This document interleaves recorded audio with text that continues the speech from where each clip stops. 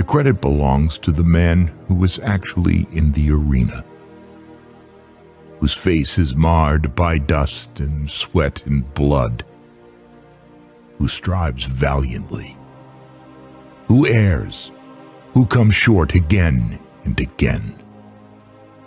Because there is no effort without error and shortcoming. But who does actually strive to do the deeds?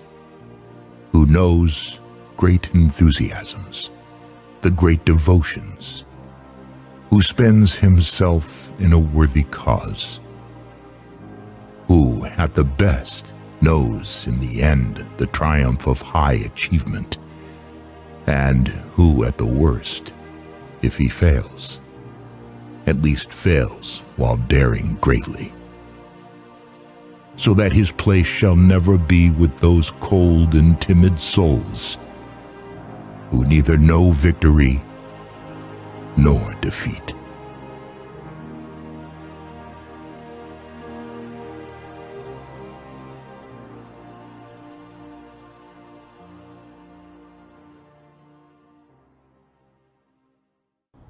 Spartans! What is your profession?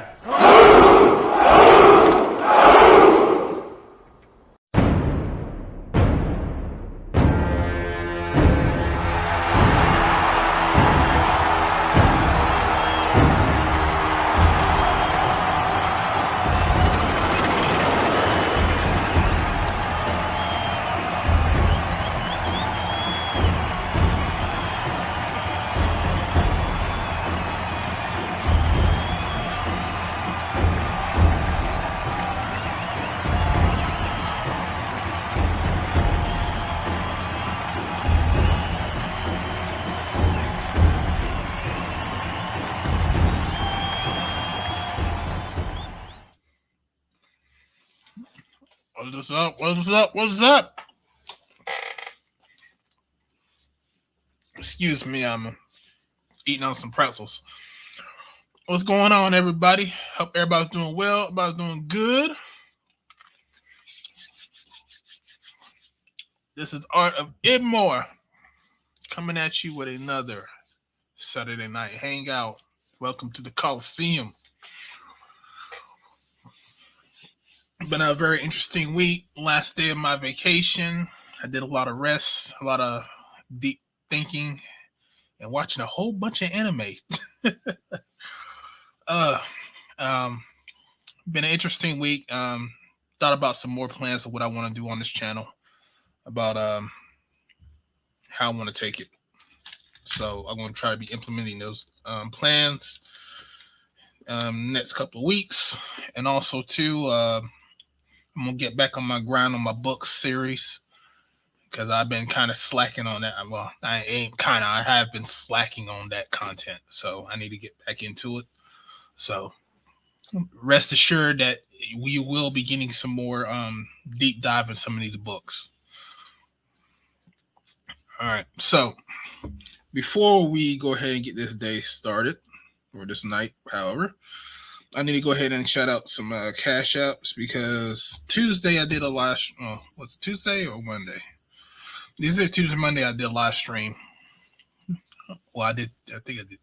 Yeah, Tuesday and Monday I did a live stream, and there's a lot of cash outs I need to give out. So I have some cash outs for those days.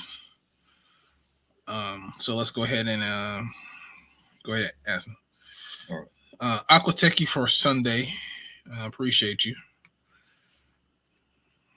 So I'm just going to go ahead and accept all these now. We got 2 Triv, says for support. This is from the Sunday Coliseum. We got Aquateki yet again. This is for the Monday live stream. Appreciate you. We also have Stack or Starve. He says, thanks for the stream. Appreciate you. This is from Monday. Yeah, because my phone was off, so I couldn't get all of you guys. Kareem Austin. Appreciate you.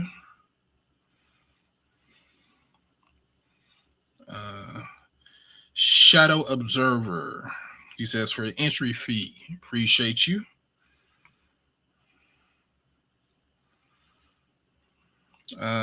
Scalibur, appreciate you for Monday. Got D Scott. He says, I don't fuck nothing fertile. Appreciate you, D Scott.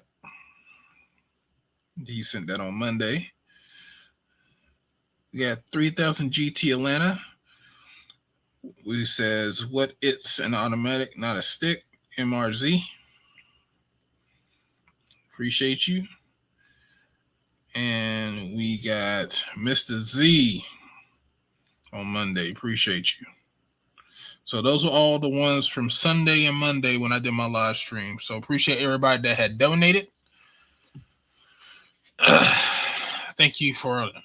So now there's been a lot of rumblings today about I guess something's going on about black men or men in general shouldn't be getting dates if they don't make a certain amount of money, or they or what was it?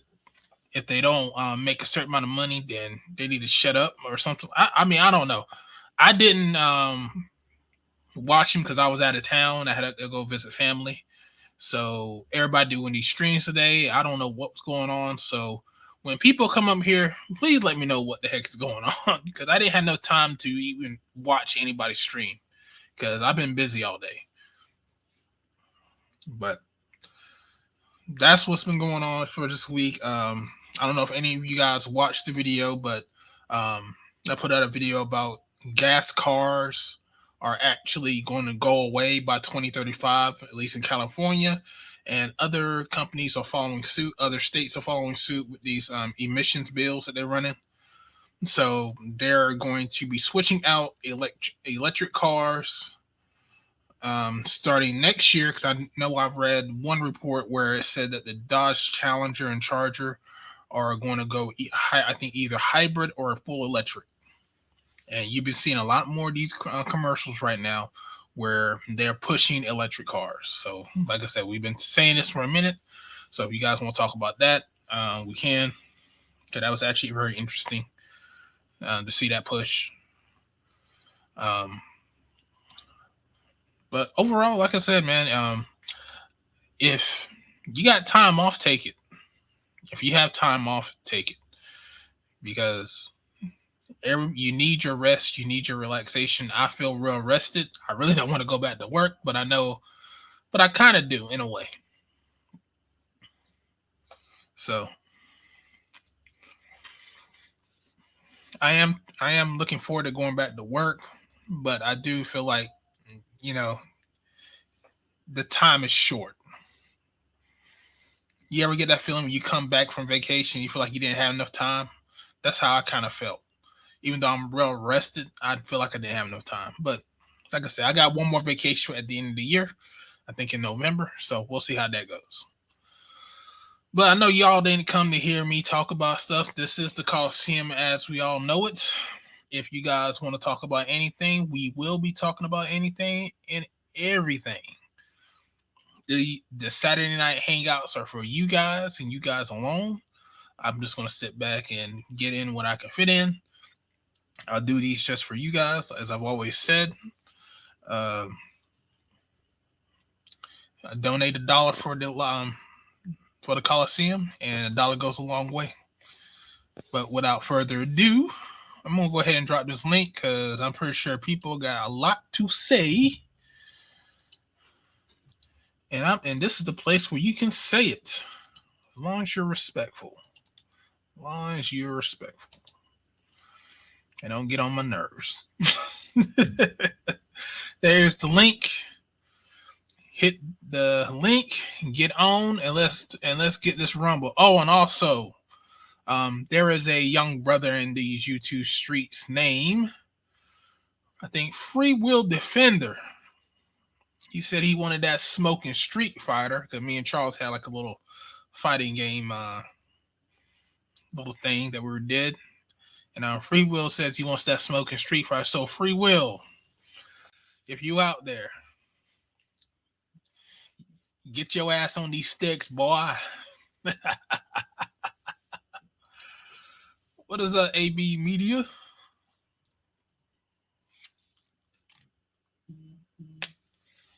Hello? AB, you there? Okay, we got some technical difficulties on AB side, but it's all good. It's all well. But yeah, Free Will said he wants to test my might in Street Fighter, so we might be seeing some Street Fighter battles later on tonight, and see how that goes. But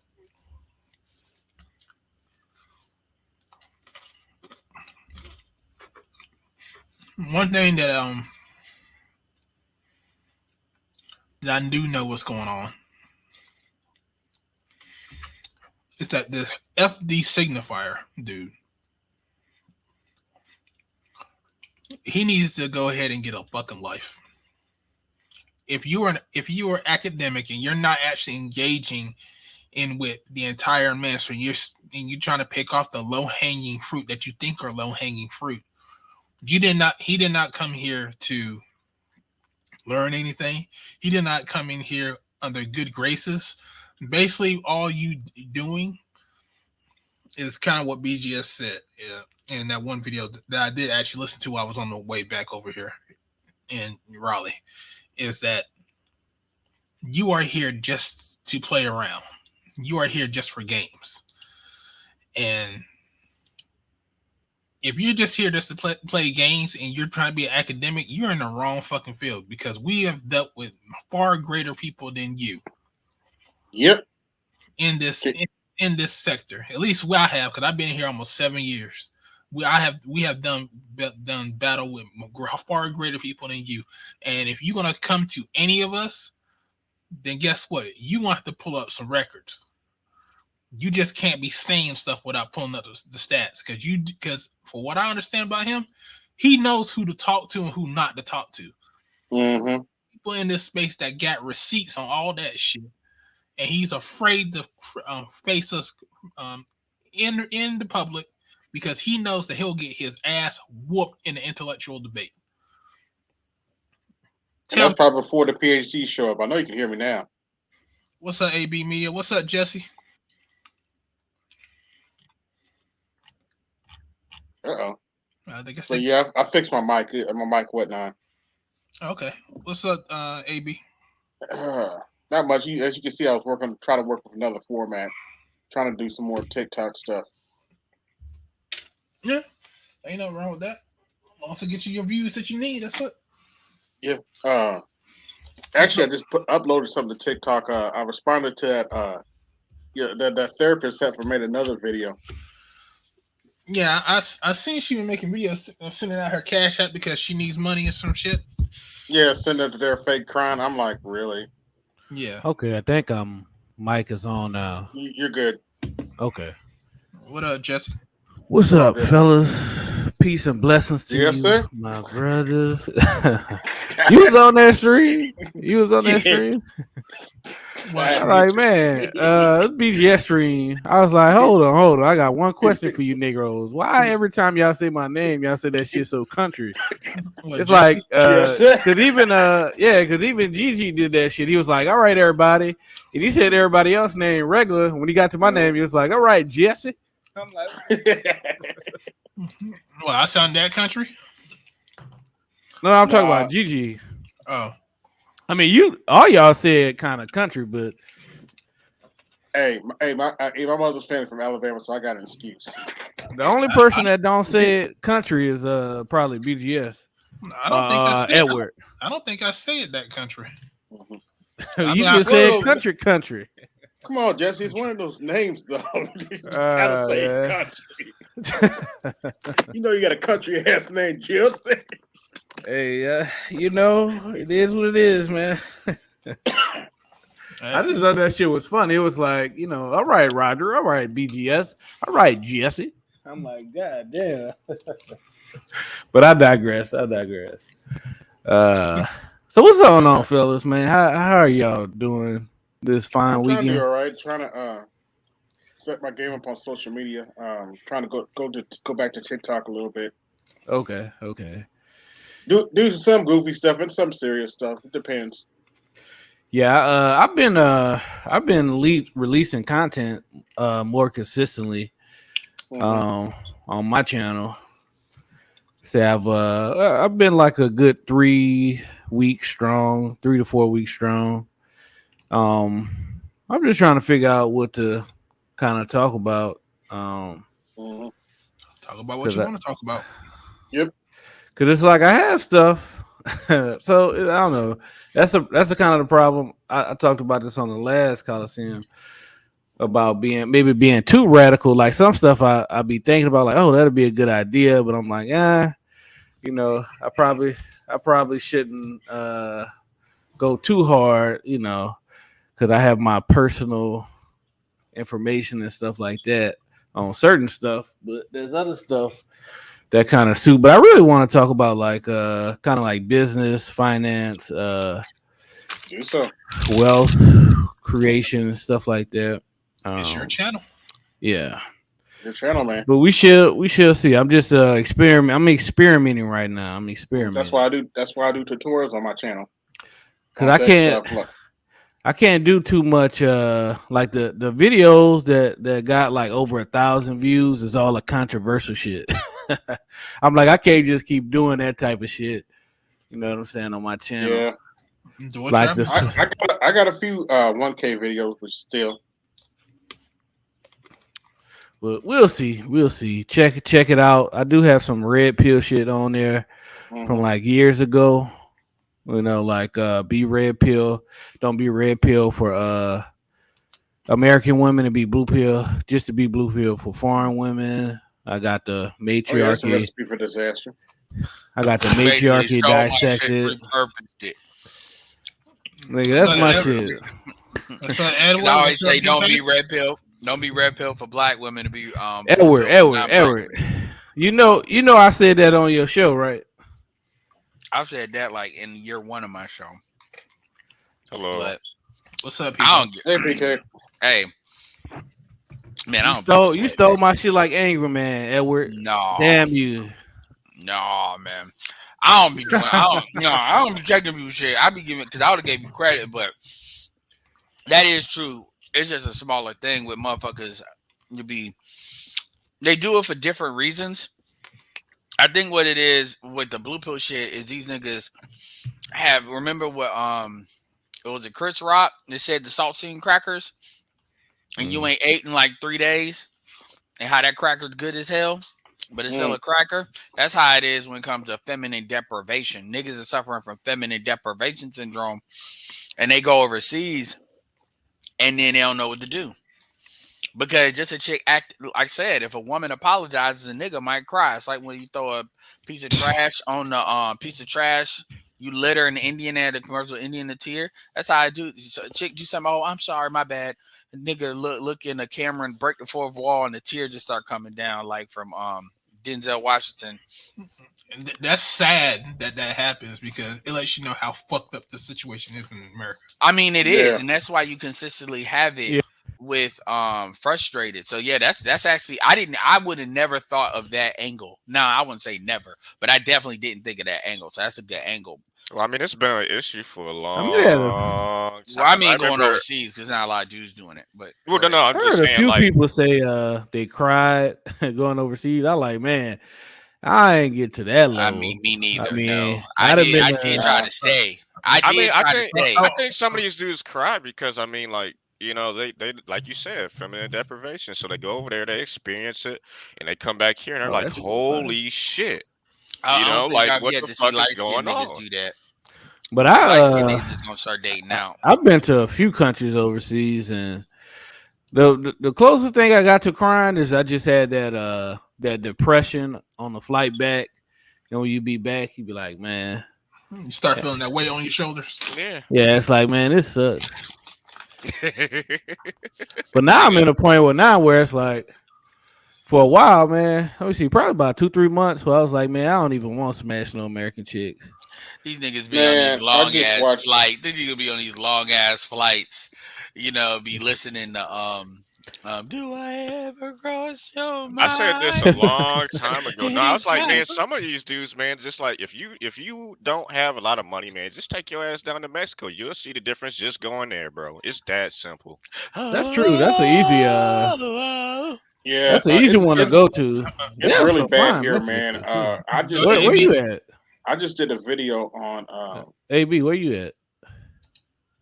where I'm in Indiana, Oh, okay. Well, but yeah, I just yeah. did a video on this heifer. Asking said she demands up front you have to pay for a $200,000 wedding ring. It's so bad. Even the white girl's like, "What the fuck?" I'm like, "What the fuck? Are you But serious?" just Pearly. Yeah, I wouldn't even give her. That wouldn't give that chick 2 inches. Yeah, let me pull this video real quick while and then get this out of the way.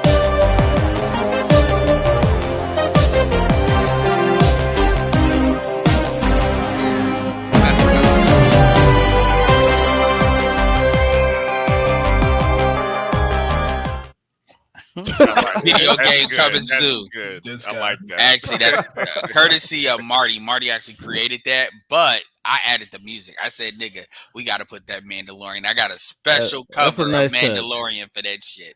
Yeah, That's a that's nice. You know what you should do? Well, this is just an idea. I mean, I ain't telling what to do. Fucking It's just a random. It's just a random idea. You know, play that shit and do like a almost like a small news special.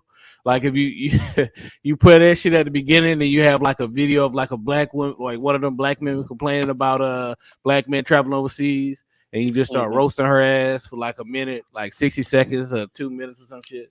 Nah, that might make a great TikTok. I might experiment that with TikTok. Actually, I just Short did that. YouTube shorts too, though. YouTube shorts. Actually, Jesse, I just did that on TikTok with the therapist. Oh, She for real? came out with another video crying like, because of my clients harm, they no longer have a therapist, and I keep pausing the video like, How long is the video? Put that video in back chat. I check it it's out. actually TikTok's increased their time a little bit. It's about 5 minutes. You can Did you double upload it like on YouTube and TikTok or just on TikTok? I could do both. No, I'm asking like what you did right now. I'm just trying to figure out which the best way for me to watch it, bitch. Probably TikTok. Give me a second. Yeah, just put the link in the back chat. No, absolutely, yeah. Because I got something talking about you do up to 10 minutes, so they are raising it. Yeah, they just gave me a notification. You can do it up to 10 minutes now. Only time you ever see people doing that is when they're like doing parodies of like cartoons and shit. Like there's a couple of brothers do some really good like Batman parodies. You know, Gotham they're gonna City do the Vampires. South Park parodies of Carl's mom's a big fat bitch. I mean, there's a lot of creative stuff. Even the way they put some of these videos, the way they see like the dude to be at the bottom and what they're reacting to it be at the top. So, but yeah, as far as that one, yeah, you know what? It ain't even the women that really trip me out anymore, especially really on the travel shit. It's really the dudes like BGS did. BGS did that winter soldier chip thing. The women ain't even making the biggest amount of noise. It's really the dudes. That's the thing that trips me out. Yeah, about the passport stuff. Yeah, he ain't lying. Well, who are the guys, right? And you look into some of these guys' character, background, appearance, like where they're at in life. It's like, yeah, I'd expect that from you. It's a variety of camps. You got I get what you're saying, but you have the dating coaches, you know, the ones that you know what, and that's not even fair to dating coaches. I'm about to start saying the trash dating coaches because you don't hear Ron Will saying this, ARC saying this, Stephanie Cole saying this. I ain't heard Glendon mention this shit yet. Donovan ain't mentioned it yet. It's the one motherfuckers that really can't sell shit. There's really not. Now that I'm thinking about it, or the ones that got real bad asterisks on them. Yo, that might be my next video. Cheating the game, and I'm gonna have a thumbnail of the Game Genie from back in the Super Nintendo days. I remember that. Well, that's how they really cartridge. That's how they really. That's how the niggas feel. Yeah, that's how they really feel. You cheating the game. They feel that way because you getting around, dealing with the fucked up situation. Well, they're getting around dealing with the fucked up Well, situation here, and they can't make money off a motherfucker who's doing better or knows better. the thing is, it's like okay, it's like okay, the U.S. you have certain rules and regulations that will allow you to get like bad chicks, but in their eyes, it's like you're skipping this level and going to another level where it's much easier for you because it's like okay, Oh, come on. you don't have to be 6 feet or taller, you don't have to have this clout, you don't have to make 120,000 or more, you don't have to be the most handsome dude, and you can still get the same level chicks attractiveness wise as the guys that have all those things that I What's the mentioned in the demographic of US. men? What's the demographic of men that they are attempting to go for, though? No. I'm not talking about from the women's side. I'm talking about No, no, no. I'm from the talking about guy's from side. the guy side. Those guys Uh-huh. generally are trying to sell a product. What is the product they're trying to sell? Oh no. I know what you're saying. They basically trying to sell game. But Right. I'm not even talking And they're just It about trying to the ain't. sell dating it to coaches. who? They're I'm trying to talking sell it to who? Men with to the money men. and men Hey with Yeah. guys, X, Y, or Z. Yeah, All right. but So I'm we not know the hold we know the on. base. Hold on. Hold Hold on. on. I'm not just talking about the game Yeah. guys though, because that's a small minority. I'm talking about the niggas that's just regular, You mean or Pookie? above average dudes that's mad like, oh, we had the monopoly with these broads, and now you niggas going overseas and getting broads on their level or better for cheaper price. So you cheating the game. Yeah. That's the niggas I'm talking about. The problem is and this is one thing I tell the passport guys all the time, folks gotta stop simplifying shit. Like, it ain't just niggas. I've seen quite a few dudes that actually do travel that be on that bullshit just because they want to still be in that peer group on the other side. So it's not just this, oh, well, it's just XYZ reasons. Yeah, those are a big part of it, but it's not the only reason. So what me and Jesse are doing is we're basically kind of showing you everybody that can kind of fit, all the different folks that can kind of fit this moniker. So the game coaches are one of them, but the other side, what Jesse was talking about, was like these niggas that they're not game pastors, but they're in the game congregation, meaning they're the ones actually Right. paying the tithes, and they don't put so much investment into that book. It's like you telling them, that Bible has a talking snake, and you fuck telling them it ain't real. You could just tell them it was meant to be an allegory, and them niggas would get mad. These orthodox game motherfuckers. And that's why The issue that I'm having with this whole situation is this: it's only a small amount of dudes that's actually traveling out. Most black men are not going to be traveling out. Two, what they are afraid of is that these higher tier guys are making it look so amazing that's out there that the rest of these normal guys are just saying, nah, fuck it. He's like, I'm not.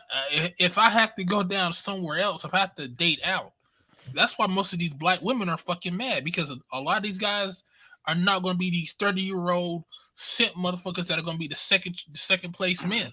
Exactly, Right, and this is where the treachery of a lot of these dudes become paramount, because again, you got dudes like, what's the dude's name? Hello, dear future wifey, Mr. Let Go, even tried to talk about dealing with single mothers. I don't shit. Him, Steve, done said that. Like, now all that used to be a sin, and if you cannot be red pill, let me be very clear here. You can't even be purple pill. It's one thing for you to do it, okay? You a grown ass man. I'm not gonna regulate what you do, but you can't advocate. You can't even be purple pill advocating to fuck with some single mother pussy, unless that bitch is like a 9. And like, even then I wouldn't advocate, because you can't do that. You can't duplicate that. So Edward, to your point, one thing I always mention to you, and I might just have to go ahead and do it. We need to start making tables of this shit, because like what you were saying earlier, it's a better way to make a visualization of like all the niggas, that's talking this shit, or all the people in general. And it's also good for a lot of other stuff that we talking about. 'Cause I also think it'd be good to make like a table to kind of compare and contrast women from different countries, right? Because Yeah, we need to You may start go to making what they call them, not worksheets, but visual Permission aids to come in yeah. afterwards. for you non-read niggas. Go ahead. Cause it's hard to huh? My Finish bad, up, because I did cut Jesse off. finish up Jesse, and then name it. I'll say because I think we need Thanks. something to show like the differences between the different groups. Like, oh, yes, there's feminism in Brazil, but this motherfucker be a feminist and still cook for you, clean for you, and give you sex anytime you want. So I think we need to make some kind of visual aids to kind of show the distinct differences, not only between women from different countries, but even if you could go like, oh, white chick and white American chick, Asian American chick, Black American chick, and show the differences in like pros and cons between those different groups, because it's not all the same. It's definitely not all the same. Mm-hmm. Go ahead, name All it. right.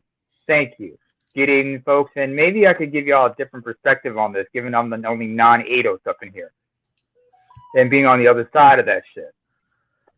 Now, first of all, I remember it was like, first of all, like you say, brothers don't travel as much. Again, given that the cost of travel is now, it's difficult for a lot of them to do so. Well, I don't get a passport. More often than not, even if you are to travel overseas, understand that you're still black. You're still black.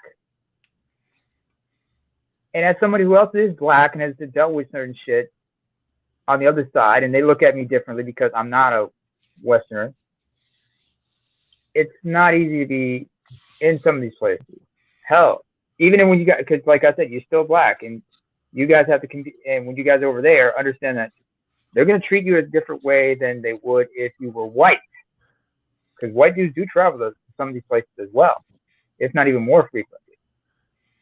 I mean, there's a Discord I'm involved with when I'm talking to the young passport brothers, and they're asking me, they're telling me their experiences up here in Scandinavia, and I'm telling them, if I'm giving them the truth about it. And I'm telling them also, I've also had to mention like certain things like, does anybody remember Bakari Henderson? Y'all remember that name? No. Go ahead and talk about I it. think I know where you're going with it. Yeah, No, we let you talk. We let you get it out. Let you get it out, and then because I want to say something to that. Me too. I'm leaving this alone. I'm like leaving I said, it alone. I'm not. I can't. Go ahead, Naima. Because like I said, like Bakari Henderson, they will bring him up. Yeah, I'm bringing it up. Bakari Henderson was a young 18-year-old Texan who went to Greece with some friends after graduation, and unfortunately, he was killed there by a bunch of Serbian immigrants who were working there. And the only reason that the justice system was swift on dealing on his case, and they apprehended him immediately, is because he was an American. But the fact that he was in Greece at a time when it was not a good idea for people, black folks, to be down there, because Greece has already been dealing with a lot of problems with African immigrants, or immigration in particular, because Greece, just like Italy, is an entry point for many illegal immigrants trying to get into Europe. So I was like explaining to certain people, like, there's certain places you can go and certain places that are not exactly ideal for black people to be in. Okay. I will just say this. If you're going anywhere overseas and you're gonna act like you're just gonna go there willy-nilly, then you're just being a dumbass. That's the first thing I will say. You have to study and understand the culture that you're going into. That's first of all. Second, exactly. every black man that I've heard talk about going overseas who has done their research says that they've had great experiences overseas. They have not had much trouble. Even the guys that we're talking to, that one chick that was getting much trouble or little trouble? They don't get in no trouble. Most of the guys that I'm here talking about going overseas, they don't get into any trouble because they go back and we do their research. Just like that one guy that was talking to that one chick, I think I saw this video on, where the chick was talking about like black men need to pick African American women, but then the guys were saying like, you don't even want to pick us, so why the fuck would we want to stay there but we can go get a chick right here? Guess what? These chicks want us, y'all don't. So why should we stay with you? And as far as I acknowledge your experience, Namer, but understand we're ADOS. So how the world That's views what I said. yeah. So how the world views African Americans is not the same as how the world views Africans, and even amongst Africans it varies. Because like Nigerians have a great reputation here. Their reputation, I don't know if you're Nigerian. I'm just saying as an example. Reputation, but in most, even in Africa, they have a bad reputation. So there's a lot of, and I say that just to say, even amongst Africans, it's not the same. That's why I say that. So again, when Passport Bros is really talking from an ADOS experience, which that's another thing. We getting watched here. We're getting watched here like a motherfucker. Like compared. So it's really like the foot. Bro, I did not just. I'm not arguing with you. I'm carrying the conversation for the audience. You know, because I get you when you say you're going to add a perspective. I get that perspective. But it seemed like my point was misunderstood. Hold on, name it. Hold on, let him get it out first, man. My point is, I'll say this, and then I'll go on the next round. The point is, when Passport Bros are talking, we're talking from an ADOS experience. So when you add the stuff you're adding, I understand that, but that's not necessarily applicable to us. That's what I'm saying. Respond. Yeah, I agree with that. Respond. Okay. Then Jesse, what I'm trying to say was I didn't. Okay. I think my point got lost in because I said like, yes, you guys have your experience. The way they treat you, I acknowledge how they treat you when you come to the other parts of the world. Even when there were Americans who came to Eritrea or Ethiopia for that matter, how they view you. I understand that. I understand that. I've known so many Americans in my native Eritrea. I've met many Americans up here in Norway, how they treat them. So I acknowledge that, Edward. That's why I'm saying, like, I understand how they perceive you and the misconceptions they have towards you, as well as they have towards myself and whatnot. That's all. So I guess I'm losing what is the ultimate point you're trying to get across. Because you're talking about Europe. We ain't really talked about Europe like that, too. That's another thing. Well, you said a moment ago. Most Passport Bros aren't even talking about Europe. And the folks that do, even then, they're talking more Eastern Europe when they even go that route, which is, yeah. So, I mean, here's the deal. Go ahead, Jesse. So here's the deal. Black Americans, for the most part, the general consensus is that we pretty much get treated like top 3 or top 4 in terms of traveling to most places. And the top 3 or top 4 would be, white Americans at the top, the local men, and Black Americans. And we're somewhere in that top 3 or top 4 pretty much, with the non-American whites being in the mix as well. But the order depends on the of course the country, but generally, I mean, that's pretty much the ranking, and you can kind of switch that ranking up, not only based on the country, but based on the individual people in that country. We're not really worried about being Black in those countries. I mean, of course, you got to keep your head on a swivel, but at the end of the day, there's a huge market for women in those countries that will rock with us heavily. I mean, it doesn't matter to what extent. Agreed. I mean, there's some things you do have to watch out for, but at the end of the day, it's just a much better deal and a much better experience than the women here and the people here in general. And wrapping up, landing the plane. When I say the people here in general, we're not watched like a hawk and harassed and all that same type of stuff that go on in America with the police state here. That's not happening overseas with us. You know what I'm saying? Not to say you may not have any anecdotal experiences that may happen, and of course, like I said, it varies per country, but people don't hate our ass like the white people do here. So, well, and another thing is, like, there's a channel I watch, Black in Japan. And Yeah, also that this one. is stuff. It's hard. Like these are not African Americans. These are Africans. Like they, and some of them, they grew up in the West. A lot of them grew up in the West, but they're talking about their experiences, and their experiences are going to be slightly different. We're not even going to talk about skin tone because you know, as Xanatos always said, the one drop rule is some American shit. That's really unique to America. Everybody else has much more of a color separation palette than Yep, that. they do. They do. So and that can be to your advantage, and most of the time it'll be to your advantage, but sometimes it can't. Like for instance, with me, I blend in. So I blend in a lot of places. It's not Europe, you know. So if I'm going to South America, What are you? because of height, because of a lot of things, I'm more in line. See, the thing that how they know you're American if you tall, because a lot of outside of a couple of African countries that are known for being tall, bigger, like Nigeria and stuff, you know, African Americans are typically taller than a lot of you know, a lot of other groups. Let me say this, Edward. So it's a couple of different things. They I don't hit. They hit those Edward, immediate have you triggers. ever been to South Sudan? All right. Go ahead real quick, Jesse, because I need to get PK in. Yeah, I just gonna say, Nigerians are known for being taller, but it's a situation like it's like the Nigerians that come outside of Nigeria. When you can actually go to Nigeria, it's gonna be a lot of short motherfuckers. I'm just telling you now. I mean, it's 200 million. Yeah, ain't that the population? But I mean, I guess for 80 million.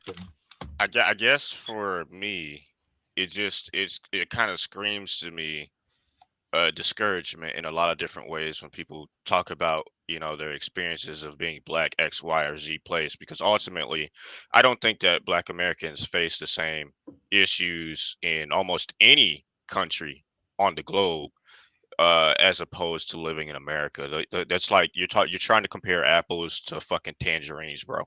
Um, black American men have a much more difficult time here in America than probably anywhere else in the world. Even Europe. So I think that a lot of people from, you know, any African nation are assuming is that we experience the same issues no matter where we go, and that isn't the case. Facts. Our reputation is different. Our hell, even our standards of living, depending on where you're from in Africa, may be different. Our cultural values may be different, and so we have an easier time getting into these other cultures than you may. Even by virtue of the fact you were speaking earlier about immigration and how exactly that was taking place. Even when we go to these places, you know, we're generally not immigrating in the same ways. We're going there, number one, with a blue passport that says American, dog. It ain't the same. It's not. Another thing. Insane. 2 seconds, That's what I PK, said just to earlier. add that. We're also, it's very rare. I'm just saying, if you see a black American, he ain't taking. He's going to usually be given a lot more than he taking.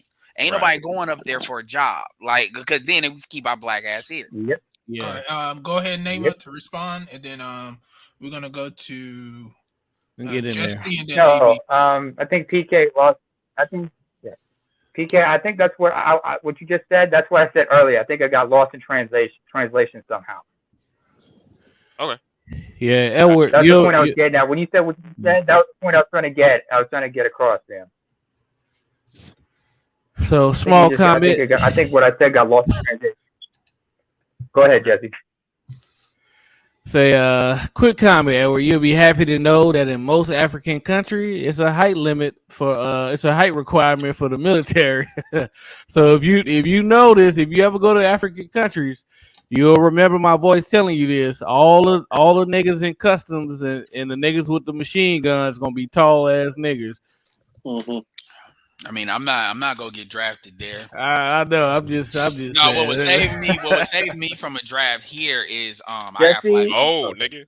That's why. Well, what would save me here, even if I was of age, I got flat feet. So that's what that shit don't work in Africa. but that shit It'll save you in the US. Yeah. On top of the height. Yeah.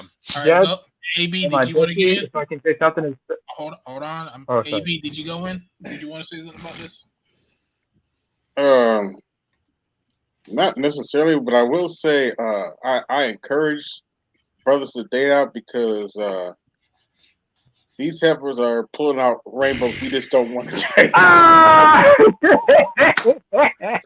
Golly. Skittle bitches. AP, you ain't shit. God bless you That's for why it. that pH balance is off. I'm sorry.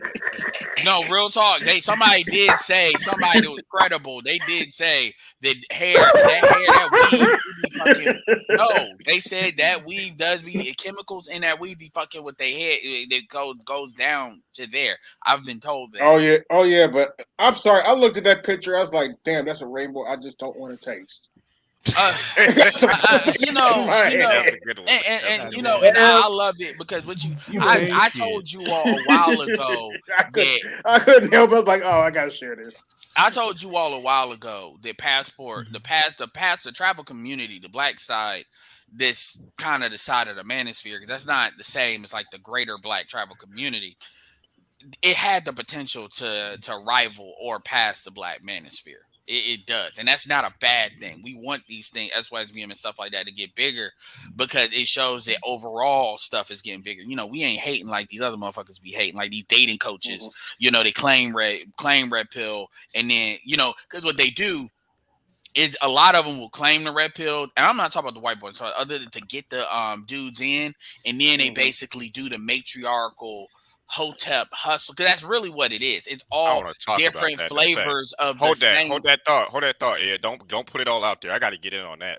I want Namer to go, then I want to get in on that because that's important. We gotta get on. All right. Well, where I'll swing it back to, and then get Namer is this: common sense is not common, and the reality is, all you have to do is ask: is there a conflict of interest in a lot of these talking points? Because, like, I swear, most of what what the naysayers are saying, it's an obviously identifiable conflict of interest in what they're talking about. Like in this, whether it's them, whether it's the hotel folks, and they want to tell you don't matter, right? You lame, you need to self-improve, you need to do this, you don't matter. That's what they're saying, right? But when you leave, they got a problem. I thought I didn't matter. Anyway, I'll leave it there for that. By the way, I like to say woo to everybody. What's up? And Edward, yeah. get your facts straight because that fucking Flatfoot shit is just a rumor. It is. It's not true. That's what somebody in the military told me. Say, bullshitting me. Well, he's too old. They won't draft him first anyway. The fuck they won't. The fuck they won't. And you're like 30 something, right, Ed? Yeah, I'm 35. I'll be 36 in a couple. Yeah, he'd be like on like the second or third tier draft. Right? No, they would. If it was all hands on deck, you saw what they did in Ukraine. What they have for fucking 16 to 8 to 60. Charles, we seed you if it was all hands on deck. But is a draft necessarily automatically all hands on deck? Yes, that's what the fucking draft exactly is. Yo, Charles, what happens? What happens if they have a draft and your ass living in another country? They would probably come get your ass. They got a base somewhere. Gotta find me first, motherfucker. They like the nearest base. Because I'm just gonna tell you, there's a lot of rumors because a lot of people feel, I'm not going to war. I'm like, not everybody goes to war. I wasn't saying that. I was just joking around. Half of motherfuckers for pushes anyway. It started. Make that clear. That's what I always repeat. What I was told. I'm not one of these niggas that I'm gonna be looking for.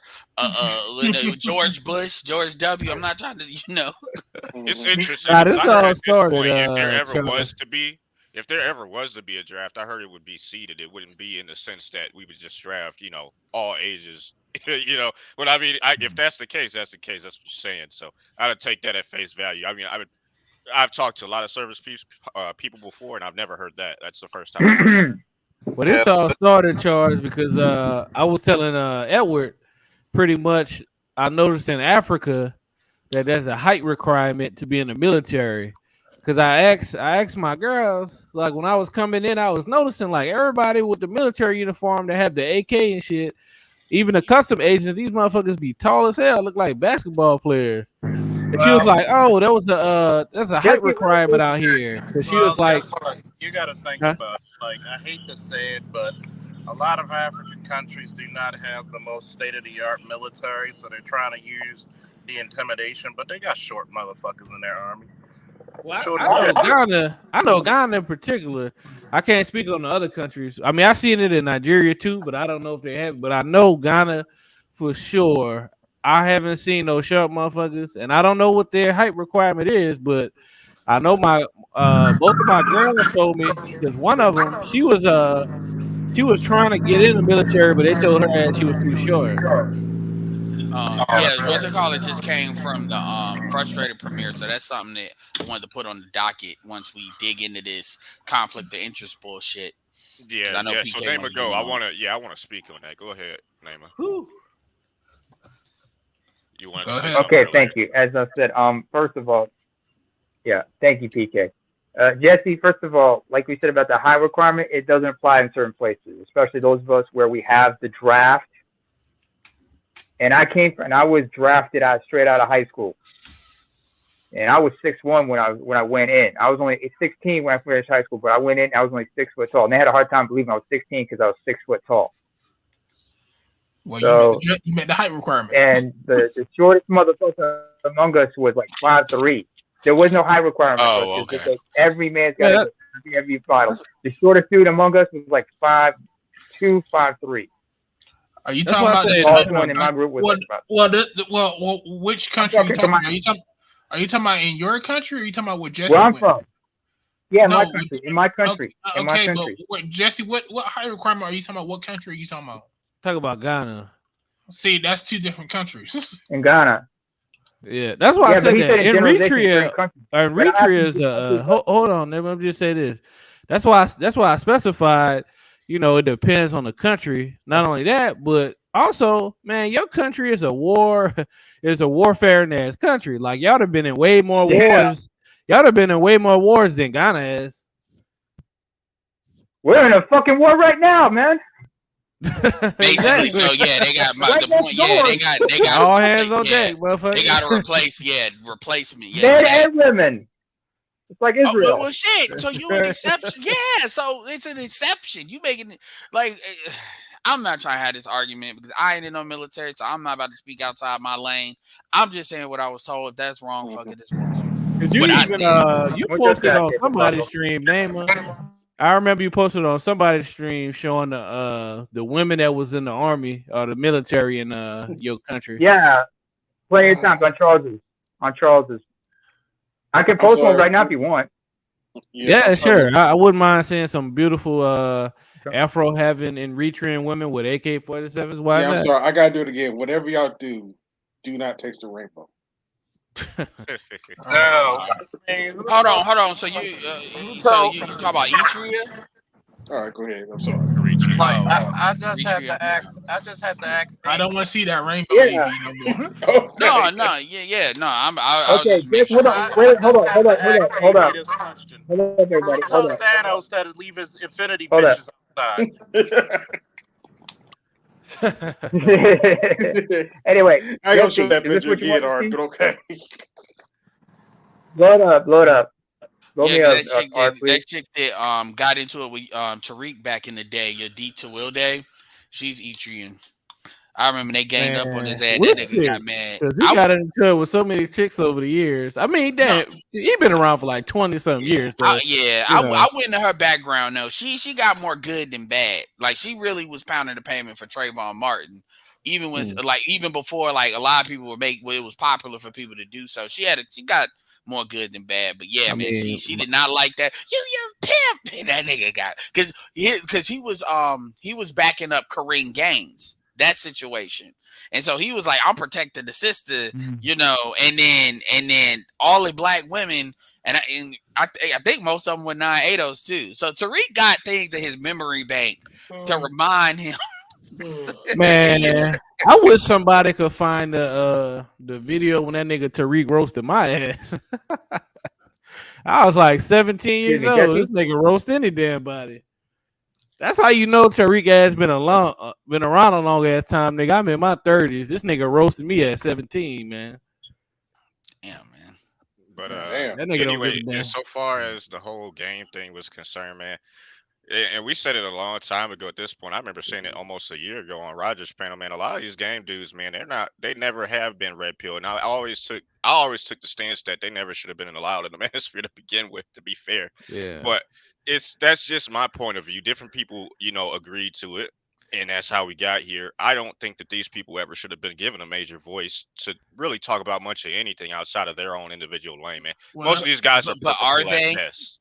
But are they like who, Some of them are actually certified, technically? Well, Alan only- Roger Curry, technically, you kind of can say Ron Wills, even though Ron Wills technically does his own thing, because there's been a lot of people that was really going at him to the point where he kind of low key tired of motherfuckers. And that's really, and then Steph is cold, and that's really it. Like Donovan, is with the white boys. Here's the problem. No, hold on. Are you talking about the larger manosphere? Or you just talking about like just the black manosphere? I was talking about the larger manosphere, but if we want to get down to the black manosphere, I think that there is a bit of a distinction there when we talk about like you mentioned earlier, your Ron Wills, your Steph is cold as hell. I mean, even to a certain extent, you can make the argument for Kevin Samuels to some extent, but when you start to talk about them guys, they have nuances that the broader manosphere doesn't. When we start to talk about game, these guys are mostly talking about they're angling it from a gynocentric, matriarchal bent. Man, they're actually a part of the gynocentricity. They're just another way. This is what you have to realize. I'm tell you, the white boys. This is what you have to realize. The white boys are not the black as. Hold on, Edward, and then Jesse. The white boys in the white manosphere, as far as the dating coaches, are not as bad, because if they start going at other good dudes, like they got to be careful who they like. They get hit Rolo, but if they start hitting too many people, like if they hit the wrong person, then they're gonna get flamed, and it will affect their money. So they typically edge away from that if at all possible. They're not as brash as like the matriarchal niggas, because they protecting. They're in on the bullshit. And another issue is, this is the thing I've always had an issue with when it comes to the dating coaches, is number one, most of them don't even got receipts like that. Like I'm talking about in the black man, they don't. Like the exceptions, like I said, Rom or Allen, it is what it is. But for the most part, what they do is they see the black manosphere as a market to sell things to. So they try to sell what I call manhood certificates to dudes. They say these are dudes that are bitching about women. In their mind, this is what's going on. And then all I got to do is tell them, if you buy my, the books ain't even an issue. It's when you start trying to have dudes pay like $4,000 for mentorship and this other bullshit when you ain't nobody seen your bitch, or if they have, you not dating black women. Because I'm gonna tell you right now, if you not dating black women, you have no right to issue manhood certificates to black men. You just don't. Well, the audacity to even attempt to do such a thing. It's like you came in here with the agenda to issue manhood certificates. Like, what's wrong with you? That's kind of the problem. The way it manifests in the white manosphere is slightly different, but like in the black manosphere, it's really, these niggas are on the side of, it ain't nothing wrong with these bitches, even though I'm gonna put the 2-finger cross like the Conjuring if a black female ever gets within 10 feet of me. That's how they are, but ain't nothing wrong with these chicks. I mean, hell, Cameron just said he don't even date chicks from his own town, Harlem. You talk about he was tortured. This is Cameron, killer Cam. So I know you niggas talking this shit about what the fuck you doing. Y'all know how y'all women are. Shit, like don't even fucking touch. All right, go ahead, next. It's bad when the pro-black dudes and the gangster dudes are starting to date out too. I mean, you got, I was going to bring up, you got Cameron, he's going overseas. You got Young Jeezy, he married the Asian chick. You know what I'm saying? And what I was going to say to PK, you got to realize, you said all of these dudes are part of the black anarchy. This you gotta realize, man. I say this shit all the time. 99.9% of black people are part of the goddamn black anarchy. So everything that we do, everything that most black people do, is going to be filtered through the lens of the black anarchy. whether got a, it's I hate to say it, Justin, but Christianity. it's I I hate got to a say it, question. but it's baked in the cake. I Yeah, got it's baked in the cake. Whether it's Christianity, whether it's Islam, it don't matter what it is. It could be anything from game to a religion to whatever it is, man. That black inaccuracy gonna be somewhere in that mix, I man. got a book coming out about game. It's 1999. Don't worry, it's gonna fill you in all the blanks. But it's funny because looking at a lot of the dating coaches, I don't really. It doesn't matter to me. You know, have I ever had trouble with women? No, it's just I had trouble them keeping them away, and the ones that I want stay away. I really don't look at game as too much as a black problem. I really don't. It's just the way you talk to people. You know, you got to get the gab. You got to get the gab. If people are gonna buy it and use it, yeah, of course I'm gonna see white guys, Asian guys, and fairly some Hispanic guys. I mean, majority of them. You know, don't think that black men live off of stereotypes too. You know, Hispanic guys been living off of Rico Suave for decades. So I really don't see the whole big thing. I don't think it's the problem.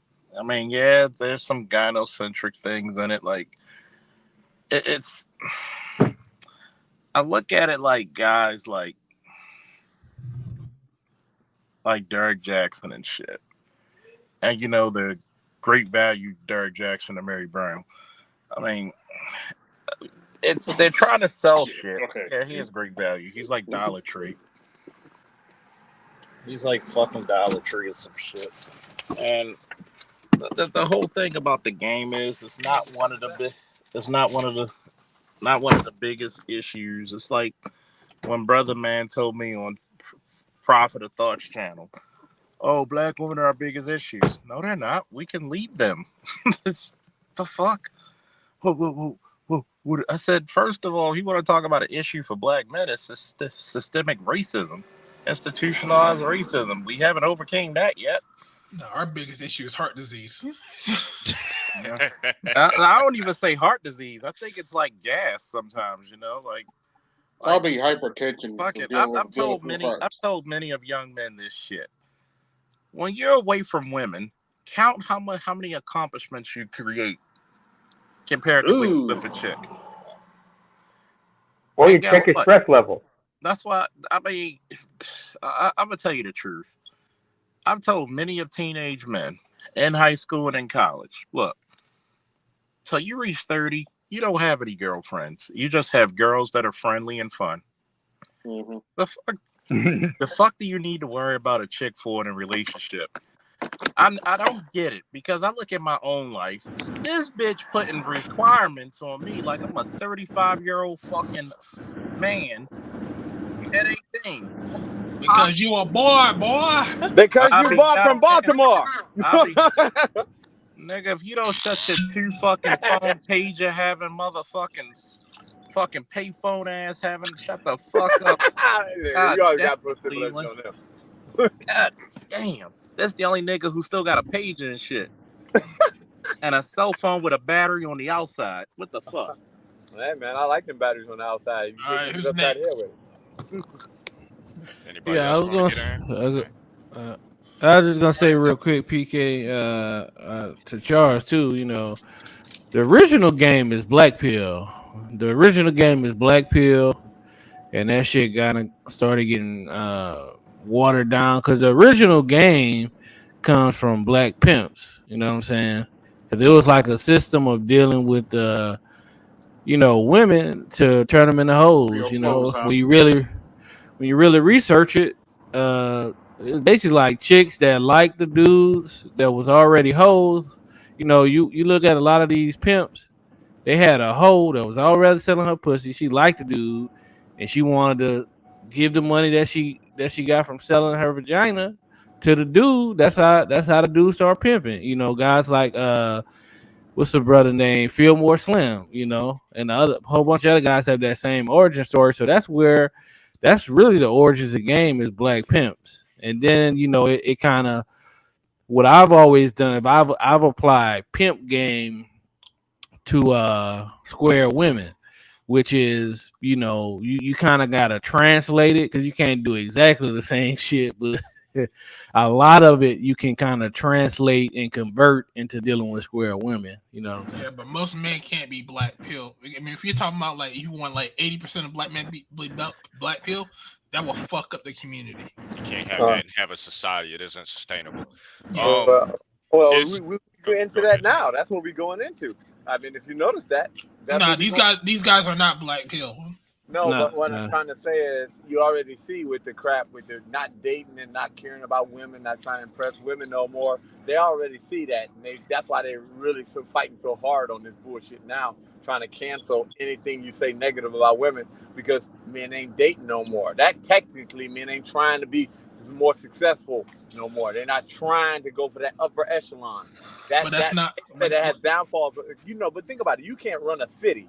If half the men called in sick tomorrow, the city would shut down. Any city. But that's not men. That's not men being black pill. That is a completely different aspect. That is men losing hope. But it's not. But it's not the same thing as men being black pill. I'll give you that. In the abyss, the great darkness. Because the guys are not accepting it. Oh, yeah. Black pill, you accept the abyss. Oh, you accept the abyss? Yeah, you accept it. It's like it is what it is. Yep. Yeah, a lot of people are laying flat. They call it. Yeah. But it's the same thing. It's like saying that if these guys got it's just like they got passport bros. If these guys got just a smidget of femininity, they will perk back up like, yes, ma'am. What? I will do this, ma'am. But a black pill person is like, yeah, I know you a bitch, but well, whatever. I mean, think about it, Judge. Black pill is pimps.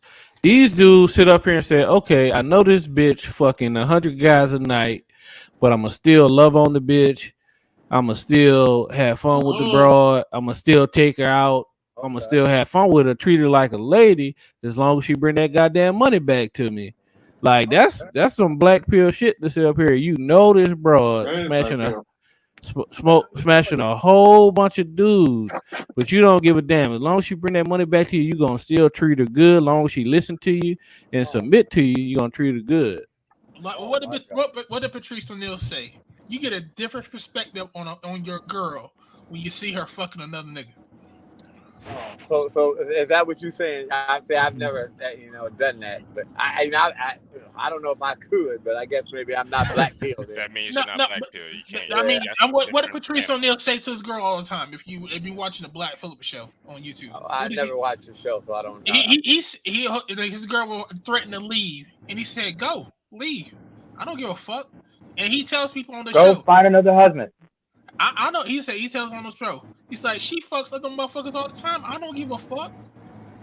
She always gonna come back, so I don't care. Ooh, I don't know if I. You're forgetting something. Wait, who the fuck said that? Who said that? Patrice O'Neal. You do that? He mentioned.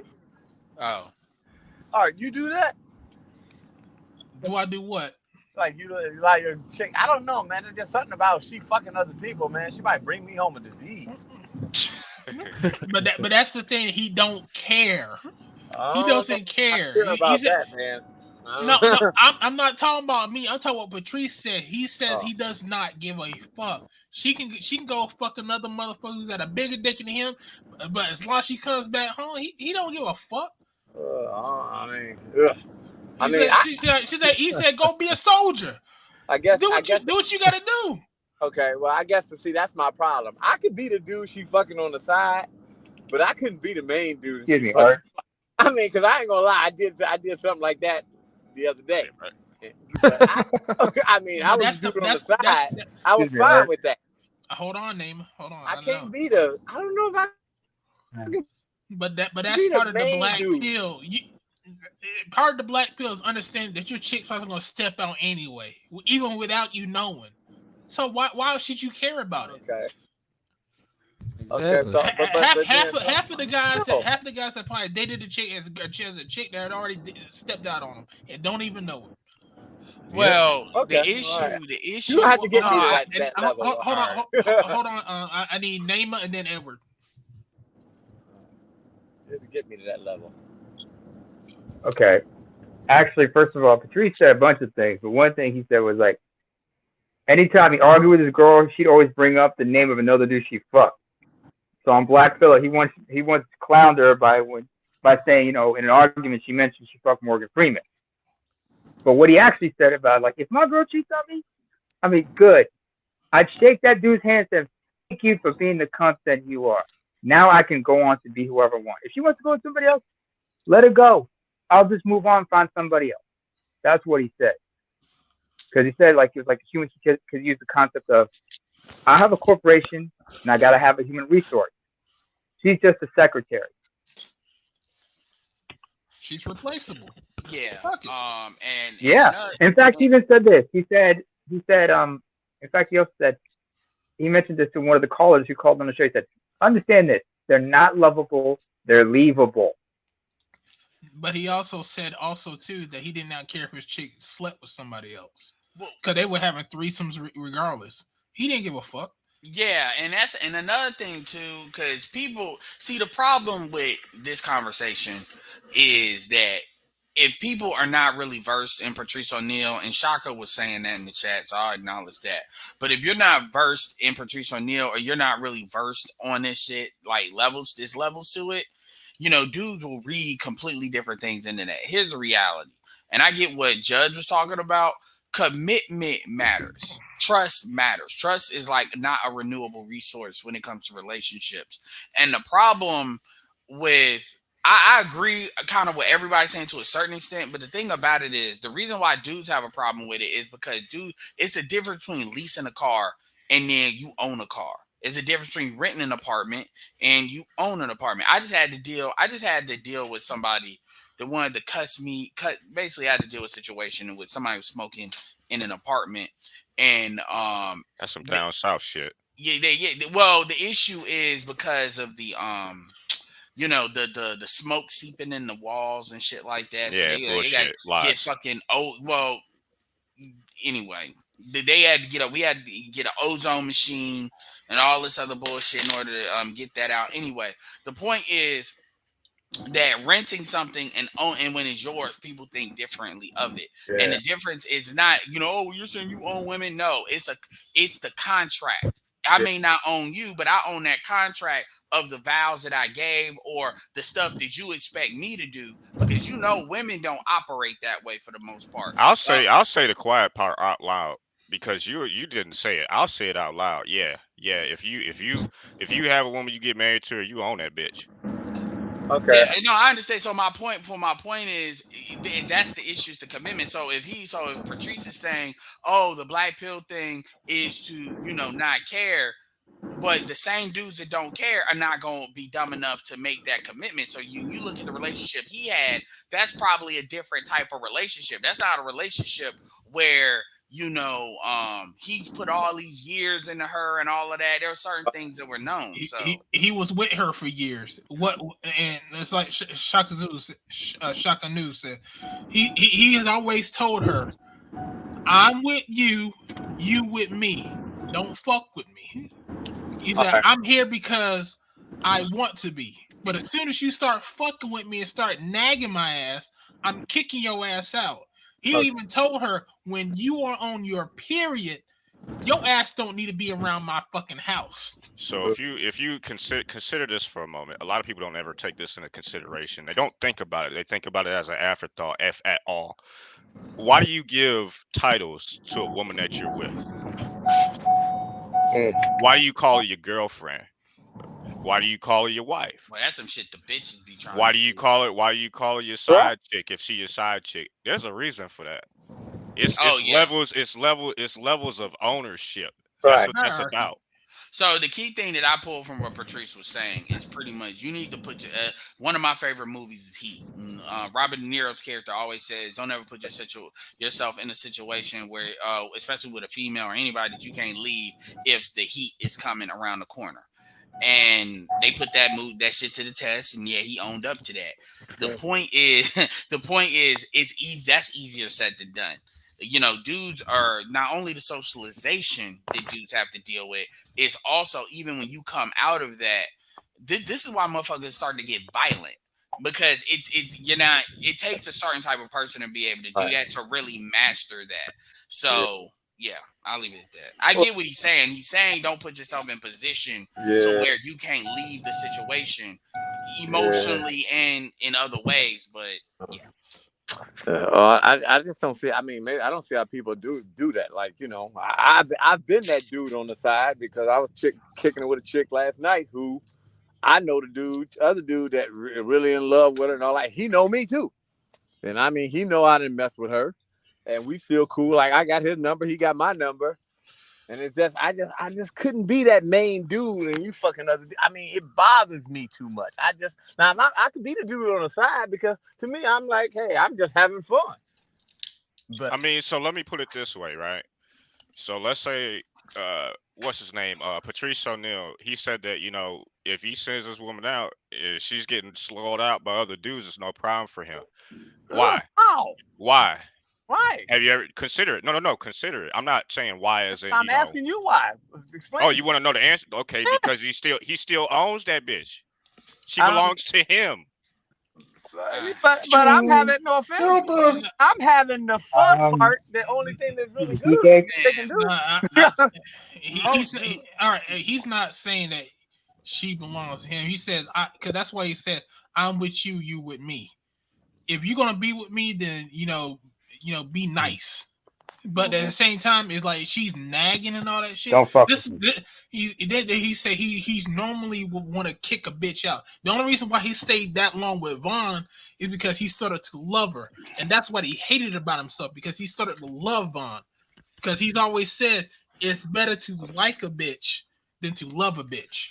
Well, because when you love a bitch, you start getting I love you. You get caught up into it. Yeah, and I'm trying to take Patrice O'Neal into, because like I said, at the end of the day, 99% of the time, Dre is on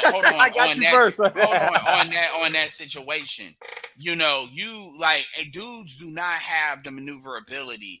This is the problem with dudes be trying to act like they pimps and shit. And I'm not even talking about Patrice. Most dudes are not that black pill. Most dudes don't have anything to can move the way he's moving. So I can take that as an exception. Corey be talking about shit kind of like that, and Corey ain't that, because how much Corey talks shit about his baby mama all the time. So a lot of dudes like this is why I always say, motherfuckers that talk that black pill shit, out of 100 people that talk that black pill shit, it may be 3 that's really on that shit. A lot of people, they just talking that. Patrice was one of them. You know, but most dudes cannot maneuver that way, because and I'll say it because this reason. A lot of dudes that think that way, they're not going to have any kind. They know how to create the appearance of commitment, but usually behind the scenes, they can remove all that shit if they absolutely need to, or they're willing to do it. Dudes like that are willing to abandon their kids if they have to. Yes. Hell no. I'm not saying it's a bad. No. I'm not saying it's a bad thing, PK. I'm not judging it, but what I'm saying is that's the difference. And a lot of dudes will talk like, I run the bitches, blah, blah, blah, but you put your kids, what about the baby? Them niggas ain't really gonna do that. And so that's why I'm saying with that, a lot of people talk that shit. Depends. Do I want them? And the three levels are not about ownership. It's about your commitment to that woman. Okay, jump off, girlfriend and wife. Okay, how much are you committed to that woman, and what resources are you willing to actually give to her? What comes along with commitment, BGS? It's not ownership. Okay, you don't own nobody. You don't own. It's called. What is it? Commitment is not ownership, right? Yeah. What comes along with commitment?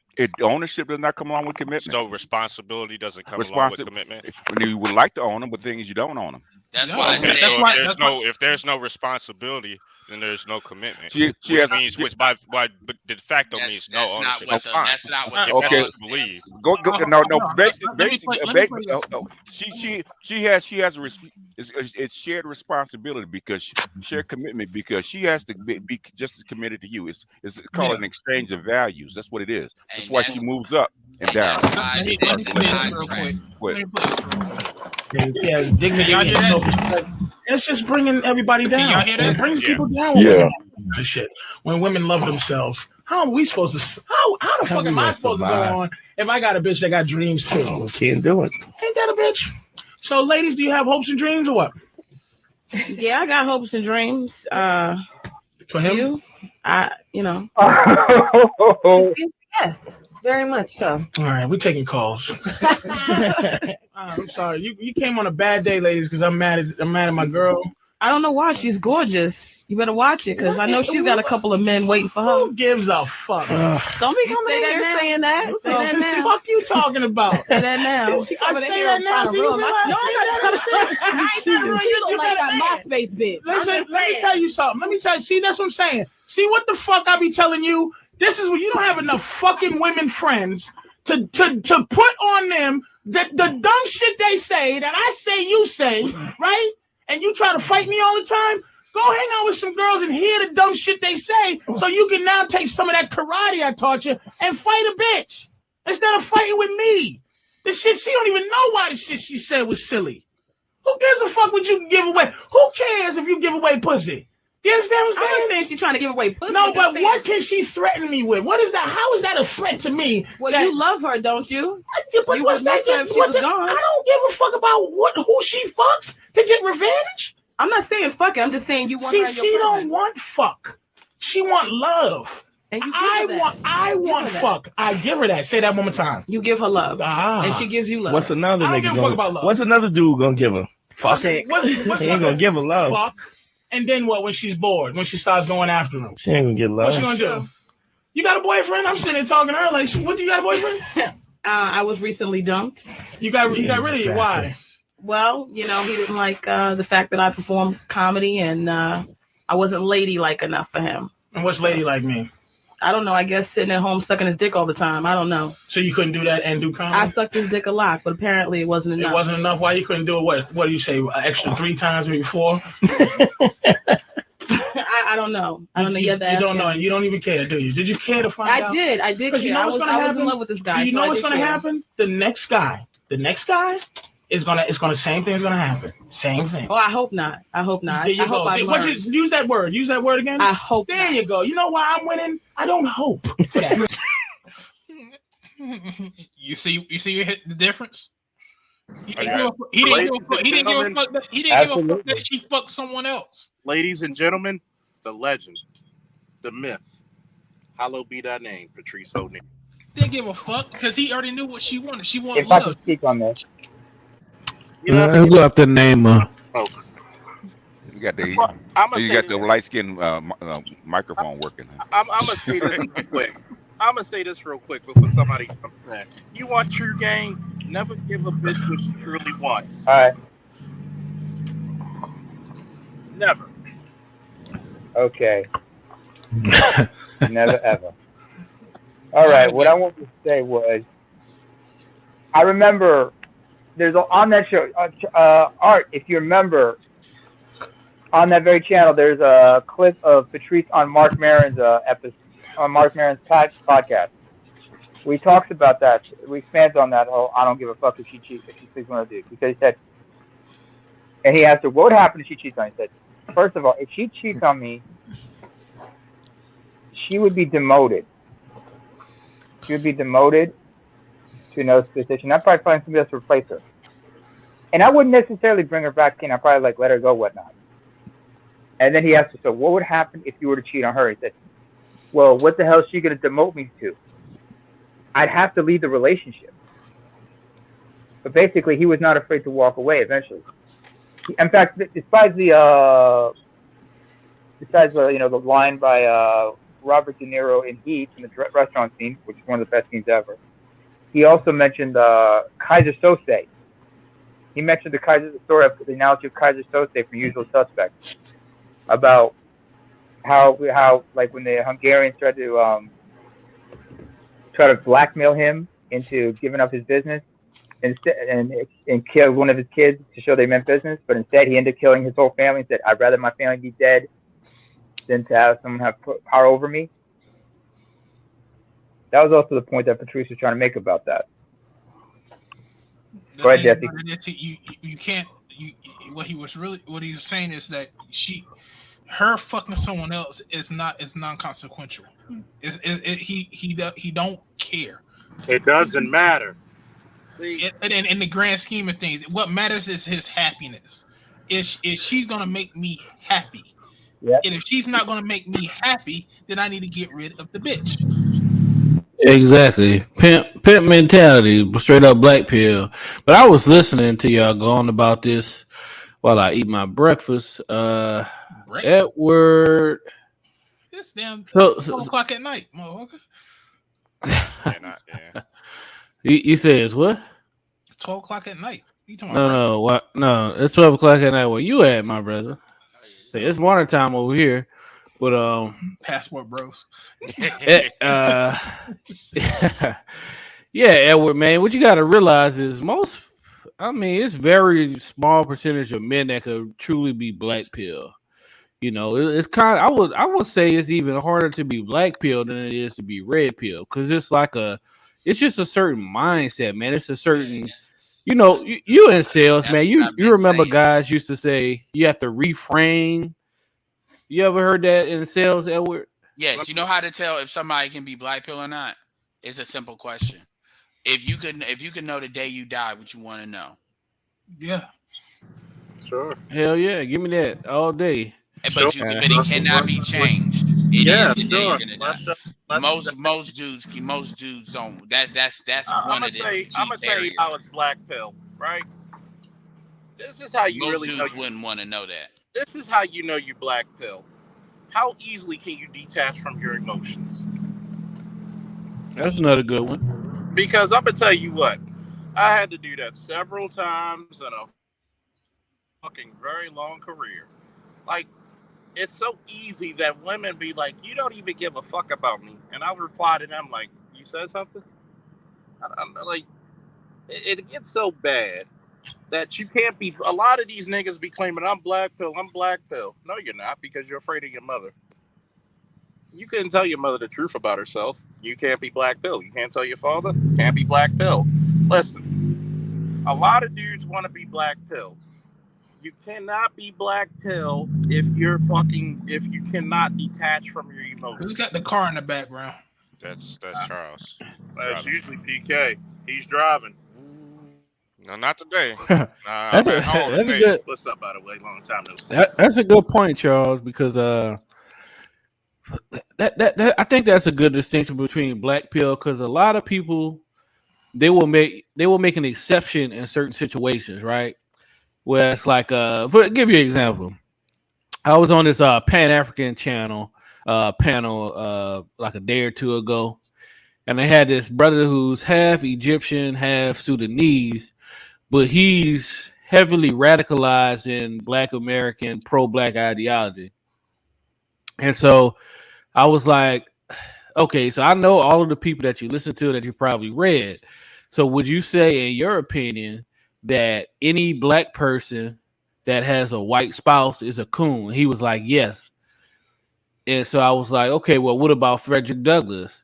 And so he had to think for a second, because a lot of people don't know Frederick Douglass' first wife was black, but his second wife was Caucasian, was a white woman. I bet you that motherfucker said yes with no hesitation. Nah, he had to think for a second, because the thing was he couldn't. You asked the first question. Oh yeah, no hesitation. But when I asked the second question, it was like he had like a 10-second pause, and he had to go back on his own logic and say no, he wouldn't be a coon, and he tried to make up some shit like, oh well, yeah, it was only his second wife that was white, so technically he wasn't a coon. But I was like, but didn't you say any black person have a white spouse was a coon? Did we make any stipulations when I asked you that question first? Did we make any stipulations about if it's the first spouse, second spouse, or if they're older in age, or blah blah blah? And so that's kind of how you tell. Usually, when you're black pill, you'll keep that same energy, basically. Like if you say some shit, it's some whole shit. Well, I mean, hold on, wait a minute, Jesse. That's not really black pill though. No, I get what you saying. I would say it's black pill, because I would not. Hold on. Let me say this. Not that situation though, man. No. What I'm saying is, so the type of situation normally people use it is like if you say, oh well, a woman is a hoe if she do this, but your mama did it, and somebody be like, oh, your mama did it, and then they try to switch that shit up after their mom's involved in it. But if you black pill, you gonna keep that same energy. Like, Nigga, okay, that's well, like, that's Nah. I'm gonna tell you. I'm gonna No, tell you. that's Well, like, hold on. First of all, it's funny that we're saying that we got a black person on this panel. So that's some purple pill. That's not even some blue yeah. pill shit. So BGS, if you're still here, That's just life. just go through black pill, man. Because I don't think people are really getting it. That's why I even like talking about it. I know BGS did a great video when checking them motherfuckers today. Oh, black pill is basically looking at the world without morals. Okay. Yes. You can still do the right thing. You still have standards and stuff like that. But the thing is, you accept the world as it is. And now you could either be the Joker or you could be Batman. Okay. A nihilist, like Joker, he doesn't care if the world burns. It doesn't matter to him. Okay. His thing is, do I enjoy myself while I'm doing it? Do I get off what I want while the world is burning? Okay. Yes. Batman, he knows the world could burn. The thing is, he doesn't come at it he comes at it from a different standpoint. He says, yeah, he's a utilitarian. Okay. The world for the world to be the way it is, for the world to actually run, okay, it has to not burn, right? So I have to do whatever I need to do, kill whoever I need to kill, beat up who I need to beat up, so that the world keeps turning. Okay, the world has to keep moving in his mind because that's his standard. The thing is, well, the other stuff, what he needs to do to get it done, then that's where the morals don't come in. Okay, I'm willing to, like a lot of your higher tier generals have to be black pill, right? Because you could send 100,000 men to die, okay, to reach an objective. Okay, that's gonna fuck with you if you're not black pill. Because if you care about those individual men to the point where you're not going to send them, where you won't send them out, you don't need to be in that spot. Okay, it's about the objective. It's not about the objective. That's utilitarian. It's usually like this. I'm gonna tell you if you're truly black pill. How many people on this panel seen a dead body? Wow. We're not talking. That's pretty common. What? That's pretty good. Black. That's pretty common. Outside of a funeral. I'm not talking about. And I'm not talking about funeral. Outside of I'm not talking about. How many bodies have you seen bleed out? I couldn't hear the question. What was the question? He asked how many people have seen a dead body outside of a funeral home? Yeah. In a way, I saw my dad take his last breath. So yeah, I've been there. So I think a lot of men I'm talking about on the street where you see somebody that's young bleed out and die. I have not seen. I'm going to tell you this. So imagine if you see this for roughly almost 15 years. Yeah. So imagine me looking at a body, and sometimes you got to joke about it. Why? That's your coping mechanism. Like, damn, he ain't gonna be able to rush out with 3. Yeah. That's how come a lot of cops can't handle it, man. A lot of cops had to get out their gun. What are you driving, Charles? Oh yeah. What are you driving, man? You driving a Jeep? He driving that big bitch home. Okay. I seen him at the trailer park. Last time I checked, I don't have enough room in my SUV to drive your sister home. So. Damn. He probably wouldn't mind about his sister. The biggest. I just want to add this. I don't like that bitch. Damn. I got a cousin like that. Art, like the closest cousin, technically, Ken. Yeah, I got the same feeling. But that bitch. My sister made both my niece and nephew fucking dropouts in high school. So fuck her. Oh wow. I mean, apparently somebody did. Not well enough. Yeah, well, I just want to add this. The biggest issue, I don't really like having a black pill discussion, but for this reason, and I'm not saying whether we should or not. I'm not saying that. I'm just saying I don't like, and I nobody's doing this on this panel, by the way. But what I don't not like is when motherfuckers use the black pill like it's some cool badge of honor. I'm not red pill. I'm red enough to be like some Super Saiyan 3 shit. Like you know how motherfuckers are. Yeah, man, I ain't red pill. What about the black pill? Because Austin was interviewing. I think it was Tito. And I'll leave it at that. And then one dude in the chat asked him, yeah, man, ask him about the black pill. and young brother, and I'm like, oh my god, You know why, Ed? I'm gonna You know make why? I don't one. think. I'm gonna make one. I'm Hey, gonna make hey, one hey! One at a response. time. Whoops. You guys are talking over each other. One at a time. Sorry. Who's first? Sorry. Real quick. All I don't think. Go Who's ahead. first? Go ahead. Go I'm ahead. gonna respond. Then PK, Jesse, and the Snowman. Okay. The reason why is because there's a part of the manosphere that wants to change the definition of what black pill is. Yeah. And it's completely different than what black pill was originally intended for. That's why you got all these different colored pills in here. What I call like the leftist version of the pills. You got the infinity pill, the white pill, the green pill. He's like, no, there's only three. There's only three pills. Diversity of the pills. There's only three pills, but there's a certain group of the manosphere that wants to change what black pill really is, and it's not it. It's not it. No. I mean, I don't know. I don't really give a fuck. I'm just having a good time. I think it's all fun and games. Honestly, like these motherfuckers are retarded. Just watch it and have a good time, bro. Because I mean, people are coming out with fucking. People are coming out with green pills and all this other shit. Whatever, bro. Whatever. Just watch it and have a good time. Unless insofar as Ed was saying, unless the conversation is something that has to do with it, I don't really give a shit. It doesn't matter anyway. It's like a Dragon Ball Z transformation. Yeah, whatever. Yeah. I mean, I've never really necessarily cared about the pill labels. Nigga, I'm Rose pill. I really didn't care about the labels and stuff. I understand the need for it, but you know, it is what it is. It is what it is. I just do me. I really probably get labels from other people rather than myself. Like I've never been like, oh well, I'm red pill or I'm black pill. You know, I do it more so in a joking fashion, but I've never taken it like super seriously. Anyway, yo, I'm Rose pill. I'm aware these bitches ain't shit, but I'm still gonna be fucking on them. Go ahead, Snowman. I want to begin with the question. Someone said, and I just caught this part, that someone had said, I think on a live stream or a panel, that if a black man is married to a white woman, then he's a coon. My question began: who spoke those words? No, that was Jesse. That was me. Okay. And he actually said he was on a panel with an African panel, and there was a guy that was pro-black, and a lot of people in the pro-black would say that they believe that if you're in the community. Gotcha. Yeah, gotcha. Snowman want to issue a death note. No. No. I just, like I said, I just caught the tail end of that statement, and I just wanted a clarification. That's all. Yeah. It was just wanted a clarification. Yeah, but the conversation was basically he made that statement, and I was trying to walk him through the logic.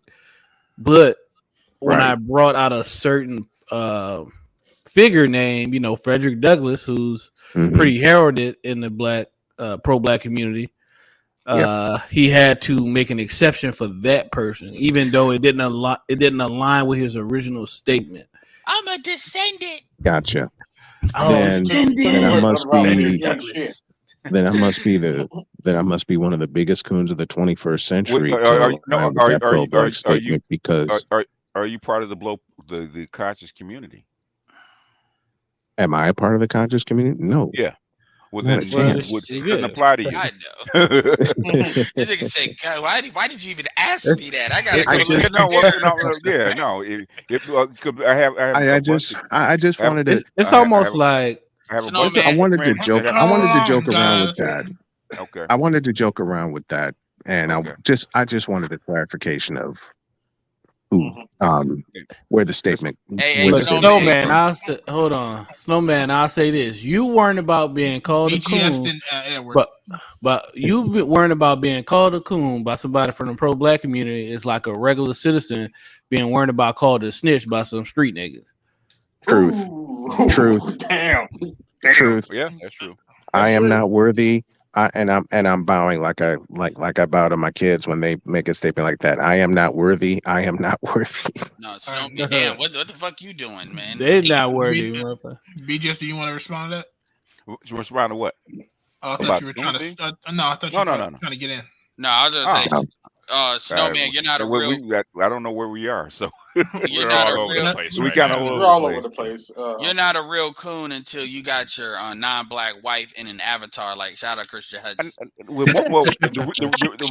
real thing, okay, the reason they say that, okay, the reason that in the Smiling. conscious community they said that you can't, they call men that in that community that marry out or marry a white woman especially, right? They said that you're compromised, okay? So if you're compromised, that's almost akin to being a coon. But the thing is, really, what a coon is a man or a woman that betrays their blackness, okay? And just because you're married doesn't mean you portray your blackness. But the thing is, they struggle with that in the conscious community. So BGS, I've been hanging in That's the the clarification I needed. That's the clarification I needed, so I can put the Incredible Hulk away. Yeah, for now. because a lot of the I can books stay David Banner for this time being. a lot of the classic books that you read, especially if you're in a conscious community, like Stolen Legacy, and all that kind of stuff, right? A lot of those guys had white wives. They couldn't have written the book without those wives, right? Oh Right. shit! Right. Well, And BGS, they skip over that. But go ahead. So I've been hanging in the Pan-African side of town lately. Okay. Side of YouTube and okay. Shit, I don't even remember what the hell I was gonna say, man. Damn you. Most of the guys in the Pan-African side of town on YouTube are full of shit. Okay. This is what I was gonna say. No. That's true. Opinion. But the guys, that I was really my expert opinion. Okay. The guys I've been hanging around with, they're more high IQ Pan-Africans. You know, they're actually PhDs. Okay. That don't mean shit now. I mean, according to BGS's last video. No, we respect the PhDs. I respect the PhDs for accomplishing their mission. But the thing is, I also hold them accountable for fucking lying. Okay. Because they know the truth and not spread it. Your mission, if you choose to accept it, is to kiss as much Negro. black If you make me forget what I'm gonna say the second time, Edward, man, come on. Go ahead, Jesse. Fuck you, Edward.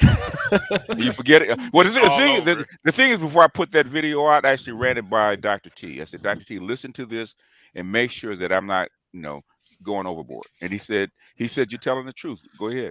Go ahead. Okay, real quick. What I was gonna say was we was having a conversation about how pro-blackness and Pan-Africanism, all of these are pretty much ideologies, right? They're belief systems. They're not set in stone. But the crazy thing is, this is a Pan-African panel. It's like the amount of people we have on right now is people from all over Africa. Okay. But it's so many African people that have been radicalized by black American, black nationalism and Pan-Africanism. Yeah. Like from all over the world. Like we had chick from UK, dude from Egypt, and they talking this pro-black shit.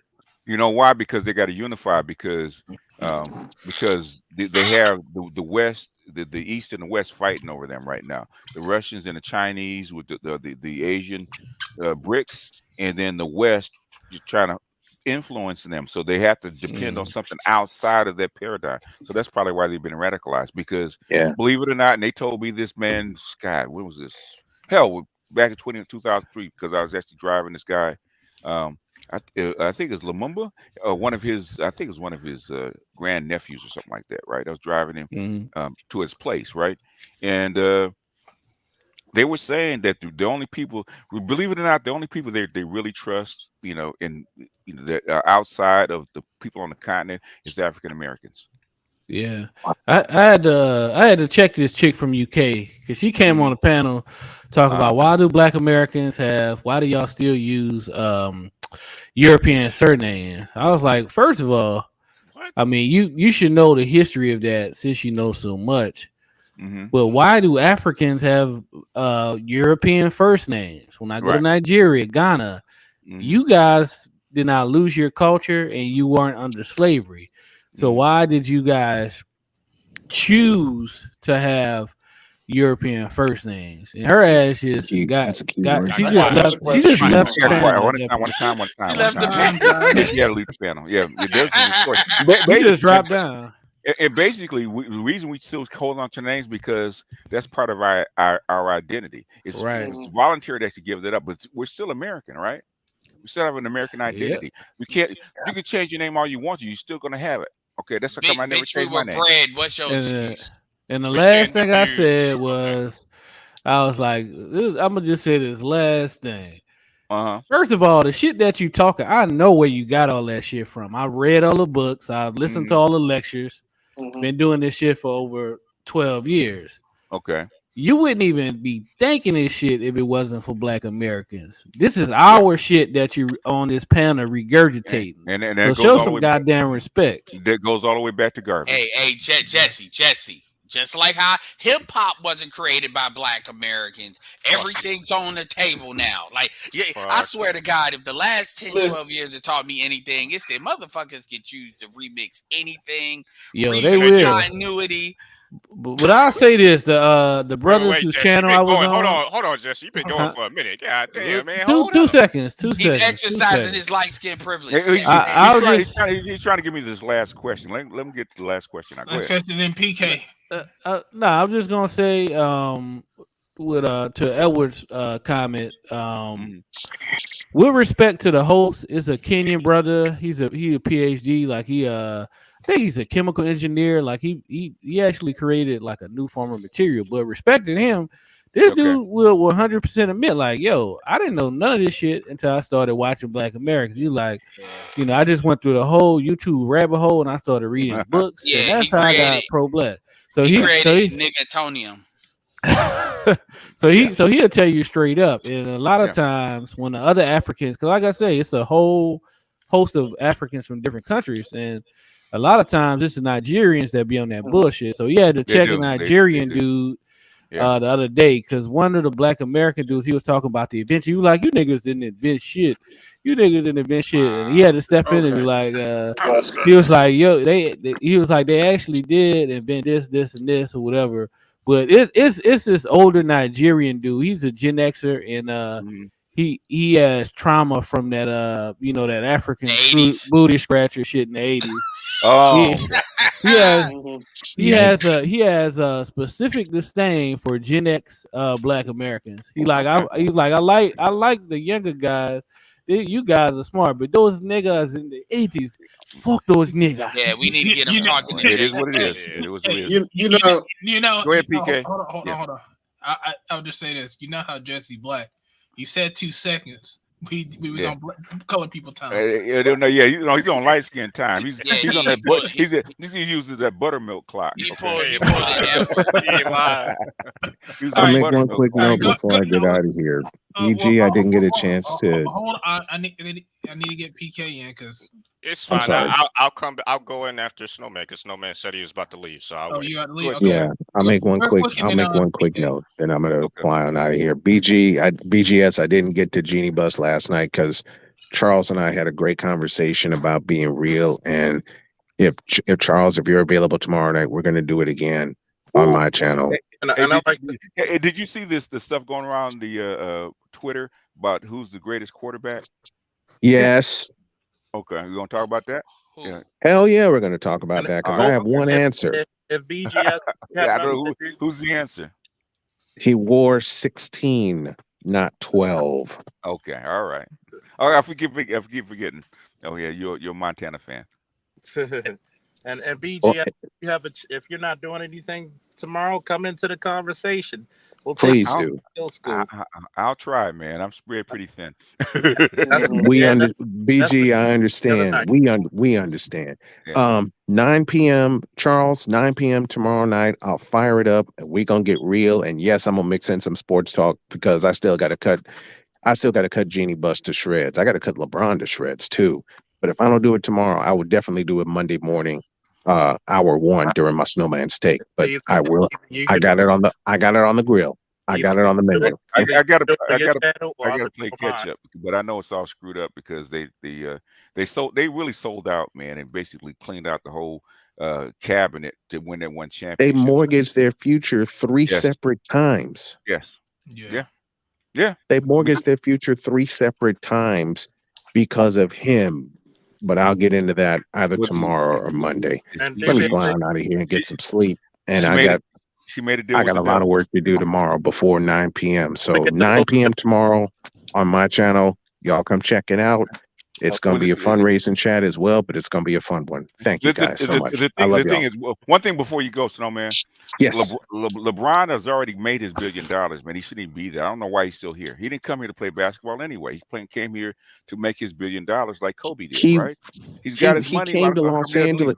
He went to Los Angeles for reasons of convenience, not championships. He came here to get into the entertainment industry. That's why he came here. Yeah, convenience. Yeah. But the thing is, because that's the way you make your $1 billion. He's got his money. I don't know why he's still here. You should leave. I have my theories, but I'll discuss all that during the week on the morning show. But I'll hit a part of that tomorrow. Yeah, and as well as a quarterback discussion. All right, Snowman, drop your link into the chat because people want to know what you're You want me to hit it in the private chat or in the public chat? No, public. Public, so people can find it. Yeah. I will do that as soon as I sign off here. Thank you, guys. I love y'all. Right. We'll do it tomorrow. All right, peace out. All right, so make sure y'all go and support Snowman. I just dropped this link in the chat. I'm gonna go check him out. I'm gonna tell you. Make sure y'all sub and like his videos if you watching. Make sure. Well, we still champions until the next Super Bowl. So that's all I'm gonna say. To the next ass whooping. But anyway. Don't matter. We can go 0-16. Guess what, motherfucker? We still champions until the next Super Bowl. You're lucky I like Aaron Donald. Fuck you. No, that was hilarious. Hey, fuck it. Read them and weep, motherfucker. Hey, guess what? Yes, I sir. was talking the same shit in 2001 and 2012. And you could do it too. Leg dropping on hoes. Hey man, what's happening for y'all, man? Remember though the greatest show on turf, though, sir. Cause I wanted Aaron Donald to get his ring, and I wanted my boy Odell to get his ring. I think Odell would have got MVP if he wouldn't have blown this freaking. He would have got it. I think Aaron Donald technically should have got it because he stopped a lot of shit. Yeah, but you got to get that white boy credit, man. That white boy did pull him through, though. You got to get that white boy credit, man, because they had nothing. Who's next? I think it was PK next, though. Go ahead, PK. Man, fuck PK. Let me go. We don't already switch gears in the sports. No. Go ahead. So. No. Come on, go PK. ahead, PK. No, we were talking about something completely different. We actually talked about Pan-Africanism. I remember. Like that. Okay, all right. Yeah, I thought I would jar your memory. Go ahead, man. Thank you. Stay off the weed, man. Yeah. But so yeah, I think when we start to talk about Pan-Africanism and how it's affected people across the world, man, like when you start to go to countries like Africa or the Middle East or even, Europe, when these people start to get involved in it, a lot of times, man, they actually can't separate the cultural impact and the historical significance of what's taking place here in America versus, these other places. And so they try to put their spin on it, effectively ignoring any of the cultural impacts that happen to Black Americans. We do the same thing here. So right. So doesn't believe. So a lot of people try to discount it as if it doesn't matter, but ultimately it matters quite a lot. And so there's a particular view where people try to just ignore the black American experience and try to put whatever they can. They try to overlay anything over the top of it. They can't ignore it because they copy it. Okay, basically, and this is something that who was telling me this? I forget it. Oh, it was Jay Bones. He said it's getting so bad, especially in Ghana, right? Is that a lot of the children actually losing their native language, the local languages, because they're all speaking English. So they're not even speaking the local languages anymore. They're starting to lose it. So what part of Ghana he was in? What I'm saying is, Jay Bones was born there, right? He still goes back. Jay Bones is he's what I call a global lead. He used to work for the UN for about 8-9 years. So he graduated from Notre Dame. He still does banking. He's building hotels in Ghana and stuff like that, right? And he was telling me that. He said it's still slow. It's slow, but he said over time, what's happening is that is that when I went to Ghana, it was 15 years ago, right? Okay, English they spoke it, but it wasn't as prevalent, right? Now he says them children, man, they don't speak the local language like they used to. So I think it's I just find it particularly interesting. I think it's pretty interesting, the whole entire concept, really. So I mean, that's all I wanted to say. Go ahead. The concept of what exactly? When you were talking about the woman's statements on the whole pro-black thing. Oh yeah, I just find it very interesting. It's because the people in the UK are, I would say, as far as civil rights, they're probably 20 years behind us, and we noticed that back when my buddy started his internet radio program back in 2003. We're talking to people in the UK. We saw that they were still like in the 70s as far as civil rights is concerned. So they were just starting the civil rights movement for them, like in the 90s and in the 2000s. So it was just budding. So they're like 20 years behind us. All right. Hold on, let me say it. Let me say it. Oh shit, we got a Lindy sighting with the Banshee. But it's funny. Yeah, let me get him for Lindy get up here. I'm gonna say this real quick. It's funny how culture is so prevalent to a lot of things in this nature, and you're just seeing the decay of the world. And why is it decaying? With the moral decay, the end of relationships. You're gonna what we call relationships and how families are formed and how cultures actually formed. It changes with the environment. Okay. And this is the part that I'm glad you said that, because it circles into the black pill thing once again. When I had to tell my friend, like, I can easily detach from my emotions. I had to. Okay. And, like, I had to tell my son one time. I said, you're one of the reasons that make me smile. You're one of the few, probably 5 reasons that make me smile on this planet. And he was very touched by it. He was like, wow, Daddy, that was actually awesome. You said that. I said, yeah, if you weren't born, I'd be a soldier of fortune, kid. And because if you've been to one war, you've seen them all. Like, you've seen some atrocities, you've seen them all. And I want to put a warning to a lot of niggas. You don't want to be black pill unless you have to be. That's true. And if you're born that way, you're going to be strange. You're going to be somebody who can't relate to people. You can't do a lot of shit with people. Be careful with that shit. Yeah. Independent door kickers get paid a whole lot of money out here in this world. Yeah, that's why I was telling people. People are talking about, I'm black pill. It's like, no, you're not. You're not. Same thing when we talking about Pookie. Pookie's talking about, I'm black pill. Like, no, you're not. You're not, kid. Pookie. When Pookie was saying that, I said, Pookie, let me put it to you this way. I had to train motherfuckers your age to go through a door. Think about this. This is very black pill. Sometimes I'm the point man. Sometimes I'm not. Even as a patrolman in Baltimore City, I was the patrolman. And think about it. I'm doing curls early in the fucking morning. We get a call. Guy got a gun in the house. We kick in the door of the house. Guess what? With the shield. Yeah. I had to make sure that either 2 things were going to happen. Either A, I knew that I could take a round, or B, I got to take a life. Yep. And Charles, that sounds like the beginning of an Antoine Fuqua movie. It is, yeah, it does, yeah. That's what it basically sums up to, because a lot of people don't understand that. How can I say this? American folks are very protected, mentally, physically, emotionally, and spiritually. It's not like you being one of those kids out there in Uganda or some shit, or one of those places where you're a child soldier. That child is like 10, 9 years. Yeah, he's a body. Yeah. Really on anybody? Just another body to fill to the pyre. And when you actually look at it, and imagine if he makes it, and I mean not when, but if he makes it to 21 years old, he has the morals of a Philistine. He has no morals. He's just he has no ability to have any compassion. And it's not his fault. But like when dudes talk about black pill, I'm black, you don't want to be black pill. Like there's some shit that I probably one day will actually cope with, but I'm not doing that tonight because I'm drinking. Okay. That is Yeah. a cope. What do you I mean, that's a part of the cope. to be black pill, something in you has to die. Okay, Yeah. it just You does. know, It's the like hero.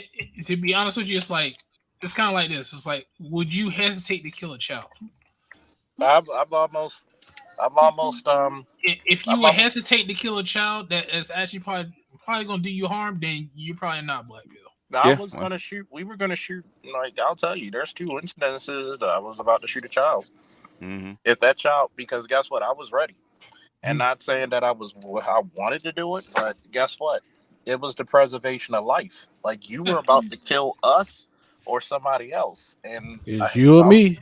I'll give you this one. I'll give you these 2 stories really short. Okay, can I get in before Charles gets in? Go ahead. Charles is already in. What are you talking about before he gets in? Before the stories, I guess. That's, Before the story. hey, that's what she said, and she didn't. Shit, I'm already. What she talking about? She's screaming. But anyway, go ahead, AB. I had a question for BGS after this. All right, just to finish up the Pan-African stuff. Whenever I hear African talking about, how come y'all kept your European names? How come you kept this? How come you kept that?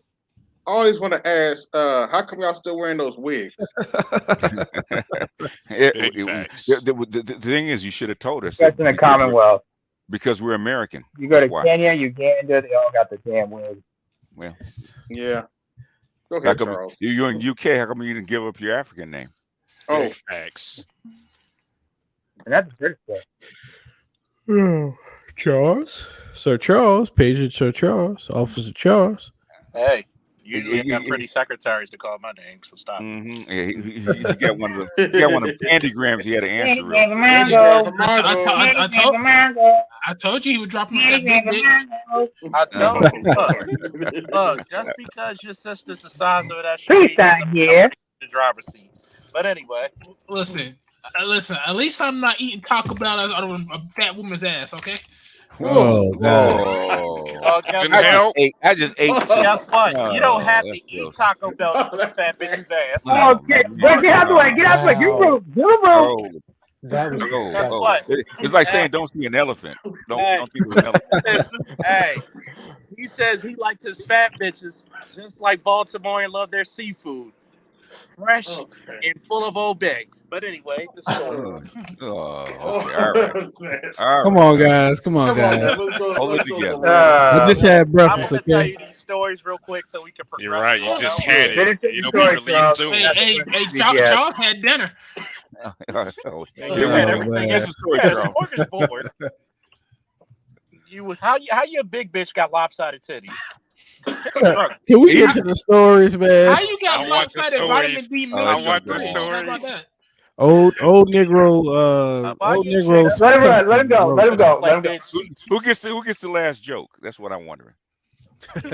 I let the guy who can lift the most weight from a fat bitch go first. It's called. Go ahead, Charles. Trust me. The Carolina versus every day. Let him get the joke out. Let him get the joke out. Okay. I already that's what the girl said too. The end. All right, go ahead. What's the story? Here's 2 stories. One, I'll start with Iraq, chronological order. We were out on the MSR, so think of the MSR like MLK, like a major highway or something, or like right before you get to a major highway. You got an 11-year-old kid with IEDs setting them out. And because of the radius and the closeness, we were about to shoot his ass. The only thing that made him stop is he went to the ground and dropped the fucking shit and went straight to the ground. And I'm like, we were about to light his ass up because of the vicinity. We would not be able to move without being taken that hit. The other time was when I was on the 500 block of Winston Avenue off of York Road. For those of you who are Baltimorean, you know, had a call saying there were some boys fighting in the front yard. You know how a guy has a knife in an underhand position, like almost in an ice pick position? That's how he had a knife. Of course, it's my post. I'm the first on scene. And I see these boys, you know, squaring off with this one cat. the one cat by himself, I don't blame him, but he had a knife and I had my gun out and I said, you better drop it. And luckily for him, he went to the prone, dropped the knife, and went prone right on the ground. If he would have took one step, I'd have shot him. And people say, wow, you say it's so cavalier. No. Do I want to? No. But do I have to? If he took one more step, yes. Preservation of life. And a lot of people would not be like, yo, but that's a young, it's like the DJ music thing. I can't talk to people. One, and if you're going to talk to me about police shootings, at least see the video. Two, take your emotions out of it and say, was this justifiable or not? It may not be liked. It may not be what you call socially acceptable. But when it comes to the preservation of life, guess which one I'm going to pick? Yeah. What if that? What if that's his daughter on the other end of that knife? And that's what I remember when I asked him. He was literally just inches away from hitting a major organ.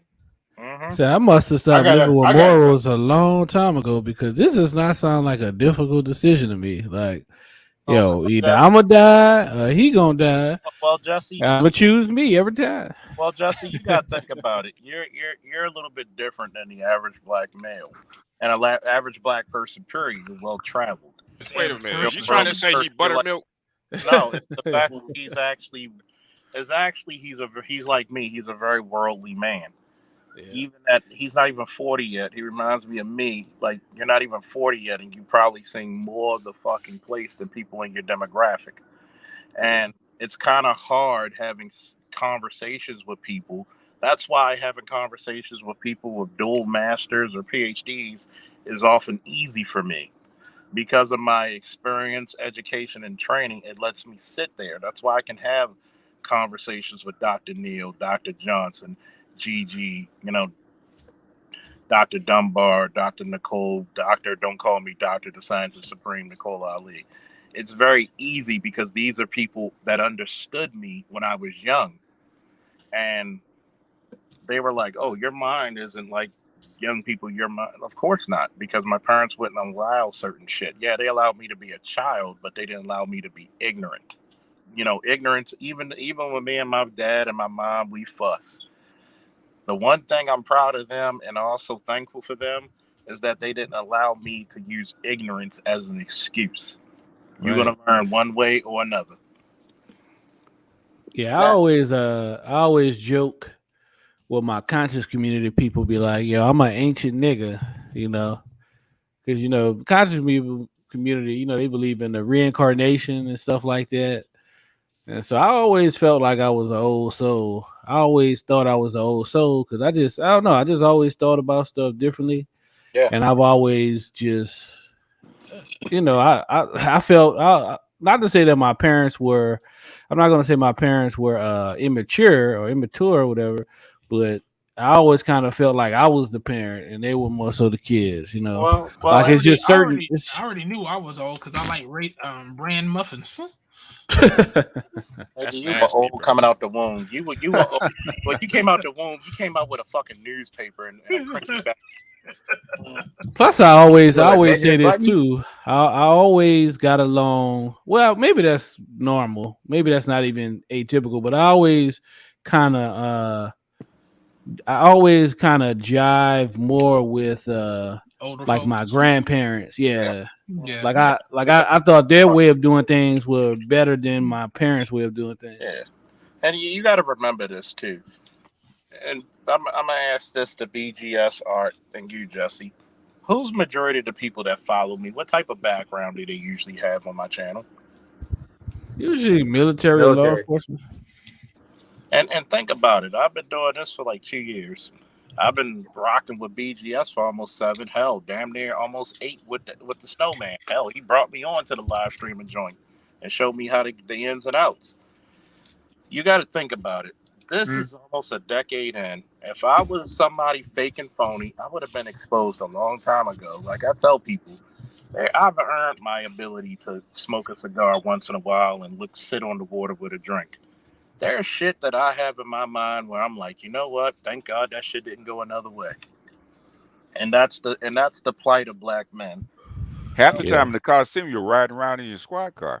Yeah, breaking up Not- threesomes in a park. that was funny. It's still funny as hell, though. I've never thought that I would live such a life where I would be on a panel with BGS, have to turn the camera from a threesome and actually break up the threesome. But the chick was not upset because she gave me she wrote down her number on a piece of paper and said, "Here, join us next time." Damn. I believe it. Aquatechy, appreciate you. Go to the next one. Shout out to Amber with the Army Corps of Engineers symbol. He said, D. Scott, he's planes in the Cash App. New, appreciate you. And D. Scott again, he says, shout out to the 2-time losers, aka me and Lindy. Oh shit. Hey, when D. Scott, we're not even gonna talk about it, man. He told us a couple stories. We're not even gonna talk about it. Oh Lord, I think I missed something. No. You had to be on the behind the wall to catch it. Oh, okay. So that's one thing about the Coliseum, man. I can't believe it's been that long, man. We used to literally 2018, yeah. We used to literally be we used to literally be in this joint till 7 in the damn morning. That shit was ridiculous. The thing is, okay, I want to ask this. Okay, what kept you guys there? Because you guys would not leave. So what Brotherhood. Brotherhood. Nah, they just wanted to talk. That's what it was for me. It was with Brotherhood. You get to talk with other black men that's somewhat on the same wavelength on you. It's not common that you could talk this type of talk with most black men. I think it was mostly the exploration of the ideas, the topics of discussion, because we were talking about a lot of different things at the time, and most people, that isn't a conversation that anyone at that time was having, besides us. Yeah, I could tell you why I started with the 8 hours. I got it at the tail end, unfortunately, but one of the reasons I stuck around for the 8 hours is had a hard time talking to people that I could talk to people about what I actually do. Okay. Without going over their heads or get some of my older person getting their feelings and turning their nose up at it. Mm-hmm. The issue is that most Black Americans, you talk about the stuff we talk about, they're not interested, and so a lot of times guys just keep to themselves, and then this is the first time you get to be to talk about these certain subjects with other intelligent Black people to challenge you, to go forth with the conversation. Because I'll be honest with you, I can't talk to my friends about the shit that we talk about here. Mm-hmm. I can't because they'll look at me like, "What the fuck are you talking about?" And then I kind of be like, "Okay, whatever, y'all not understanding." Here, I can have that conversation. I can have that conversation with people, and they're not looking at me like I'm a fucking weirdo. Yeah. You know what I'm saying? I'm not. It's like, oh, why are you looking at the politics shit, man? You didn't get these bitches. It's like, no, I'm interested in this politics shit. Because it's the funniest thing, even from the very first one I did, man. People would actually look at it, right? They look at the time and said, "This must be a typo." Nobody just 8 hours talking. 8 hours. Yeah, even Angry Man said the same thing, right? He said, "What the fuck are you niggas talking about for 8 hours?" I said, "Well, that's come what on everybody and would see." say. Yeah. I mean, I'll tell you. We go from conversation to conversation. I'll do. Yeah. I'll tell you what captivated me. One, go ahead. I was on midnight shifts, and I was like, "There's some good listening."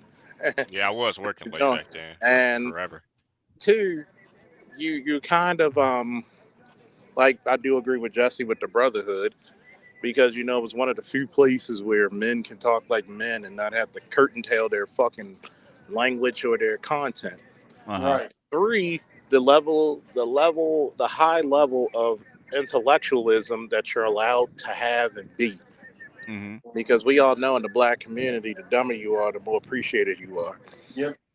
Yeah. And four, it was such a wonderful time because we had so many monumental events that happened on the Coliseum. I guess my one of my shining moments, I'll say. Well, I had two. The one when homeboy was challenging me to a fight, and I said, "Okay, you want me to take you up from the airport, or you want to Uber?" I remember that. Yeah, And happened then a lot. and then the All right, second, I was sorry. Go ahead, finish it. and I was gonna say the second defining moment was when Great Value Derek Jackson Mary Brown came up there, and then he brought his mistress Cynthia G. Oh my God. Okay. Great Value. Go ahead. Art. Okay. I got people trying to answer. If you're not talking, can you please drop down and then let somebody else get in? Because I keep getting this message that people are trying to answer the calls. Oh, someone dropped down. I was about to say. Okay. I can drop if you want, Art. Oh, I mean, you just came up. We don't usually get a Lindy sighting, so. Oh, okay. Yeah. I mean, and you know about North Carolina, so you good with me. Hey, everybody. How you guys doing? Yeah, how's it going, When Lindy? are we gonna see some work though, Lindy? We're gonna see some work. What my artwork? Yeah. Your Oh, photo. you draw, Lindy? He's a photographer. Yeah. But I think he draws too. Yeah, I do all that. I'll send you an Instagram link. Okay. Why don't you say you draw, Lindy? Damn. There's certain things that you just have to keep to yourself, man. It's like a. Are you a furry? Are you a furry? No. Furry. No. I have a very unkept beard at the moment, but no, I'm not a furry. Hey, Lindy, I gotta link up with you because I need some of them government contracts.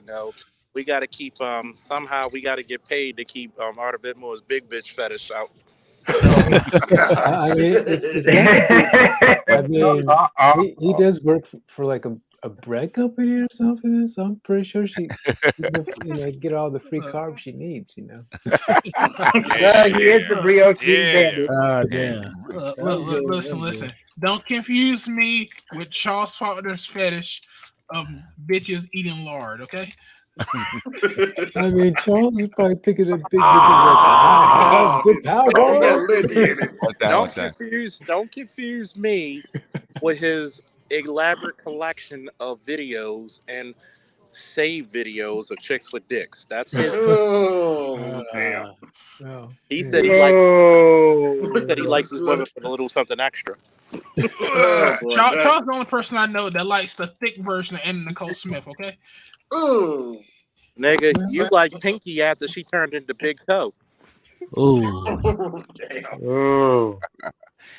What happened to Pinky, man? She used to have such a cute shape, and she just went to the dogs. Man. Yeah. What happened to most African American women? They get older, they gain weight. They got broke. When she first got into the scene, when they hit 40, they just blow up, right? She just got thicker and for some kept reason. Going. Hey, Art. Artist today. Wait, how tall was Pinky? Highlight artist today. About 5'1". About Lindy. 5'1"? She said 5'1". Yeah, she's short. Yeah, I she's know. short, but she big as shit. I know a couple chicks that blew up like Pinky. Yeah. And they're not even 40. Yeah, because like only a couple. Only a couple. A lot. And you guess what? A black man still love her. Oh yeah, they love him even more. Oh yeah, baby, you're a grown woman now, girl. You done got real thick on the player. I like that, baby. Where does that come from, bro? Where does that come from? Like dudes like your big bitch. Like where does that come from? Like you healthy. You look good. Like what the fuck? It comes from the gynocratic brainwashing. I told you that's why Charles got on them muscles. He wasn't them big bitches. Yo, man, that stuff be funny though, PK. The reason why you like big bitches is because you can suck each other's titties. Yeah, that's the original update in the gynocentric operating system. It's one part of the software. You got different parts of the software. Yeah, I see why people become coons. I really do. Like, I'm just gonna come out and say it. By big bitches? No, not even the big bitches. Like, man. I'm thinking about BGS's video because I almost made an immediate response talking shit, but my Okay. phone was too hot because You sound like me, goddamn. I bought that Google Pixel Pro, and that's one thing I'm starting to find. They said it's the battery gets hot on that. Yeah, I'm like, the fuck is this shit? Because I got a what y'all would call bitch broke nigga phone, like the other phone I had. That shit never did. That shit was a chair. That shit was like a slave. The Pixel Pro, it does have a problem with the battery heating up like that. So, but other than that, the picture stuff are good. It's just a matter of not putting it in a situation where it's like that. Because keep in mind, it was out there in the heat when it was doing that. So, but well, you know what's funny? Most of these, y'all talk about Pinky. Most of these, some of these niggas be like, man, Pinky ain't big enough. Gain some more weight, girl. Well, that's a fetish. One at a time. That's why I just want to add this real quick to this. Jesse, let me ask you a question. Hold on, come on, man. That's y'all, like, I know y'all hear people talking. Come on. Sorry. Part of that is this idea of wanting to keep a lot of these niggas like these chicks that big because they believe that those that's cheating the game on the low, because you make these women attainable, because you know if these women were fit, no, seriously, if these women were fit, like if they had the hourglass body figure and actually had some ass and titties, then dudes with more paper gonna swipe them up or at least keep them away from you, versus keeping them fat and fucked up. That's a part, subconsciously, that's a part of keeping these chicks attainable. It really is. Hold on. I don't think so, man. I mean, countless of times, man. I remember this one time I was at this pizza restaurant. You know which one I'm talking about because it's off Wake Forest Road, and it's in that little shopping center that Aldi's is. Okay. I was in there. I was waiting on my pizza. And a big bitch came out, right? There was this chick that she was over fucking weight as a motherfucker. And she had a pizza the size of a wagon wheel. This motherfucker, I kid you not, he was a skinny ass dude, stereotype as a motherfucker. He looked around, he looked at her ass, was like, damn. And then look, almost wanted to lick his fucking lips, and then just walked. I was like, nigga, did you see what I see? Yeah, I understand. Did y'all see Free Will's comment though? That shit was funny. But if you put them dudes in if you take them dudes out of the the thing is, them niggas gotta believe that because that's a coping mechanism for being impoverished. All right, can you pull up his comment? I always say, if these motherfuckers had $1 million, would you still see them with the same bitch? The answer is no. But you know what, Ed? You want to say it or? I hear what you're saying, Ari. Don't get me started on Southern motherfuckers are too. You want to say it, BGS, or shall I? That's what you said. I don't know what you're getting ready to say. So, black men have no standards, and black. Shame. Yeah. Well, a lot of this is poverty coping mechanism. Well, that's you what gotta it is. understand what it is. Guys. You gotta understand what it is, Edward. Is that a lot of black men don't want to admit that they have low self-esteem. They go for the lowest hanging fruit because guess what? I had to tell this one chick. I said, "There's two things about chicks over 40 and chicks over 250. What do they have in common? They're about as easy as fucking 5th grade math." And what makes it bad is that these niggas will promote this shit and take pictures, and like that one video BGS had, and that chick had 4 stomachs like a goddamn cow. Oh yeah, man. Look, let Ever respond real quick, and then Jesse. Yeah, I mean, I hear what you're saying, Charles, and I agree with it. But like I said, that's why them niggas always look like they could be on a 3 cents a day infomercial with a white bitch. Them niggas, you can always see they rib cage and everything. Notice that? It be them niggas. I call it that thug muscle. Yeah, like no, you know, they ain't eating well. That's the dishes. Yeah, but at the end of the day, that's a poverty coping mechanism. And as far as the low self-esteem shit, I mean, that's true too. The thing I wanted wanted to add too was, you notice how these niggas, that's the main thing they keep saying, nigga, you bragging about the bitch you getting overseas, nigga. You cheating the game, nigga. You supposed to get one of these fucking half a ton bitches, nigga. Yeah, I'm gonna do a video about that with a game genie as the thumbprint, the thumbnail. Yeah. But I was gonna say, yeah. I was gonna say, what the hell was I gonna say? I didn't believe Charles at first when he said that black men have such low standards. What made me realize is, where the fuck you been? what made me agree with him is when they had that what it was, the fat thick party in Houston. What? Yeah, I remember that video with all the fat party chicks? or whatever. Yeah, I seen with the all video those fat black chicks. Listen, I've been living in Houston for almost 2 years, but probably be about no, I'm lying. I've been living in Houston for like almost, it'll be a year in October, right? And I've been traveling out here more frequent than that before I moved. It's a lot of bad broads in Houston. Just in my apartment building, I would say 90% of the broads up in here are bad as hell. Look like they do OnlyFans and shit like that. Like you just go to the damn the corner store to get something to eat, like the Chinese place down the street. You'll see a chick look like a damn Instagram model. So for motherfuckers to be in Houston to be at some damn fat dick party or whatever, I mean, that just shows you how low the standards black men really is. Because Houston is one of those cities where it's a high percentage of very physically attractive women. Also, keep in mind, Houston is a quiet city. They say is known for having 25% black, 25% white, 25% Asian, 25% Hispanic, and it's the fourth largest city in the United States by population. And it's working on passing Chicago, although it is not there yet. So my point is, ain't no excuse. If you over there doing that, you know what you on. And again, but remember what Platinum Elite used to say. That's the hustle. That's the homosexual hustle. And with this economy, you need a place to stay. They consider that a part of the game.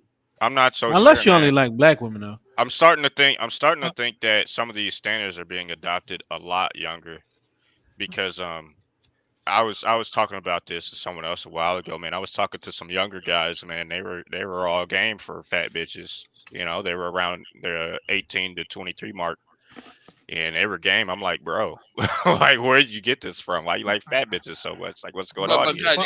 And notice how the ones that like fat bitches the most be the main ones that only date black women. Free will told you. Well, hold on for a second. BGS, do you know Grid Outfitters? Come on, GRD? Yeah. Yeah, he cool. He was up there. Okay, I was just wondering because he I'll drop down if you need space. I'll go read a book or something. He cool. I mean, so do you? What's the limit? Yeah, what's the limit? I'll go read a book. He already said maybe some other time. So okay. Yeah, I think he probably left. But is the limit 10 people? It's 10. Oh, it's okay. 10 because I'm not paying anymore because y'all motherfuckers ain't paying. What's the limit after you pay? No, it's 10. I could do 12 if I pay more money. But I'm not paying no more money. No. There's no Art. need. Hey, Art. Tell them that shit is enough to handle. So tell them that shit again, please. They raised the limit because I don't think you could get to 10 before you pay. No, you got to be paid. No, if I don't pay for StreamYard, it can only be 6. I'm paying for StreamYard now. Okay. And that's why I could do 10. If I did the upper tier model. Oh yeah, I only got the $10 one, the one where you get everything, but you got to put StreamYard in the front. Yeah. Fuck that. Yeah, I don't even do the 25 because you got a 50 one. You got a $50 one you can do. Fuck that. Yeah, that's the pro. That's the 12. Yeah. I got a seat for somebody to be my admin so they could, remove people. I'm gonna swipe that shit from Austin. Austin got that realer dude. He be regulating them motherfuckers over there. Like, look, man. Anyway, they were wild. He got Chicago Gorilla on his. No, it's another dude. You like this dude. This is a good dude. Another dude, and this I still can't believe that bitch was talking about witchcraft, trying to call that bullshit metaphysics. It's like, bitch, shut up. You working them tarot cards, you know? Oh man, it was something because the thing that Austin has is actually this is cool and smart is he's got Tuesdays and Thursdays are his smoke show days. So pretty much he's got a recurring thing where people want to call in and disagree, and those do very well. That way. He's got it for Lucario because all them people that keep on atting him, they want to talk about him but not want to talk to him, which, by the way, looks very bitch made when the dude is 23 years old and you're your age and y'all keep atting somebody. So, he's got it recurring. But then, oh, man, you seen the BGS when I had you up there? Yo, some of them motherfuckers, oh, man. It's socially awkward was a person. Yeah. He got some people up there. You know. Oh, they had some weird ass dude up there. The dude, you was watching at the same time I was watching the dude with the like slick hair. Yeah, look like a vampire. That you had one that young brother that was in. The dude that killed me was the dude that was in. He kept saying the first dude how he kept saying he couldn't turn his camera on because he in the dark. I'm like, nigga, you better get it. Like, this nigga was the street nigga talking about, yeah, man, you cheating the game. You know, you cool, but it's just these niggas out here. Like, I'm like, nigga, cam up. And he's like, yeah, man, I can't. Why? He's like, yeah, man, because you know it's dark in here, yo. Oh, he said that like 3 times. Those 85. 85. All right, we got GRD Outfitters. What's up? Announce yourself. GRD. Speak up, otherwise it's gonna have to get you. Maybe your mic is muted. No, he's not muted anymore. The thing is, you got trolls, so you got to speak up at least once so we know who you are. Speak up. Otherwise, he's gonna put you down. Yeah, his mic is muted. Hold on. I didn't want to picking up everything in my background, but apparently my Logitech just opened. But let me silence that real quick. Okay, you just want to make sure that you're not a troll. That's all. Yeah. No, not at all. I get trolls on this channel. Yeah. You can mute it back up if you want. Of course, I'm not a troll. Don't I don't even want to talk. Your ass will get brought down into quickness. I don't even want to talk about these bitches. Like I said, man, y'all can have all of them. I quit. I give up. Yo, I'm like, you know you don't want to talk about no big girls. Cause I remember one time on the Coliseum, they had 2 people talking about big girls, and Edward and BGS got the hell up out of it. Yeah, man. I with the bed on that one, like hell with this shit. The thing is, I like women that's got a figure, but goddamn, like these niggas. Again, the difference is I'm not doing the stomach shit. Like these, it's crazy what these niggas will deal with. It be making me wanting to be like Xanatos Clutch and claim another race. Like people of color about to be separate. Like I be like, yo, he might got stop the right it, Edward. That was hilarious, bro. Stop it. I'm not playing though. I'm dead ass. Like I'm not black. I'm colored. I'm people of color, yeah. Or at least like we need to get like this is Xanatos. I'm not black. Edward Anderson is a person of color. Xanatos would be the one nigga asking like a politician want to run on the manosphere platform. Be like, so what is your stance on the one drop rule? Ask question. I just want to know. Because y'all know in South Africa, the mixed people colored, right? They call them colored. Colored, yeah. Look, I'm like this, man. Yeah. If you look at a fupa and say, "Ooh, a pillow," there's something wrong with you. You know what? I will admit, I normally don't mess with chicks with fupas, but I could tolerate a fupa if she's extra thick. No. I'm just being honest. I agree with you on that one. No. Stop it. Stop. Have better standards. Shit. Hold on. I just gotta say this, and I'm gonna mute up. No big bitches allowed. Because I showed Edward and BGS in the Telegram my thickest chick that I mess with, and it's like, yeah, she has a small fupa, but you know, she thick as hell. Like she, Listen, all right, all right. it's much further in proportion. Okay, all right. I want to explain it to you guys. A mole can be a beauty mark. A fupa cannot. It's it's one of those things where it really frustrates me. I'm like, you niggas are talking all this bullshit about niggas leaving, all this Highlander syndrome bullshit, and it's like, nigga, y'all fucking fat bitches and extra average looking white bitches. It ain't like, who the fuck are y'all fighting for? That's the thing. I be like, when these niggas go so hard in the paint. I ain't even talking about the panel. I'm talking about just in general. It's like these niggas act like they going on a religious war, like for real, a crusade. And it's like, nigga, you can have all of these big. What the fuck? I give up. I quit. Nigga, you cheating the game. Nah, but I came up with that. I came up with a new thing on my Edward Anderson disease list. Like I said, shiny nigga syndrome. You ain't got it if you can't shine on somebody else. So you need if you got a bitch you want to claim is bad, but she's not. You need to shine. Like, nigga, I got what you can't get, nigga. So if niggas just leave, where you going, nigga? You cheat the game, nigga. So all right, I'm not saying that a fupa is a beauty symbol or a sex symbol. I'm not saying that at all. Don't get me wrong. I'm actually repulsed by fat women. Like I'm literally repulsed. So I'm not talking that big. Nah, he ain't. Oh yeah. Oh, that's what I was gonna think of too. I'm gonna try to get Marty, and we're gonna work on another thing. Remember the show Cheaters? I want to do something like that, except for we're gonna, hi, my name is Joey Greco, and today episode of Cheaters, we're gonna find this new nigga that's cheating the game. Just don't get stabbed, my and nigga. they're Just don't get stabbed. and they gonna start. No, they gonna start hunting after niggas that are trying to travel. Jesse Biel, he's cheating the game by getting his passport. Let's see where he's going. Man, Edward, I have a question. What is this new war that is going on? Because I was sick for nearly 2 weeks and I was listening in the background. What is this traveling versus game? What is that new thing? What is it? It's a Dice Inquisition. It's a new it's the new Dick Investigations and Customs Enforcement. Apparently, black men are cheating the game.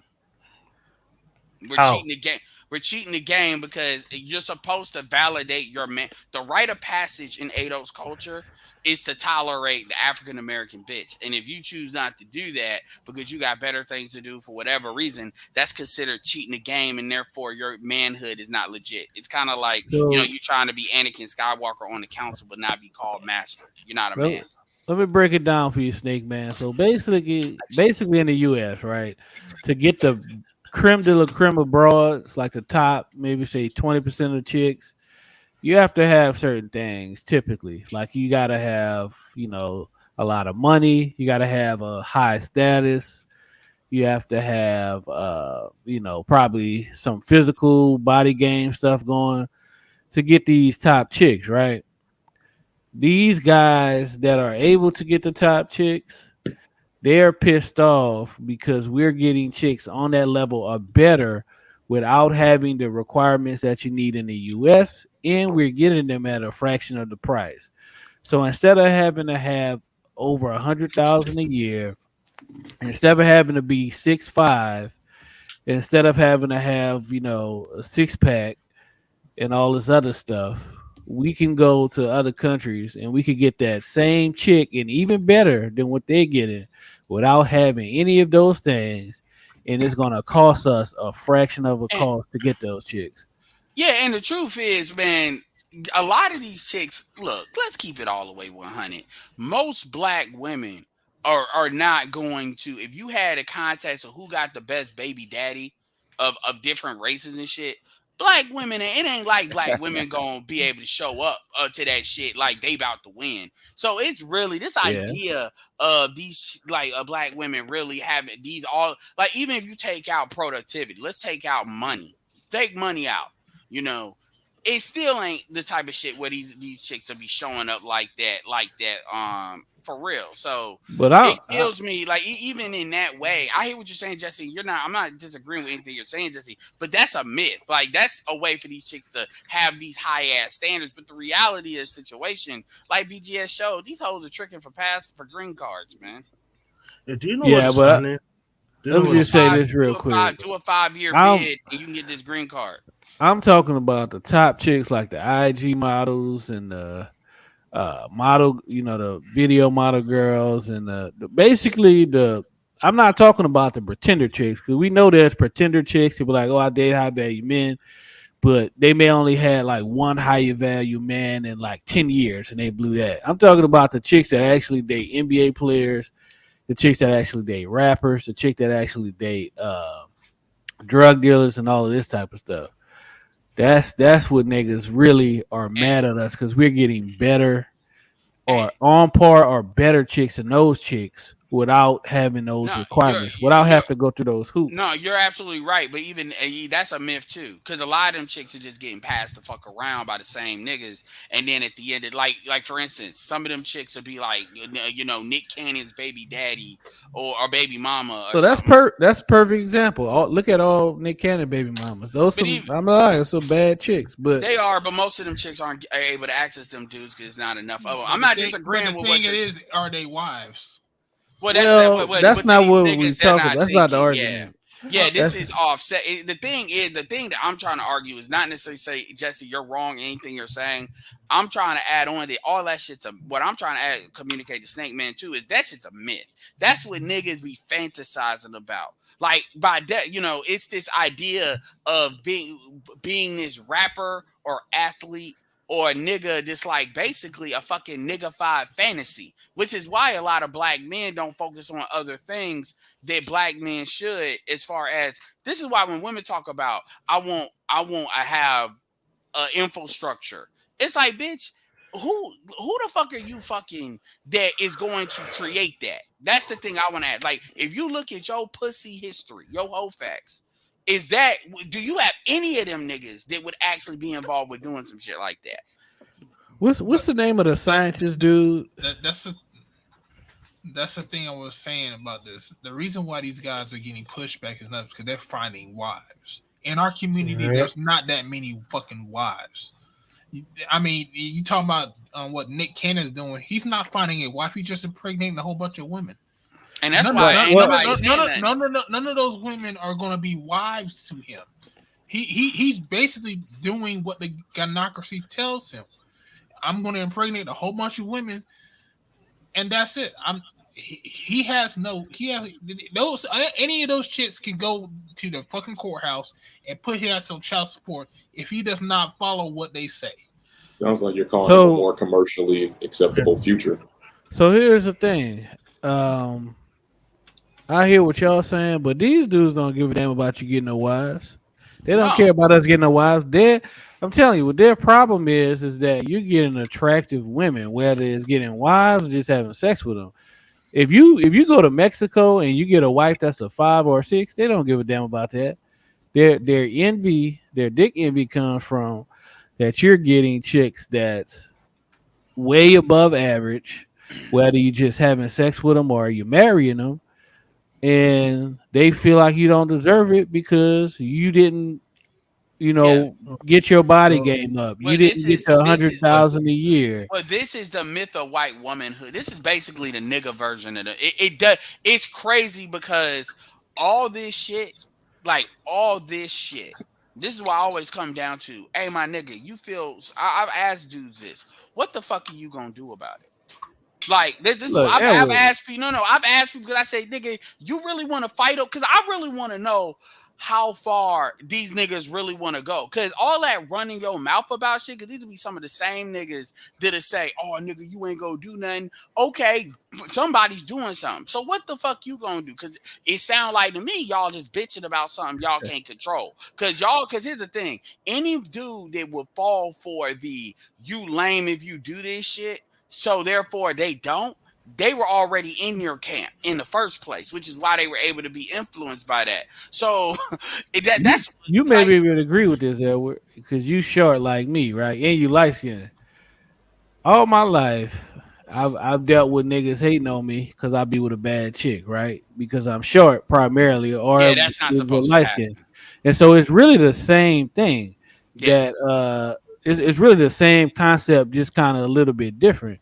Like I had this one chick when I first moved out here that I was dealing with, Where you think Highlander and syndrome come from? I had before I met we was meeting at this little spot, but before I met her, she said a dude tried to holler at her.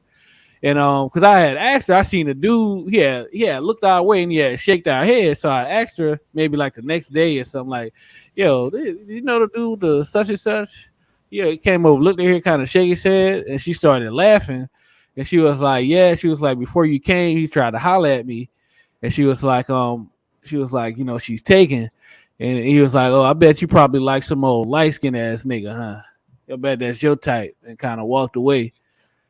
And so Well, I when mean, yeah, I mean, and like I said, and that's why I brought that type of stuff up on my channel, and niggas try to swear that shit don't exist. But the point is this: with the different point is, aspects. Hold on, go ahead, Jesse. Then Edward, then I'm going to say something. The point is this, right? It's like these guys that are mad, they feel like you're not deserving to be with a woman that beautiful, and it's like, you know, they're putting all this work in to work out to make more money, to but you know, make more money, to, you know, they already tall, they were an athlete. It's like, man, why is she with this nigga? Like, have y'all ever seen a reaction of like a guy that's considered the it guy, where he see with like a short, ugly dude or something? Like, why with his how ass? do you get that bitch? Yeah. But I don't. I've seen that a lot.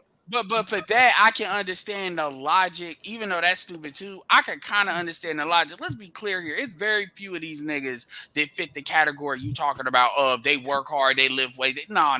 Most of these niggas basically look like the nearest fucking rapper that these bitches like. And then them niggas ain't real. They can't even compete on any of those levels. So it ain't that. It ain't the dude that actually self-improved and like, you know, that microseed bullshit. I used to be this, but I self-improved. No, that ain't. Most of them niggas ain't even in the gym like that because it's not them dudes just are able to close. Hold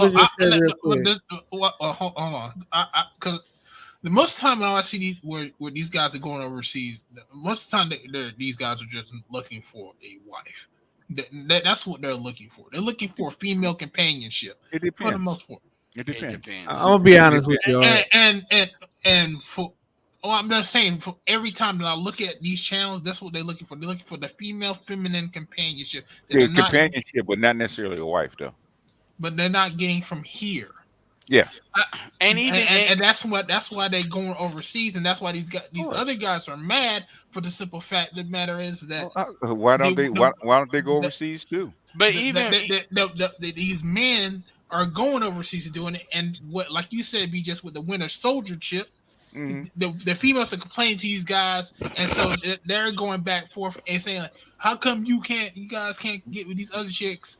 You know, I got a daughter, and like we always say, if you raise your daughter right, guess what? Mm-hmm. She wouldn't have a fucking problem getting a fucking man. Even so hold on, Edward. I was just gonna say that so when I say like body game and stuff like that, that's just one of the things. So it doesn't necessarily have to be, you know, they working out. Maybe they have mouthpiece. Maybe they didn't spend all this money on these damn dating coach programs. It's multiple things. But the thing is, who would they have to compete against if people start leaving? But that's my point. It's not about them competing with us. It's about it's about guys. They are competing with you. No. What I'm saying is, okay, the root of the problem, in my opinion, in their eyes, is that we are getting women that they think okay. The root of the problem. Can I say something? All right. Edward, BGS, Snake Man, and if you guys are not talking, please drop down because I got people still trying to get in. Okay. If you're not going to talk, then please just drop down. You can always come back. Yeah, you can always come back. Just drop down because people are trying to get in so they can talk. So one thing, Oh, okay. Well, like, yeah. I was just trying to find a way to get in, but it's okay. Yeah. so Very well. these niggas got a mind of a bitch. Okay, I'm not, because the Mm. thing is, here's the thing.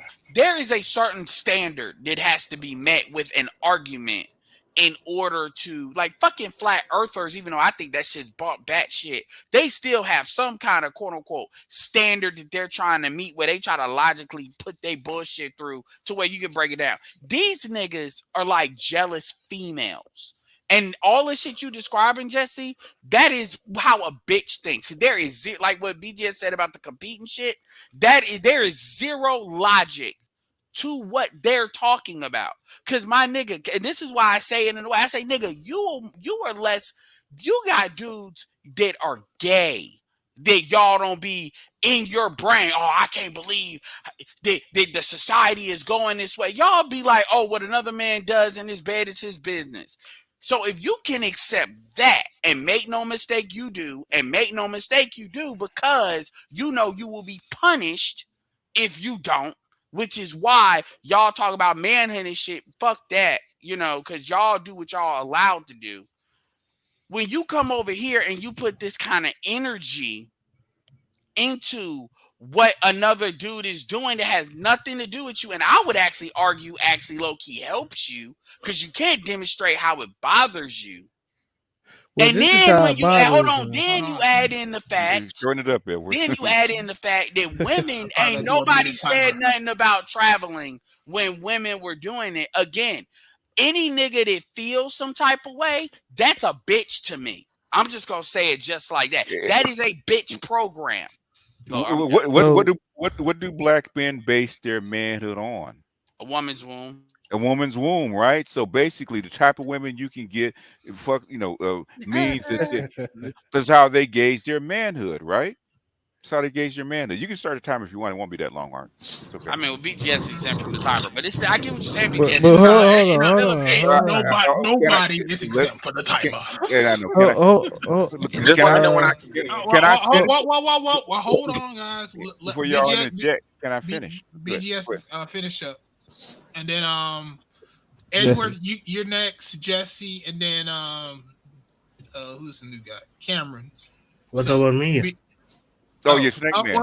Okay, Snake Man, then Cameron. Okay. The thing is, listen to what they talk about, right? When they're trying to shame you, right? The thing is, you guys are okay. You guys are going overseas. You flossing your bitch, right? You flossing your chick. I'm getting this kind of chick over here, and I'm happy. I'm getting a upgrade, right? That's why they said you cheating the game. In other words, I'm a better man than you because I can do it here, right? And you niggas over there are cheating the game because and popping your collar like you've done something. That's the way they see it. In other words, if you really want to compare manhood to manhood, come over here on even turf and do it, right? Where it's hardest, right? And that's not what you guys are about, but that's the way they see it. Because I was listening to Zero say the same goddamn thing, right? These niggas over there showing off their bitches like they really doing something, right? And they ain't got no game, and they ain't this, that, and the other. In other words, they're comparing manhood to manhood. You guys are not in competition with them, but they're in competition with you because they want to prove that they're the better man. This is where the shit is coming from. Go ahead. First of all, for Zero to be thinking that is crazy because he's supposed to be higher brow than that. Second of all, but also you skipped, you jumped over people though, real quick. Well, he did say I could respond. Good. Okay. Also, man, please. This idea that it's all these lames is just traveling is bullshit. That's another thing that I call straight bullshit on. They're comparing manhood. In other words, it's a dick length measuring contest that they're doing, even though you guys are not playing the game. But I understand that, but even then, like, I will put the top 5 niggas that travel up against. I will put Jabril and other niggas against them niggas. The last thing I'm gonna say in my seconds is I don't want to hear from some fat bitch fucking niggas about comparing. Because the truth is, you can't compare just regular bitches. You gonna have to get actual bitches that actually ain't gonna kill you or crush you if they fall on your ass. So I don't want to hear that shit from a bunch of fucking elephant fucking niggas. For real, I'm done. All right. So yeah, Jesse and Snake Man, and then Cameron. So yeah, I was reading a guy's book, I think Dr. Buss or whatever, and he was Jim Buss? talking about yeah. Okay. And it's David Buss. basically hold on, man. God Hold dog. on. Listen. This is the reason why I got the timer up, because these people need to go ahead and say what they got to say. Whoever's got the noise in the background, stop it. I'm gonna bring you ass down. So yeah, but So basically go ahead, Jesse, then Snake Man, and then Cameron. So yeah, but basically the thing, I think we're saying the same thing, BGS, because it's basically about, I think it's about social status. Because one of the things he mentioned in his book was that more attracted to women, it actually increases the man's status, It does. and so us going out of a different country, getting a chick that either maybe we couldn't have gotten because we're not on that same level in terms of certain things in the US. Because Mm-hmm. the thing about, we talked about it on another stream, right? Once you go out of the country, you automatically get two things increased that you may not necessarily have in the US, and that's money and status. Right. Because of the different economies, you're automatically going to be in the top 1% in that country, Mm-hmm. and you're automatically going to have high social status because you're an American. Mm-hmm. And so, like you said, it is a dick measuring contest. Mm-hmm. And I see the rest of my time. All right, go ahead, Snake Man. Yeah, the honest thing I want to say is that we came full circle. For some who can remember, we had an argument that was actually the beginning of the lame and the Pookie debate, where we Mm-hmm. basically said that, where we basically question what is game, or what is that thing, and now we come full circle, and the game guys even explained it himself. Because now they admit that game, what we argued a long time, you remember, BJs, that Mm-hmm. game is only in the black community, and Mm-hmm. that there's specific women, and that game is only about women. Because in the past they were arguing, oh no, game is universal, game is global, game is everything, game is when you tie your shoes, game is when you breathe, and something like that. And now we come full circle, and I laugh it because, like I said, they always at the end admit what it's really all about. And it was always about the women. It was no, the game guys were always about the women, never about themselves. All right. Go ahead, Cameron. Go ahead. Can you hear me? Yes, sir. Go ahead. You All got a right. minute. All I was gonna say was the topic is kind of slightly shifted. I'm speaking from more of the married aspect. I ain't got nothing against passport bros, so ain't no shame, and I ain't coming with none of that energy. Do what you do, and I want to get 100%. Anybody doing that, do it the best. But what I'm talking about is from the people who are married, as a person who's married, and then I talk to other men who have married wives, and I'm a six-figure earner, and these are other six-figure earners.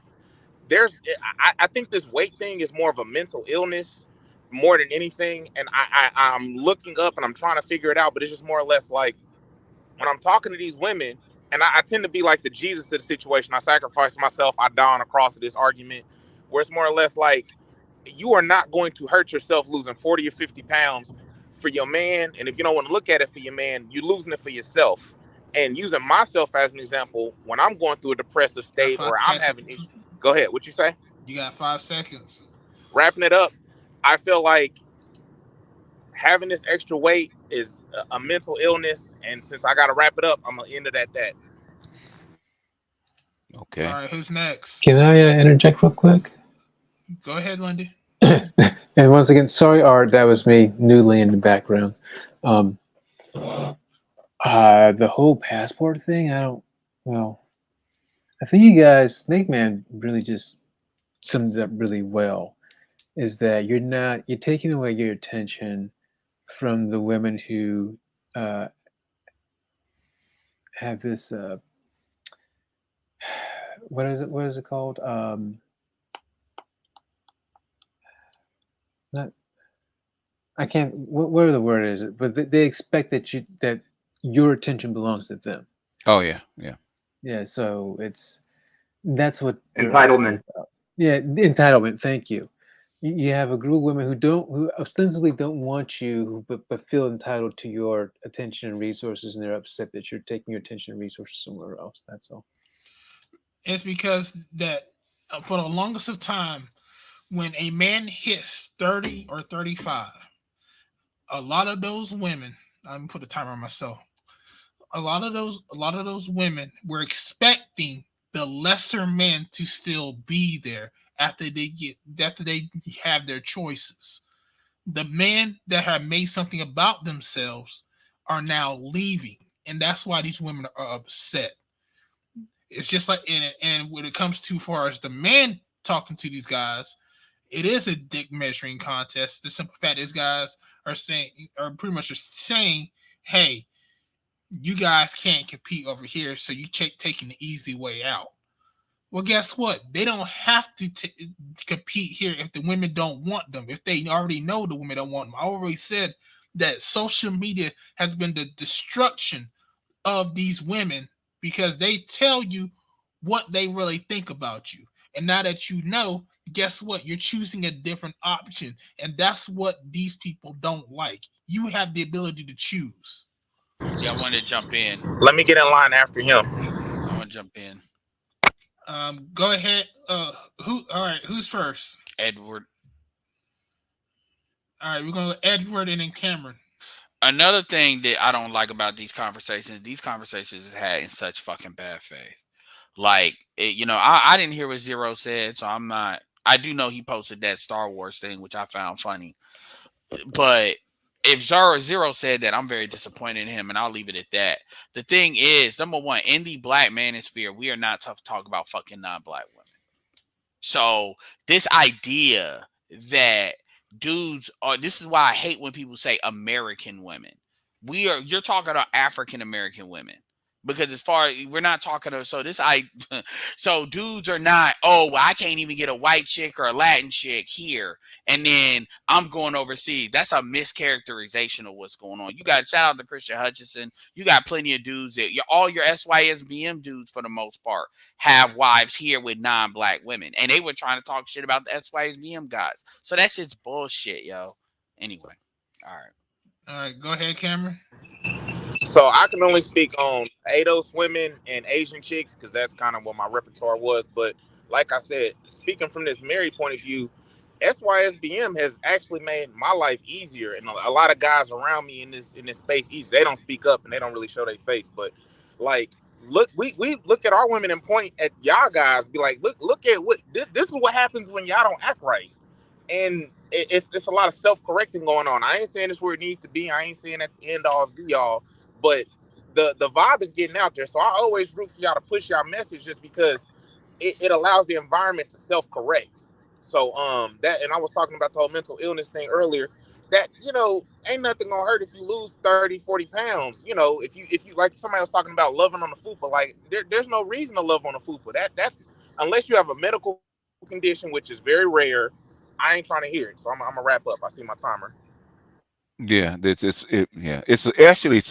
socially passed down from woman to woman because I got that issue in my family, and we know a lot of this is because women don't really give a fuck anymore, right? So they like to eat, and so it's not really a mental condition. It's become a cultural thing where it's passed down from woman to woman. In fact, they shame each other for being too thin. So you can be a size 6 and they say you're too small. They want you to be size 12. Have you eaten, baby? Are you finished, BJ? Yeah. Okay. Who's next? I was asking, can I respond to that? Go ahead. To reinforce what he just said, that's true. And that's why I said earlier, I kind of down across to that. Long story short, I'm typically the only dude in the room when the women are talking, and they say what they gonna say, and then I kind of combat it with like real life, like men don't like that, we don't like that, that's not cool.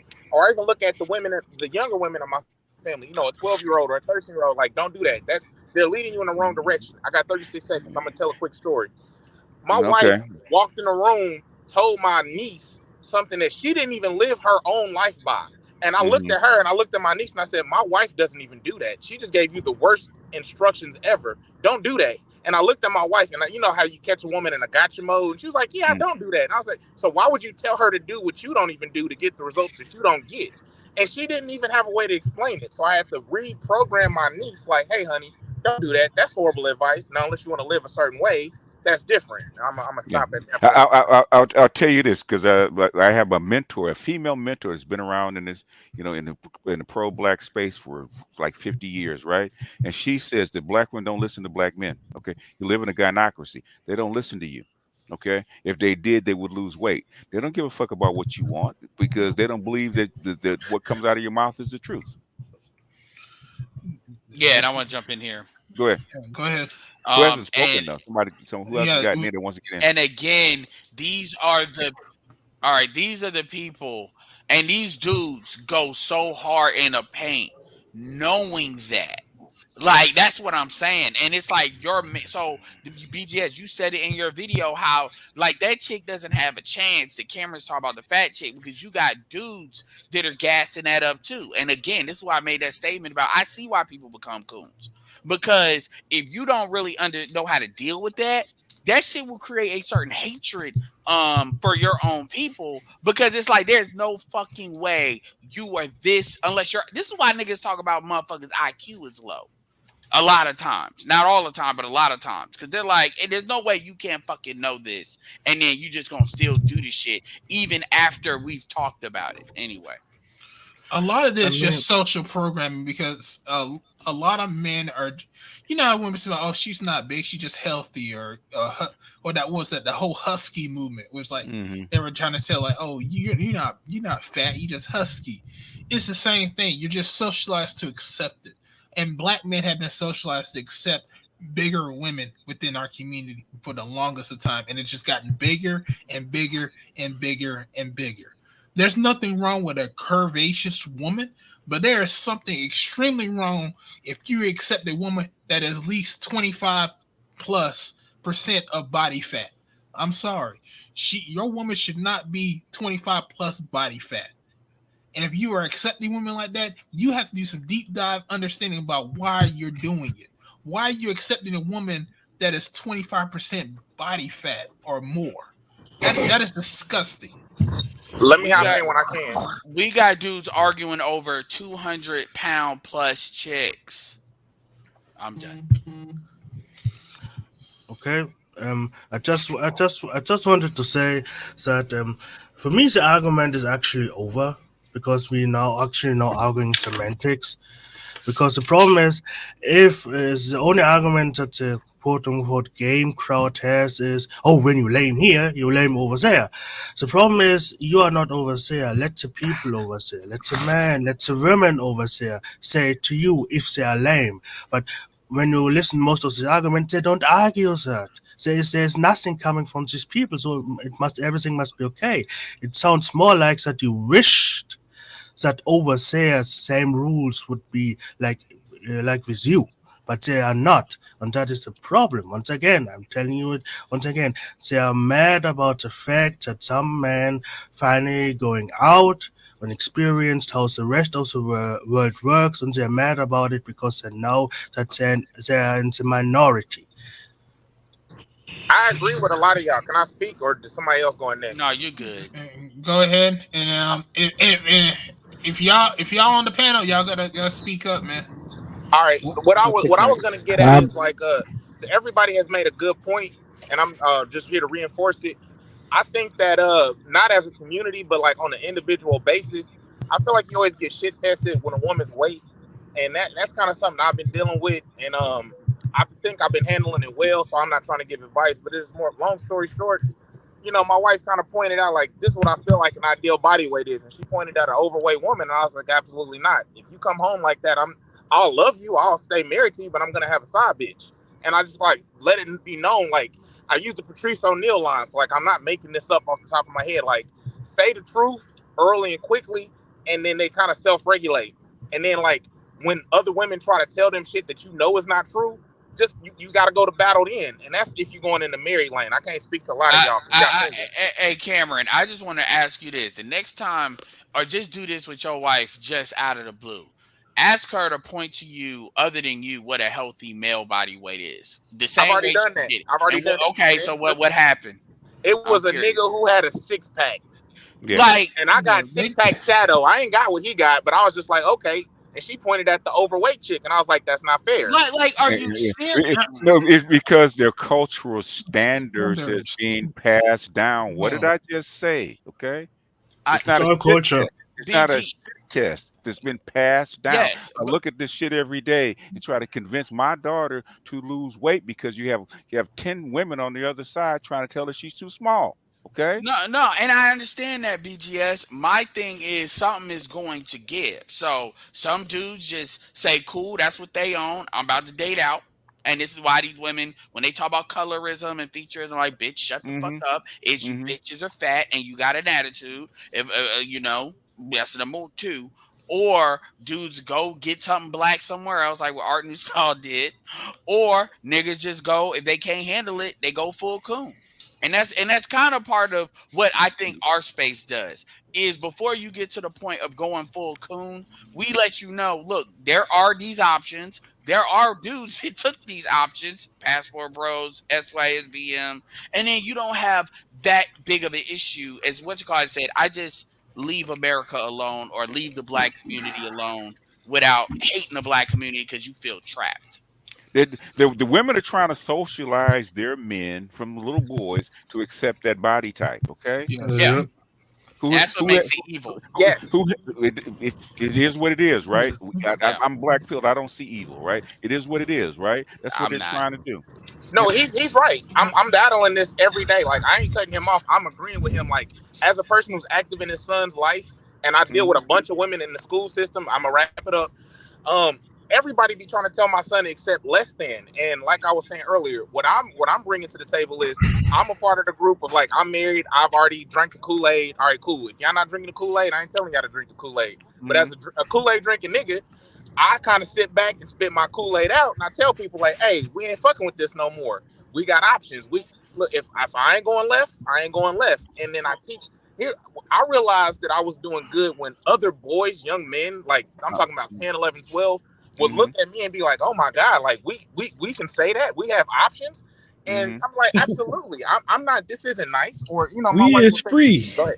Yeah, we are free. And to wrap it up on my last 13 seconds, I think that what you all are doing as far as Passport Bros or just I'm after Cameron. mind, you allow everybody to speak their mind and let everybody see the standard.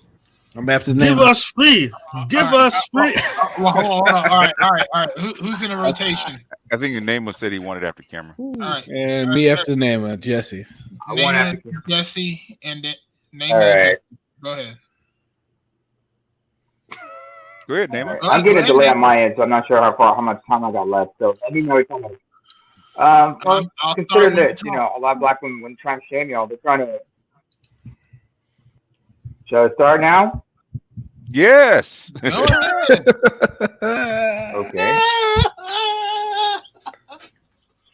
I think I'm getting the land my end, okay? Well, start talking. Start talking, man. Anyway, I'm trying to talk. Sorry. Anyway, oh man, I forgot my train of thought. Fuck it. Jesse, go ahead. Man, I'll come back you later. remind me of my grandma's obviously handy. You remind me of my grandma. Oh man, you killing me, man. You got me over here dying. You're killing us, Smalls. You're killing us. Shit, you know, I stay ready to go. Oh shit. Yeah, they can be ready to pull out. But I'm ready. I'm good. Yeah, Free Will been saying this shit for like the last hour, man. That shit, the fat black mothers socialize you niggas to like that shit, man. That's what it is. Yeah. Who has control of the children, right? In the matriarchy. Yeah. That's what it is at the end of the day. Come on, Edward. Come on, calm down, Negro. Yeah. Okay, you hold up. Go ahead. Pause my shit. What's wrong with y'all tonight? Oh, really? Because Art throwing y'all off. Because Art was about to say something. I'm like, leave okay, it to go light ahead. skin. Leave it to light skin niggas to try to add some extra. I thought you were finished. But Well, go ahead. Go ahead. Y'all want to talk, but you're not ready to talk. Shit. You know. I know, Edward. You stay ready. Go ahead. Hurricane. But as I But as I said before, man, that shit is evil. And I fucked up Bernard because I told Bernard on this panel, I said, yo, he was talking about something about, because we were talking about the bitch that was kissing her son, did the photo shoot. And I said, I really don't want to go this route because you're not ready to go where I might go. It's going to Patreon. Come on, man. I was like, all right. So you do realize how these chicks how they're socialized to check their boys, right? Because he got sons. And I said they check their ears, they check their phallus, and they check their hair. And Bernard was denying it at first, but then he thought about it. You could literally see the change in his face where he was literally remembering a conversation that his mother and his the mother of his children had and his mom had, and he was like, motherfucker. I said, yeah, man, this shit goes fucking deep. So again, and they need you to stay too. They need to socialize your ass not to leave. Because again, the shit that these bitches do, that shit has to be subsidized. If you don't this is the last thing I was gonna say real quick. Cameron, we make your job easier, and you know that already, because the more niggas leave, the more she gonna be scared your ass is gonna leave. Bro, hold on for a second. Jesse, are you done? Yeah, go ahead. Okay. I just want to be fair. The buttermilk is thickened. Okay. I just want to be fair. All right. Along with the Jello. Am I able to respond? I don't want no smoke. No, you're not getting no smoke because you ain't said nothing stupid yet. But go ahead. You ain't let me talk long enough. But all right. You got a minute, nigga. Like everybody else. All right. But the point that I want to make is, it's more or less like being around this space, being around you guys and listening and consuming your material has low-key made me the default patriarchal figure in my first family and my married family. And while I'm not sitting here, you said what? I said radicalized. Keep going.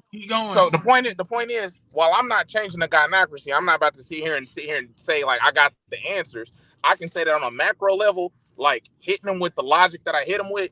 I'm able to at least say like, hey, look, young man, you need to do this. Young woman, you need to do this. And then like producing the results that I'm able to, because like, BGS and people around here know like I do software, so like, money ain't an issue. There's a certain level of slow. Did we lose you? The gynocracy got him. Damn. Man. Yeah, nigga, but Cameron is a Cameron. And it go ahead. Somebody respect. Go ahead. Let him finish up. You got Let me go in after. I'll give you 30 seconds. Go ahead. Finish up. The point that I'm getting at is, it's like, wow, this isn't sometimes an organized effort. Every voice matters. Because it's like, for me, I've been with y'all since like 2012. And I'm just now, as the last 2 years, hearing shit that y'all talk about on a daily at barbecues, at work. And I'm talking about I work in government places, and niggas is talking about this. White people too, not just niggas. And it's having an effect. So that's why I'm saying, like, there's going to be a change. In the Black community, it's happening a lot faster. The fact that I'm looked at I'm going to get the big piece of chicken, and when I die, my picture's going to be above my fucking seat. That's what's going to happen. Okay, so I'm glad you said that, because you are proof in what I believe in, and that is that the Black manosphere is radicalizing niggas out here in these streets, and I love it. I respect it. I'm happy to see that happen. You're an example of why you have people in education systems in the U.S. that's sending out warning little boys to watch out for manosphere talking points. Did y'all see that article? Was that in the U.S. or was that in the UK? I think either make your statement or you're going to ask a question. Yeah, but yeah, go. That's fine. So yeah, you actually have the feminist teachers and all that stuff actually looking out for these type of ideologies, and I don't think radicalization is a bad thing. I just think it is what it is. It's a different mindset that we bring in the Black manosphere, and I'm happy to see more guys catching on to it and adopting those mindsets. All right, Edward, go ahead. Well, like I said, shout out to Andrew Tate. He's on Rumble now, so he had like an hour. So he's talking his shit like normal. And that, I went to that site. It's like, oh man, it's a whole bunch of conservatives over here, a bunch of crazy ones. But whatever. I went over there. I followed them, and they were basically him and his brother were talking like they were talking, and you're gonna start to see that 2023 is gonna be interesting because the truth is these websites can't do shit outside they platforms. So if you got people that's really fucking with them, so when BGS talked about escape velocity, once it hits to the point where even these platforms can't shut it down, and it's already like that, and then you have these second tier platforms that are actually they need to try to come up with like ways to generate traffic, and they see, okay, we'll be the alternative of this. That's going to be a real problem. Because that's when shit might really change because people are very much tired of this. And the more we push these motherfuckers, the more they expose their hand with trying to stomp the shit out. So, yeah. The issue that's going on right now is that they can't hide this shit anymore. They can't hide the fucking female narrative that females are nice and made of sugar and spice and puppy dog tails and all this other bullshit. Because like I said, social media is women's biggest downfall. Even the shit that's happening with Andrew Tate, a lot of guys gravitated towards Andrew Tate, and just in general, and them shutting down Andrew Tate, or his talking points off these platforms are letting guys know that this is some bullshit because they can see the misandrous acts of women on these platforms and they're not being taken down. But let a man speak his fucking mind, and they'll take you down. They'll talk about you. Let's talk about I said about Kevin Samuels. A lot of guys gravitated towards Kevin Samuels, but yet they took notice about all these women danced on his fucking grave. It's their biggest fucking mistake. Hey, let me tap in after that. Go ahead. I'm always big when the whole Kevin Samuels things pop up. I'm real big on that just because when he first came into the space, I was not doing what I was doing now, and a lot of shit that he said put me on game. And so yes, he was a dating coach, but like when he was talking to guys for like his first 3 years, he gave so much game that's behind paywalls now that people can't see. So it's hard to be like, watch this video where he tells you how to go into business and do this and do that. And my blood kind of boils. So that's why I hate when Kevin Samuels come up because they only see the average at best past that. But like Kevin Samuels, and I always say this when I get on the panel, he is the reason I did the work, I did the hustle, but he's the reason I make 6 figures now because he made a video where he was like, if you want to raise, go to your boss, and if that boss says no, you a bitch if you don't quit. And you know what? That hit me in my heart. And I know several guys who had the same feeling and did the same thing. So like Kevin Samuels, I don't care about his background. I don't care what he was talking about. He single-handedly brought niggas up, taught niggas how to do things, and put niggas in places. And I'm dealing with those people. All right. Who's Okay, next? I just wanted. Yeah, me. I just wanted to say with Andrew Tate, I find it funny that the guy is actually just talking about normal stuff that we talking this space was talking about for years, and he wasn't even had a active platform or something. It was just a podcast and something, and he's get banned on everything. I think to myself, interesting. So when he's talking about things that are basically some of these things are a little bit over the line, but most of it is actually just facts or truth. He gets banned everywhere. But let the one of those white motherfuckers say hang niggas on trees. Nothing will happen. It shows that they're scared. That's what that shows me. That they're scared. At least the advertisers are worried, and then they're trying to have a reaction that's going to have a concussive effect. But I think they miscalculated. They miscalculated how much. Like for instance, because think about it, he was on Fox News, saying it, and then you have like when I listen to some of the people that talk shit about him, I'm not even talking about in our space. I'm talking about white boys. These dudes are the very losers. I mean, they're the very losers these women talk about. And it's kind of like you're talking this shit, or he's crying, he's doing this, or you're doing all these views, lying and all of this shit. I mean, that energy has to go somewhere. So at the end of the day, they can't do nothing no more because if he's on that website Bumble or Rumble, it's like he can say what he wants to say, and what are you gonna do? You just gonna because y'all can't shut down everybody putting videos up with him because I've seen recent videos of him. You can't just shut it down because it's too much. It's too much focus y'all will have to keep on putting, and it's too obvious. Well, Yeah, another thing too is I think he has a brother. hold on. Let BGS go, and then you, Jesse, and then we're gonna put Stefan in. Okay. Let me get in Basically, after Stefan, please. basically, this place is like a tar baby. Okay. In other words, uh, they don't know them kicking up all this fuss about passport bros and going other places like that. You're just gonna blow them up Yeah. because normally you talk about passport bros, you might do it a day, maybe two, and then it'd be gone. Okay. This has been damn near a month. Okay. And all you doing is blowing his channel up and blowing all the other passport bros channels up. So they're loving it. So I told him, hey, basically, make hay while the sun shines, man. Ride it till the wheels fall off because they putting the spotlight on you. All it's going to do is actually bring attention to you. So that I'm sure they're loving it right now. So it's not a bad thing. So, but they keep making the same mistake over and over and over again, right? You banish Andrew Tate, just making him bigger. Now he's a media star. Yeah. Austin has done 2 videos in a row over 1,000 live viewers. Yep. All right. Yeah. Jesse and then Stefan, and then Yeah. and then Cameron after Stefan. Yeah, absolutely. So something that's interesting. I didn't know that Andrew Tate has a brother that's also like social media famous or whatever. He's a influencer as well. So it'll be interesting to see what happens.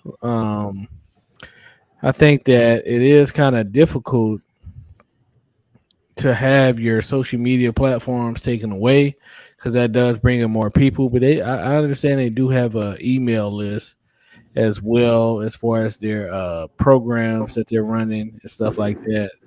Now, as far as his brother, I did a little research this week, and it's interesting to find out that they're working with cam girls, and so they're pretty much.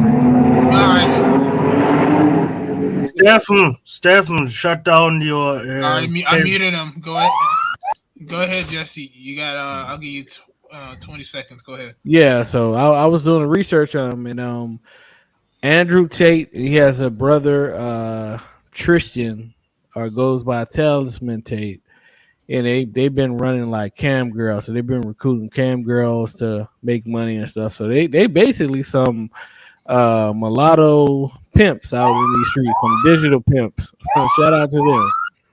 All right, Stefan, go ahead and say something. Unmute yourself. Okay. How y'all doing, fellas? Can y'all hear me? We can hear you. Go ahead and say what you got to say. Oh, okay. Well, my question was for Art of Immoral War, Art of Immoral, and BGS. Yeah, I just wanted. I mean, I got nothing against the passport bros or the SYSBM. All right. Before you ask the question, is this going to be something that's deviating from the topic or no? Oh, I thought this was an open panel. I understand, but we're on a certain topic. Okay, we'll get you in. My fault. Excuse me. Hold on. We'll get you in. We'll get you in after camera after he has to say. Okay. No problem. Okay. We don't want to change topics just quite yet. I apologize for that. Okay, go ahead, Cameron. No, I'm actually about to wrap up. I got to go in home and deal with my family and all that. But my last point is, I really want everybody to keep the pressure that they got going on. I'm gonna throw some money in the cash app after I bounce out, to keep the energy going. But like this stuff is really changing lives, and I'm saying this as a person on the ground. Like behind the wall, I get more detail and I'll tell more information. But like I deal with a lot of multicultural people. They're using our talking points. I deal with it's very crazy when I'm at a Walmart and I hear things that I've heard specifically from a BGS Itmore video or other brothers' videos, speaking on Passport Bros and speaking on this topic, being iterated. So what I want is just to keep the foot on the gas. People that can donate money. Like I said, I'm gonna put my money where my mouth is. I'm gonna bounce out. I'm gonna keep listening, stay up, and don't let up because y'all helping us out. Like even though we not in that game, y'all still helping us out. So thank you. All right, appreciate you. All right, Ray June, appreciate you for the cash app. All right, so Stefan, what is your talking point right now? Yeah, I didn't necessarily have a talking point. I just had a specific question for Art of Idmore and BGS Idmore. I just wanted to know. I did ask BGS did answer my question Mm-hmm. in the chat.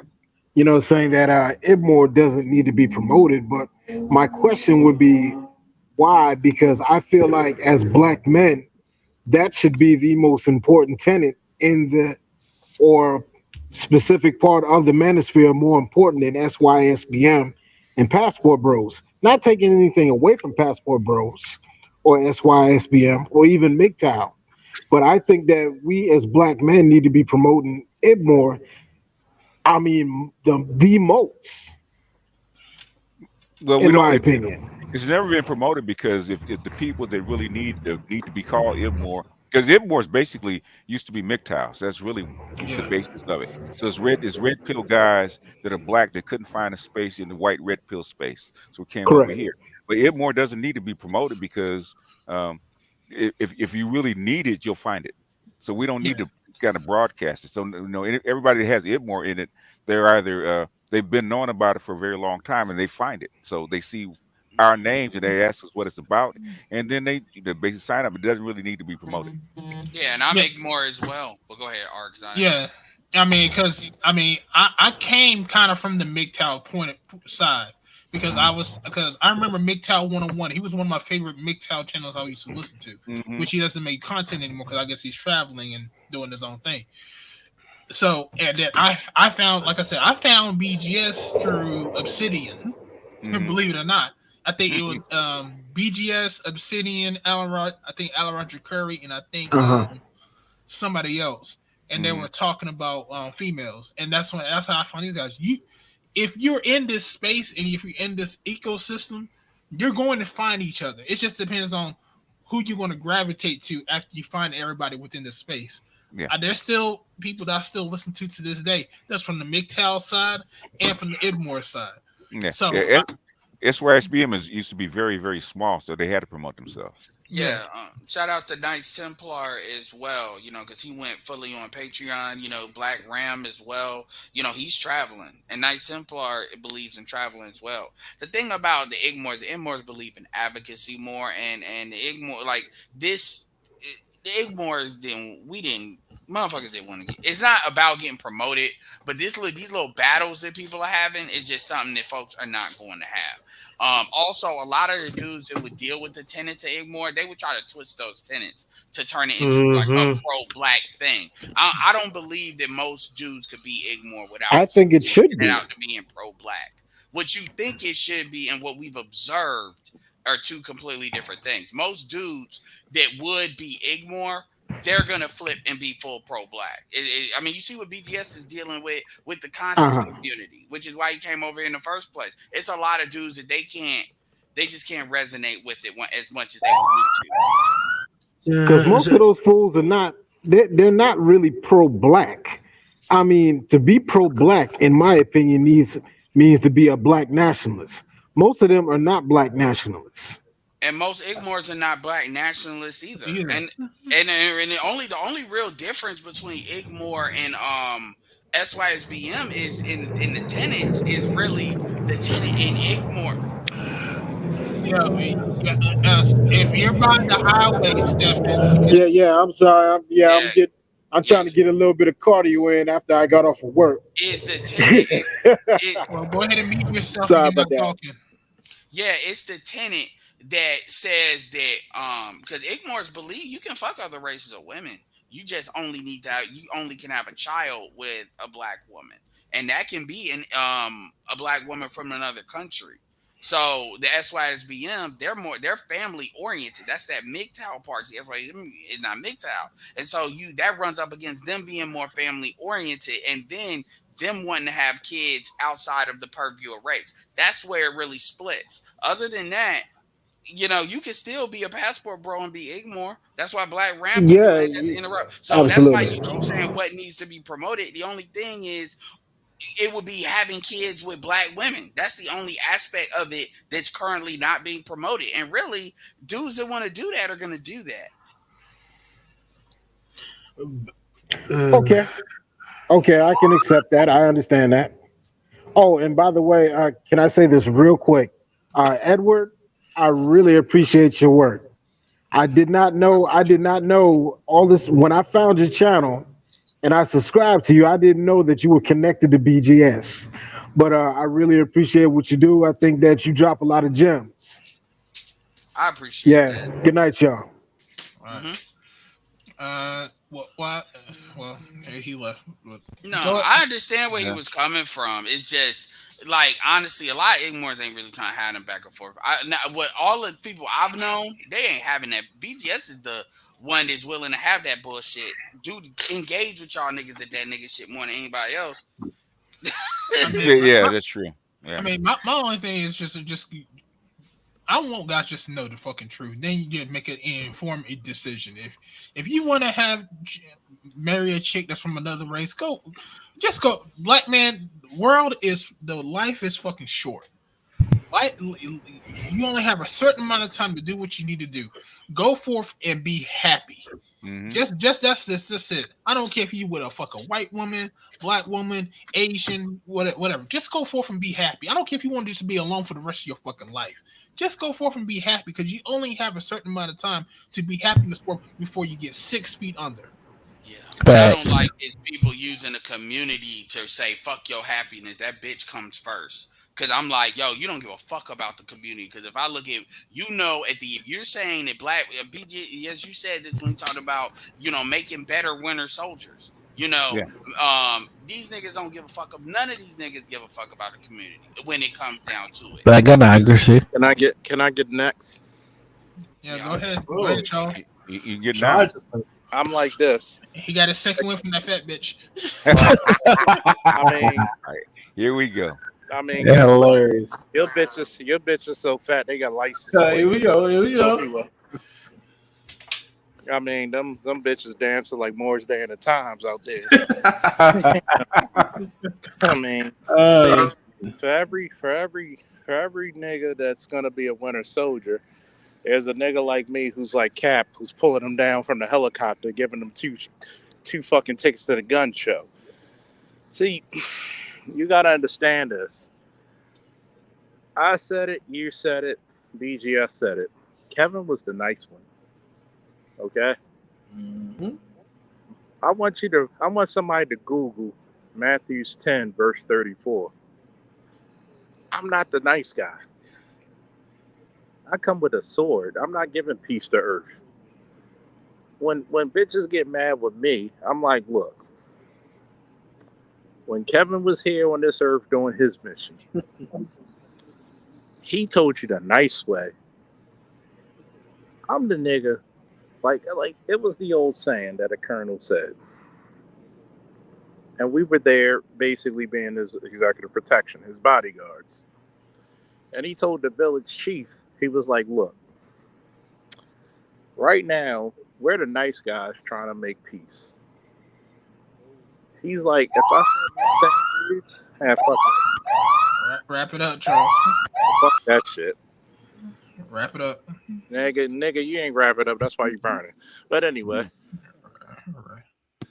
he told these people, he was like, yo, if I'm the nice guy who's trying to give you, infrastructure, jobs. But if he said, you see these guys who are with me, if I send them 2-3 o'clock in the morning, they're not the nice guys. These are the guys who are not trying to negotiate. They're not trying to bargain. They got a mission and they're going to carry it out to the best of their goddamn ability with ruthless aggression. Right now, the manosphere is on ruthless aggression. Fuck your feelings. All right, who's next? BGS, you next? No, go ahead. No. Who's next? Nobody?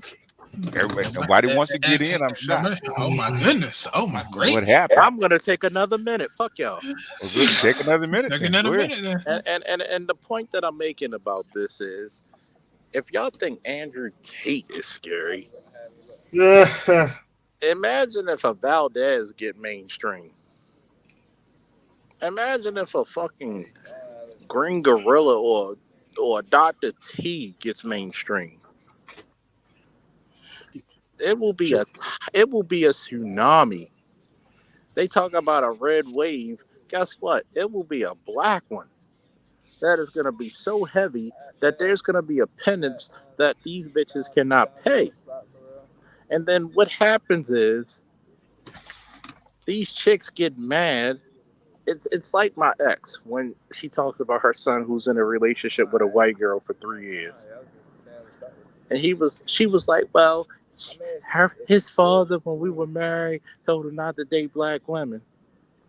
I said, your son's smart. He's not going to go by anybody else's. Fuck you.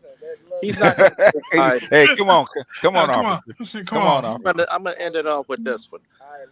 He's not coming in there listening to somebody else's opinion about women.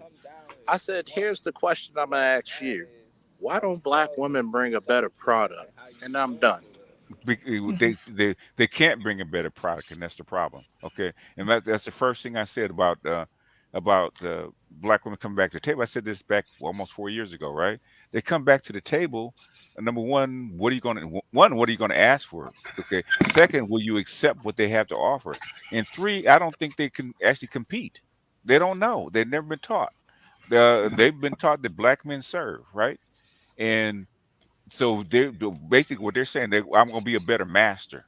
Okay, I won't ask for as much. Okay, I'll allow you to take off on Sundays and maybe Saturday evenings instead of you slaving to. Yeah, so they're taking some stuff back off the table that you don't have to do anymore for them, right? But at the end of the day, basically, it said, well, Becky and Mei Ling over here is willing to serve me. Why should I take what you have to offer?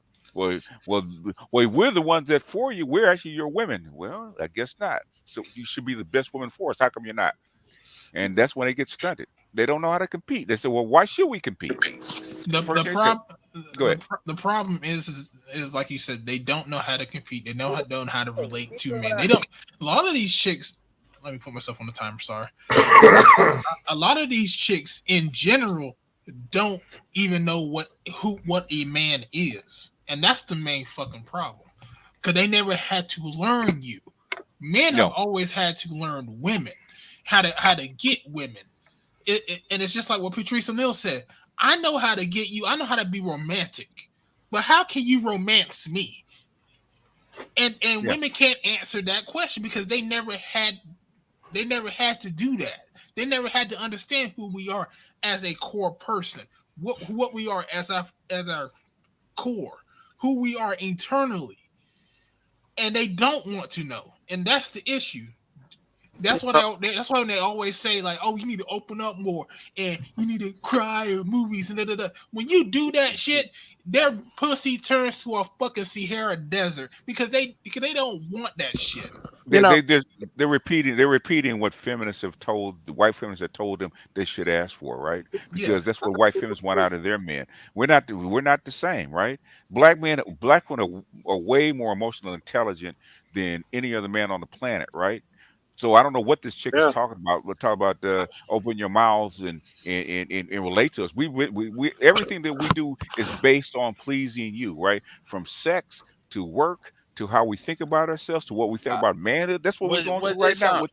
That's what we're going through right now with this goddamn passport bros, because your fucking manhood is based on what that bitch thinks about you. Why should we compete for these goddamn bitches for in the first place? That's what they don't say. I'm gonna let the Padawan talk about when he went to a party with his chick, and he's gonna tell you what he went through of why women need men. Go ahead, Padawan. Go ahead and tell him what happened. Y'all can hear me? We got you. Sir. All right, cool. So I went to this party. It was called Project X for real, and it was on Fayette.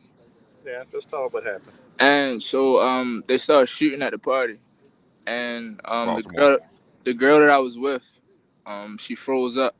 Mm-hmm. So I had to basically grab her and my friend and get them out of the party safely. And she Yeah, well, told me afterwards she saw what I was talking about Good when I job. yeah, thank you. Yeah.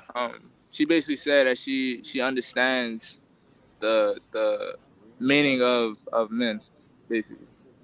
the meaning of protection from a man. Yeah, Yeah. it Yes, just sir. it just took some bullets flying over her ass. It always takes bullets. Yeah, it always That's how takes something. that's how them dope dealer women get their come to Jesus moments when they see bullets flying. Yeah, Also known, somebody talked about that with Kerosene. And What's think that? about With it's kerosene. so What's That she the was first one? shocking. fucking with And street how dudes until that Oh happened. yeah, and how when old she's are going you, to by the college. way? I'm 19. And this is the and by the way, if Classic Ruby's listening, this is the motherfucker who just got through the state because he's through my organization. Hmm.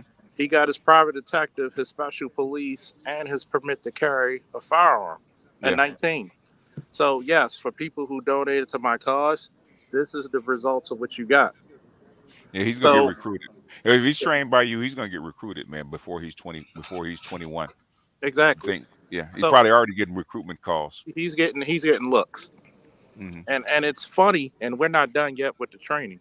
Hmm. And it's funny because when I hear this fucking constant thing about why do we need men, I had to tell a transgender man, former who I went to high school with, why does she need men? Because men are the I said, first of all, when you stop faking like one, I'm gonna tell you what a real one talks about. First of all, we're the problem solvers, we're the Yeah, bro. protectors, That's what's we're up, the man. Go ahead, man. provisionists. Shit, I'll talk to you later, man. Go ahead and get you some for that, man. Yo, Woo! Who's And that? see, this is the reason why who's that? you don't let a bitch undermine your masculinity. Because without your masculinity, like that chick at the party who's at college, she would have been dead. Not dead to rights, but dead. Ceased to exist in the mortal plane. And it took, like you said, it took something like that for her to understand how vulnerable she is in this fucking world. But yet, you're going to forsake the most egalitarian man who's ever been on the face of the earth. That tells you how much of a horrible woman you are. All right. I They're not. want to I want to I jump Go want. ahead. in here to answer that question. Yeah, I need to answer this because he asked me this question. Okay. He said, Artisan C says, so do you think these women's reaction is to stop the next Cameron Samuels rising?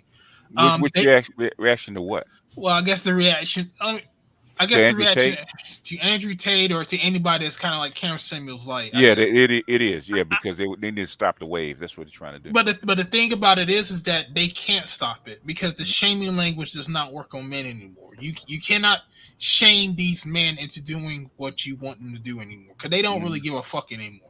They really don't. These don't give a fuck about what these women are saying. Facts. They don't give a fuck about anything these chicks are saying online because they see the hypocritical nature of female to this day. That's But what's they you know, I told Kevin this before he blew up, right? They won't see you coming because they think that the black manosphere is a joke. Okay, well, until he popped up and he got his toe in, his foot in, said, "Oh shit, what did we just do?" and to be perfectly honest with you, they haven't touched anything about Kevin because Kevin still has a channel up. His channel's still going up and he's still getting subscribers to this day. He is still on TikTok and all that on all these platforms till this day. Taking Kevin's channels down will not do any good. Will make it even spread faster. Because everybody's got clips now. Everybody's got clips. Listen, there's multiple channels that I noticed in the last couple of weeks that are reposting. Their channels is basically based upon reposting Kevin's content, like Twitter, and YouTube. That's crazy. They're generating views and subscribers. One at a time, guys.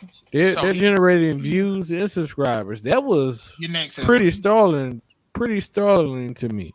Like, this dude's been passed away for several months, and you have like channels, people actually building channels based around his content, like small clips of his content. That's wild. Yeah, he's been trending on Twitter. I'm gonna keep it real. One good idea would be to build a motivational channel behind some of the stuff Kevin said to highlight some of his other stuff and not, the shit just with women. Like a lot of people are doing different stuff and like I said, him trending on Twitter in the entertainment section is crazy because he's done that a couple of times now recently. Now, as far as Andrew Tate, you know, Rumble is for like Andrew Tate will help that website.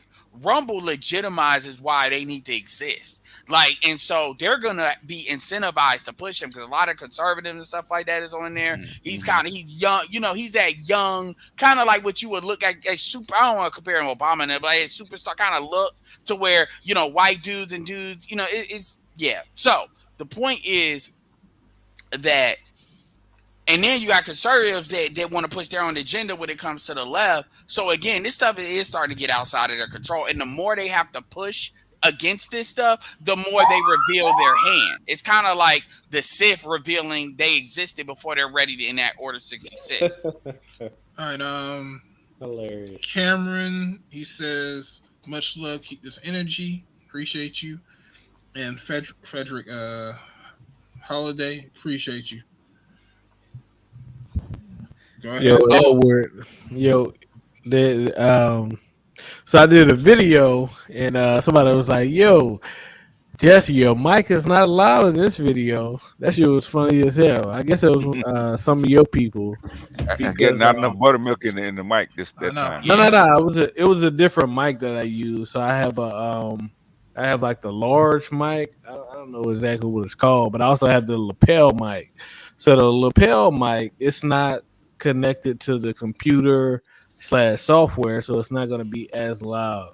You know what I'm saying? But the large mic is connected to this software that I have, which right now I have the system input volume set to 30 out of 100. So I may have to drop it down a little bit. Because I've seen some people in the chat saying that, you know, my mic was kind of hot, so I put it down to 13. You know who else didn't cancel Andrew Tate yet? Twitch. So again, well, he wasn't on Twitch, but he showed up on Twitch to talk to a lot of people. A lot of second tier. Like, got to remember, you're starting. A lot of the technology is easier to do.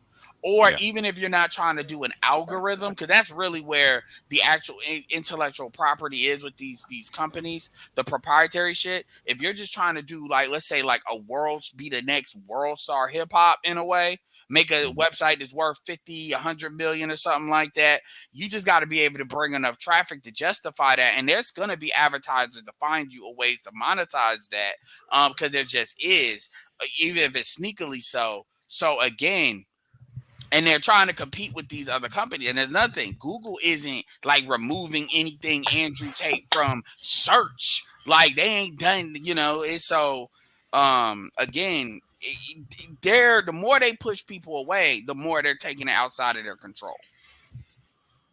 They just are. And that's gonna bite them in the ass, because it's only waking more people up. Like I said, that Tar Baby shit. And honestly, I'm gonna keep it real. This shit just got started. Like, I think 2023 is going. I think it just got started. Like I said, Austin only has like 16,000 subs, and he's got like 1,000 folks. And it ain't just him. Other folks.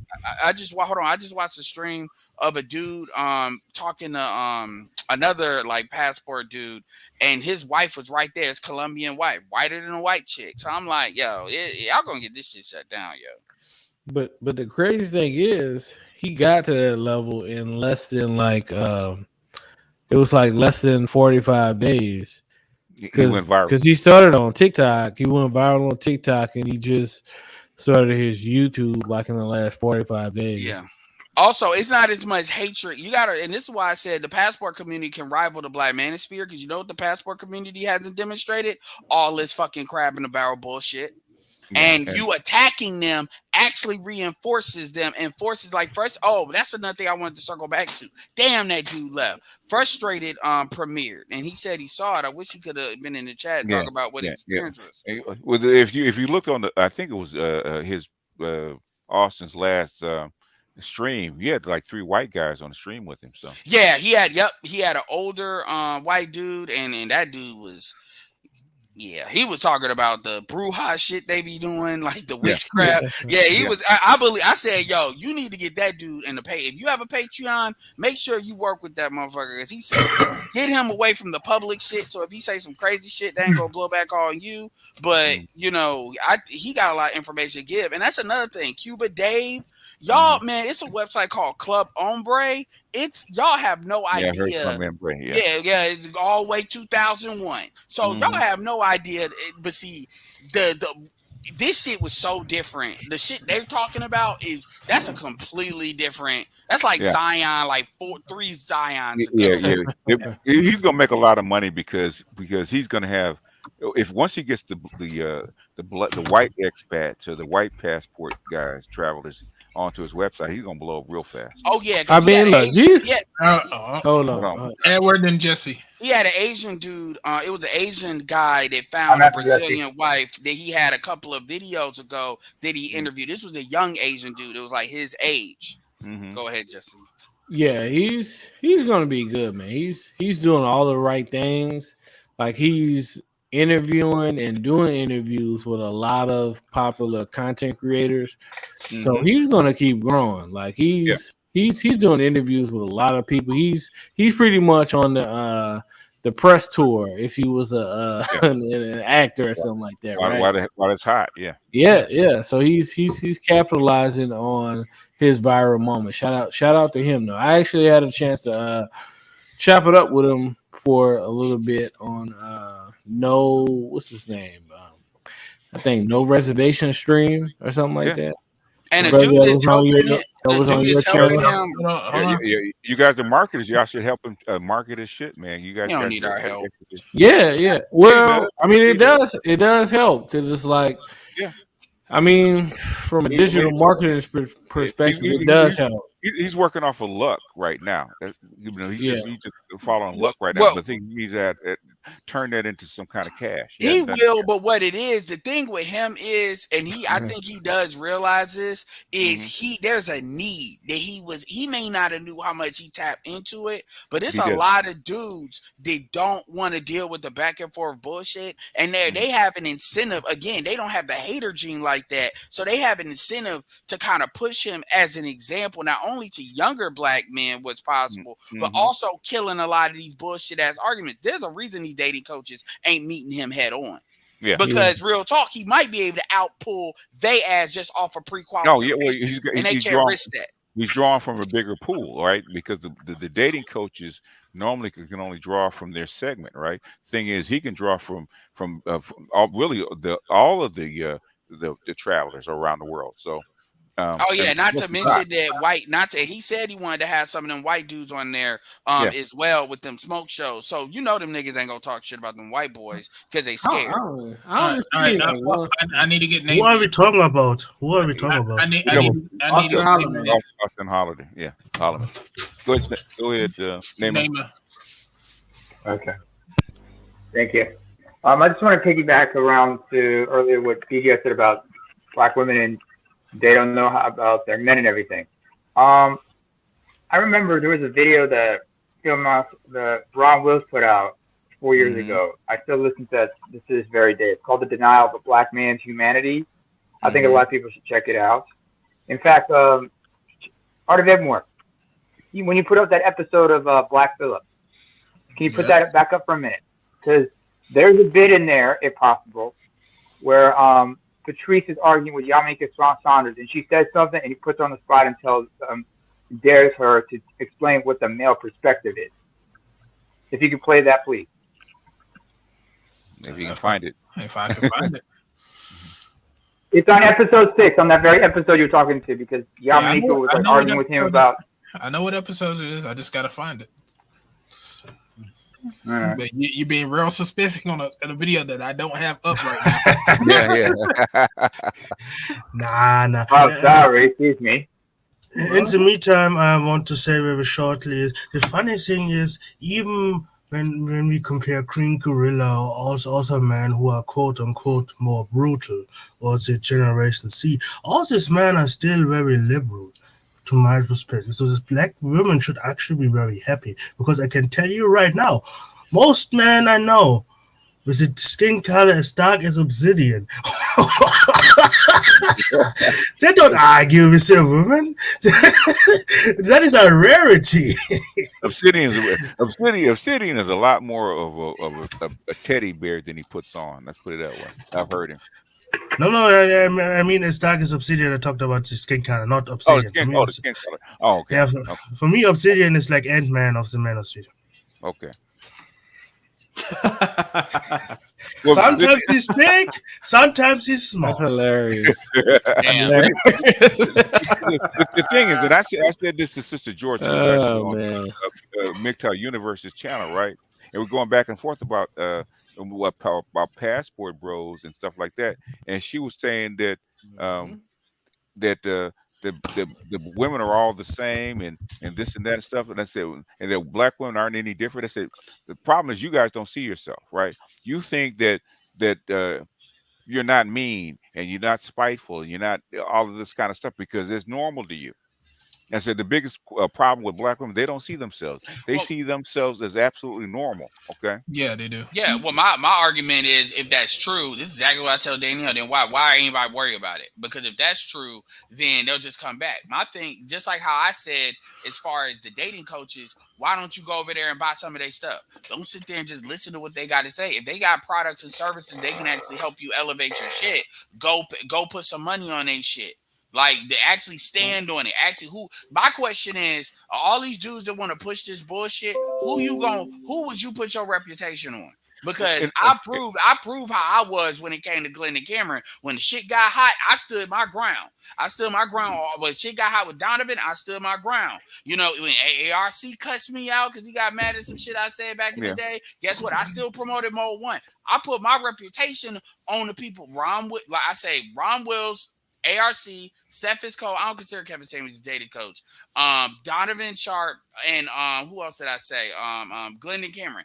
None of these niggas will actually put their reputation on. They won't put their reputation on Lucario. They won't put their reputation on Steve Dedeen.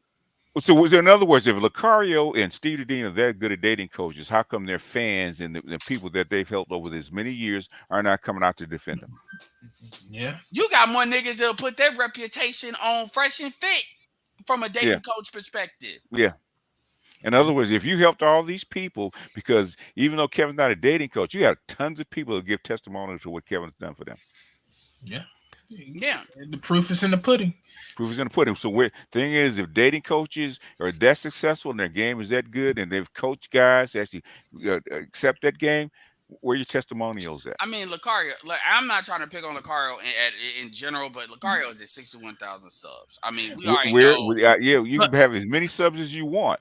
Where's your testimonials where guys would come out and say, Lucario helped me do A, B, and C? Where's your testimonials at? But do we even consider Lucario in the manosphere though? He put himself in the manosphere. Lucario, hold on. Lucario is Manosphere 1.0. Like he comes. Is he? He comes out of the Tariq Nasheed branch. Tariq Nasheed was somewhat of a dating coach in 2005. But Tariq's doesn't consider himself part of the Manosphere. Well, technically he does not. But if you look at his work, it's Manosphere stuff. What Manosphere stuff is Red Pill, and Red Pill stuff goes beyond the Manosphere. And the thing, this is why I said the way Lucario sees it is he sees the Manosphere as a market to be tapped. Like that's how he sees what we do. Because as far as I'm concerned, like I said, any dating coach, if you want to talk game, if you ain't dating black women, shut the fuck up. If you talking over here. Because the reality is the niggas over here want to date black women. I mean, shit, Kevin did a show talking about dating out. Them niggas about cried. These niggas want black women. So, you might as well come and talk to BGS. You might as well talk to Cousin T-Taw. Again, Ron Wills. These are niggas that date black women, demonstrate they got kids with black women. You got dating coaches, ARC, Even Glendon can date him. He don't want to, but he can get him if he want. He just don't want to do the effort.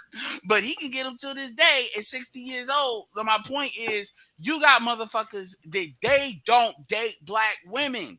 And this is why I don't want to hear that American woman bullshit. Because truth be told, by that definition, Xanatos Clutch dates American women. All your SYSBM people date American women. So that's a false argument. And I'm like, look, I will tolerate that from the females. I will not tolerate only. It's so many false foundations you have to have for them to try to have their shit right. And it's like, dude, y'all don't even date black. Nigga, Steve the Dean once said it was something that happened to a black woman as far as her getting her ass laid out on the pavement. And Steve asked the question, it was on a brother pill, said, was that a black woman that happened to? Donovan was like, yeah. Steve was like, good. At that point, I couldn't listen to brother pill no more. That's the type of nigga Steve is. All right. But all these guys. All right. And because Neyman wanted me to show this, so I'm going to show this real quick. All right. Thank you. Wait a minute. Wait a second. What just happened? This is from. I'm very happy my girl came in because I'm actually very proud of her. But this bitch fights me. Yeah, well, that's all the what time. She's supposed to do. Now she now gets to hear what she's saying. This is not a cat fight thing. I'm just fucking around. She hears the typical in you. You're saying stuff that you're supposed to say. I'm not saying you're not liberal or this or that. I'm saying you're just saying shit that every woman just says and really doesn't have a next level to think past how you feel. I'm saying that. Why? Why? Explain why you think that. Like, if you say it should be 50-50, explain what is your reason why you think it. Why do you think that works? Because if it's 50-50, then you won't have all these little bullshit problems you got. Wait a minute. That's a frivolous answer. What's 50-50? What is 50-50? 50-50 is me giving you 100% of my heart and my soul. You giving me 100% of your heart and your soul without bullshitting me. And we come together and make another 100%, whole. 100% and 100% is 200%. How does that now? I don't know. Okay, ready? No. I still didn't get to tell her how keep she's that thought. falling short. Keep that thought. Wait a minute, but I'm asking you. Okay. What is, for your 50, what is your theory to make it? Patrice, you got to address she says, I give 100% of my soul. You're being semantic. No, it's not semantic. What she's saying is, I will do everything in my power, and you will do everything, which is not 50%. That's not me editing and saying, I'm going to give half of what I give, and you give half. What she's saying is, I should give all.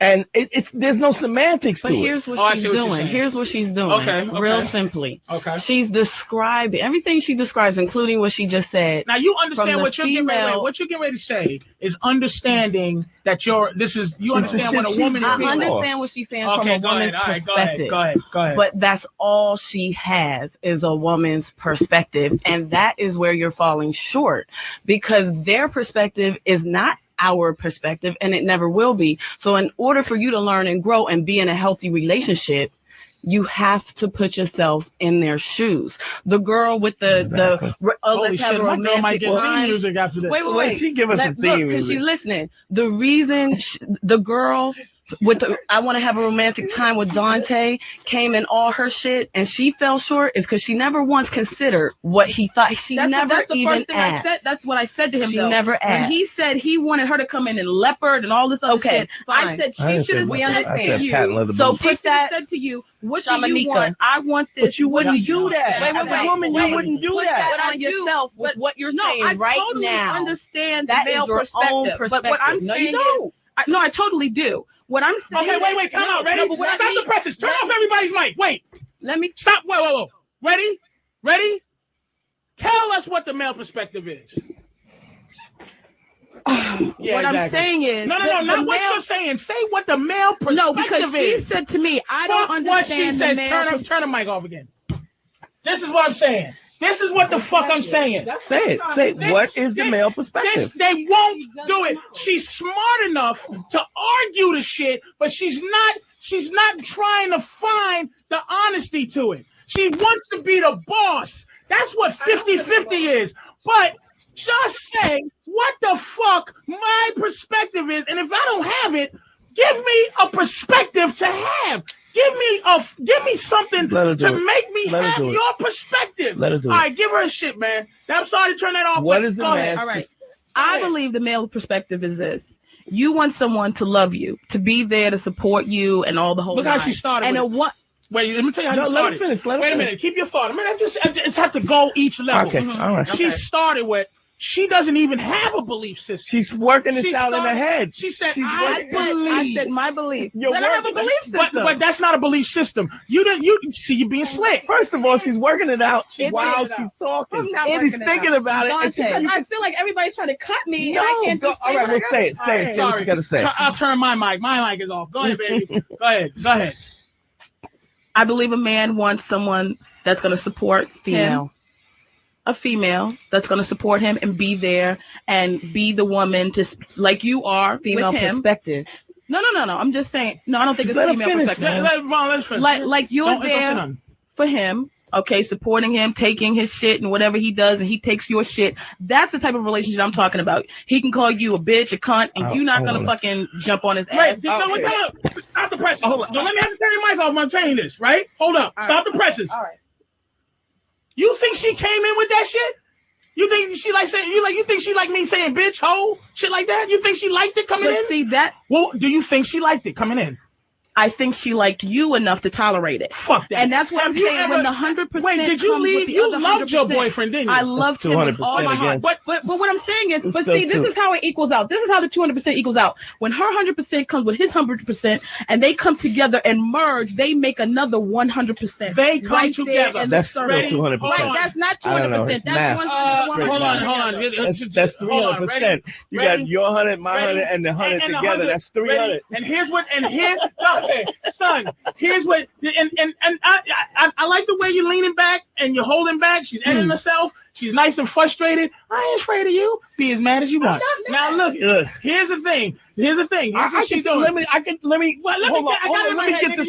You know my mind. But you're gonna get it anyway. Look. Hold on, man. Go ahead. She's saying 100, come in, meld together. This is what I said earlier. 137. Oh, am I with you and you're with me, or are we together? Together. Okay, no, you're not. I'm with you here. You're with me here. Okay? We got to do things to keep us wanting to stay here. You understand what I'm saying? So when I'm with you, your nature is to look at me and go, I'm getting bored with him. I'm getting comfortable. This motherfucker this motherfucker that. My job is to make you constantly want me in your own mind. We're not together because I will leave you or you will leave me. Do you understand what I'm saying to you? So you have to work hard. That's why you're going to love me. The reason that you love me is because you think I'm better than you when you come in. So your journey is to stop thinking that about a guy and to get up to equal. But you really don't want equal. You want better because you hate the fact that you feel that I'm better than you. So you try to fight hard to make this 50-50 thing. So my job is to stay better. You know why I'm better than you? Because you're going to like me first. You understand? I'm charming. I'm good looking. I'm this and that. And this is the thing. Why should I like you? Because I'm charming. You understand what I'm saying? What about you makes me love you? My mind. We ain't together. You with me first. Because I'm better than you. Okay. I'm so glad he said that. Thank you. Thank you very much, Art. So you ain't gonna talk about that all that?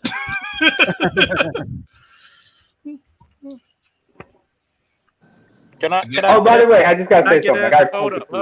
Can I get in? Go ahead. Go ahead. Because I've asked so many chicks for over 2 scores and 40 years ago. Little political humor right there. I said, for all your vaunted, I've been with chicks who got dual masters, single masters. I even dealt with chicks with PhDs. What on God's green earth says that you're smarter than me? The mama. And guess what? Fuck your mama, because your mama's single too. And The see, simps I that's had to trying to say, get with I them. had to break a chick down like a fucking fraction, and we actually had to revert that shit to a decimal point. And I said, you were with a man for 10 years, had a baby by him, and he didn't even fucking marry you.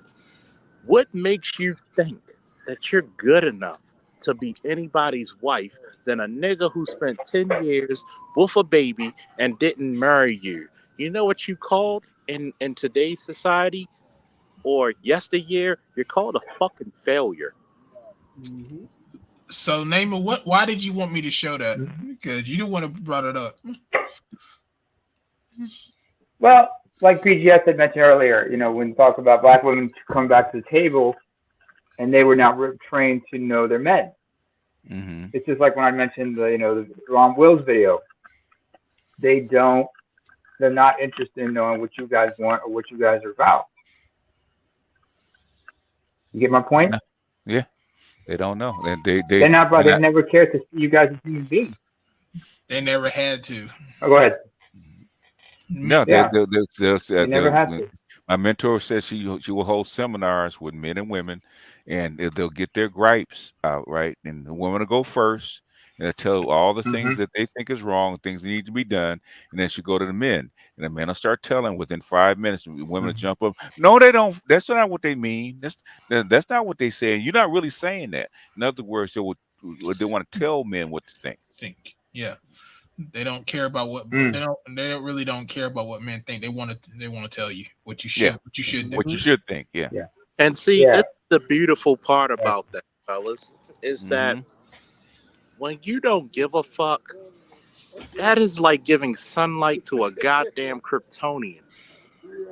When you just come unapologetically to a woman and said, look, like I had with the chick with the bar, oh, you brainwashed, you a nigga. Hi, nigga. Hi, you insufferable whore. Well, she got upset then, huh? And I said, first of all, I'm going to tell you why you're an insufferable whore. One, you're insufferable because of your funky ass attitude. Fuck your education and fuck where you work. Two, you're a whore because you're speaking to a guy, because I noticed what you did. When my ex was sitting there and she got up to meet her friend at the door, you pulled your seat closer to me to speak to me. I didn't break bread to speak to you. You knew what was the best deal in that fucking room going. And guess what? When you got upset when I told you, when you came out your mouth saying black men need to protect, and I said, well, sweetheart, the first rule of protection is obedience. Are you obedient to the rules of protection? And obviously you are not, because guess what? You don't know what my intentions are. You don't know if I'm a nigga who knocks bitches out for fun. But guess what? You thought that you were better than me, and you found out very quickly where you sat in the fucking stain pool. First and foremost, when we're going to do rank and file, you need to realize something. If you really were married, your ass should have been with your husband, not in some bar with your homegirl speaking to men that you don't know. This is the reason why protection eludes you. Because you put yourself in the wilderness with a bunch of wolves when the sheepdog supposedly and allegedly is supposed to be home. You a dumbass. Yeah. I mean, until women get out of their fucking funk and start understanding who men are, they are always going to be at a disadvantage. If they don't want to know who men are, you ain't going to shame these men. It's late for that. Yeah. Late for that. It's a wrap. So like I said, it's not the man that's the problem, it's the women. Because women don't want to understand who men are. And by the way, should have never gave these niggas choice. And by the way, for Patrice O'Neal, can everybody on the panel in the chat give a hashitashi to the great man that known as Patrice O'Neal? Hashitashi. Hashitashi. Hashitashi. Because that by the way, Art. By the way, hold on, Naima. That man was before his time, and I swear to God, one day Patrice O'Neal was going to be shown in colleges, and I'm pretty sure that's going to be very soon. Because if you notice, not one chick in that fucking room with Patrice could even answer him. And have you ever noticed nowadays you could be in a room with the most highly educated women, walk out and leave them baffled? You know why? Because these chicks never had what they really wanted. A man that puts them in their place and not feel sorry for them. Unapologetically, fuck you. Either you with me or you're not. Go somewhere else if you don't want to be.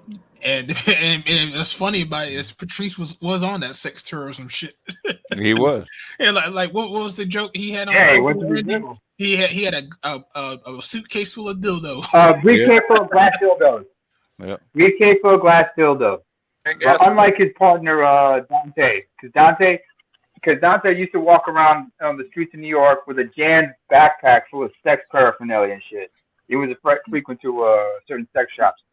But one thing I wanted to add was to elaborate on what Patrice said about he would say this on the show, but he also mentioned this in a few interviews when he talked about the whole concept of he was with her and she was with him. Is that he basically had to sum it like this: she's been with me for 3 years and I've only been here with her for 6 months. That's how it was. Yeah. So you realize who was more committed into the relationship. He had to have status, so of course she was. The thing about it is, and that's just you should check out how they first met, how they got together. He tells the story how they got together. Actually, I know you can hear me, name. Oh, sorry. The thing about it is that's an old school pimp mood. You get her more interested in you than you are in her. Yeah, exactly. That's how you become her leader. She got to. It's called breaking. You have to get her on. She has to prove that she's on your program. Mm-hmm. That's why pimps call it breaking. Yeah. You gonna give me all of your heart, and I'm gonna give you all of my heart. I'm like, bitch, shut the fuck up. Oh yeah. That's female shit. That's female shit.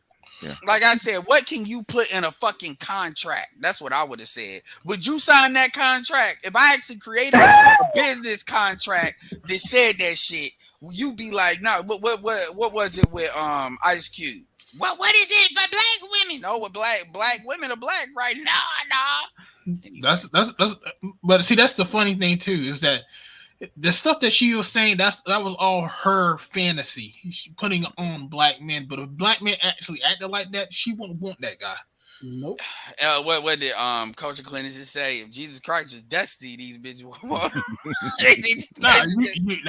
He right. If Jesus Christ was here today, he would be like a 5'6", 5'7", scrawny. Look, and they be looking at him like, nah, that nigga lame.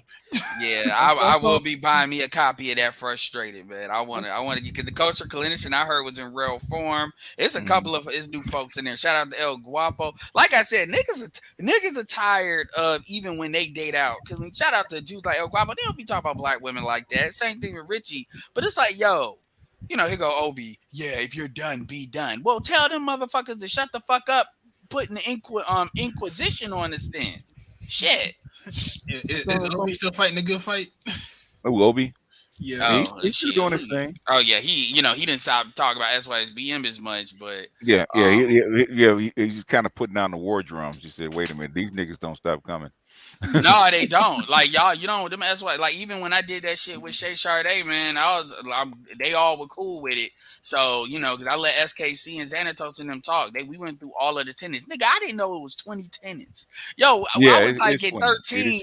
I was at 13 thinking we done. We was like, God damn, like, fuck. Like, it's pretty long. We were discussing every last tenant. I was like, fuck. The SYSD, most of them are semi-nerds anyway, man, so.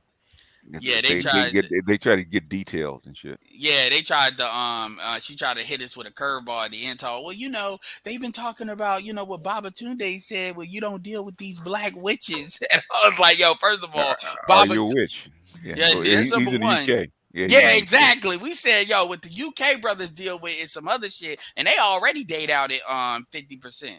So don't try to throw the 9-8 those motherfuckers at us, man. Name of not name of Mel. Did you want to say anything? Oh yeah. Because I might be past that subject. You know, I was talking about with Lucario and Steve the Dean, something like that. Why they don't mention them? We still kind of talking about it. Yeah. Yeah. I mean, one thing I noticed about Lucario, he's kind of a flip flopper a lot.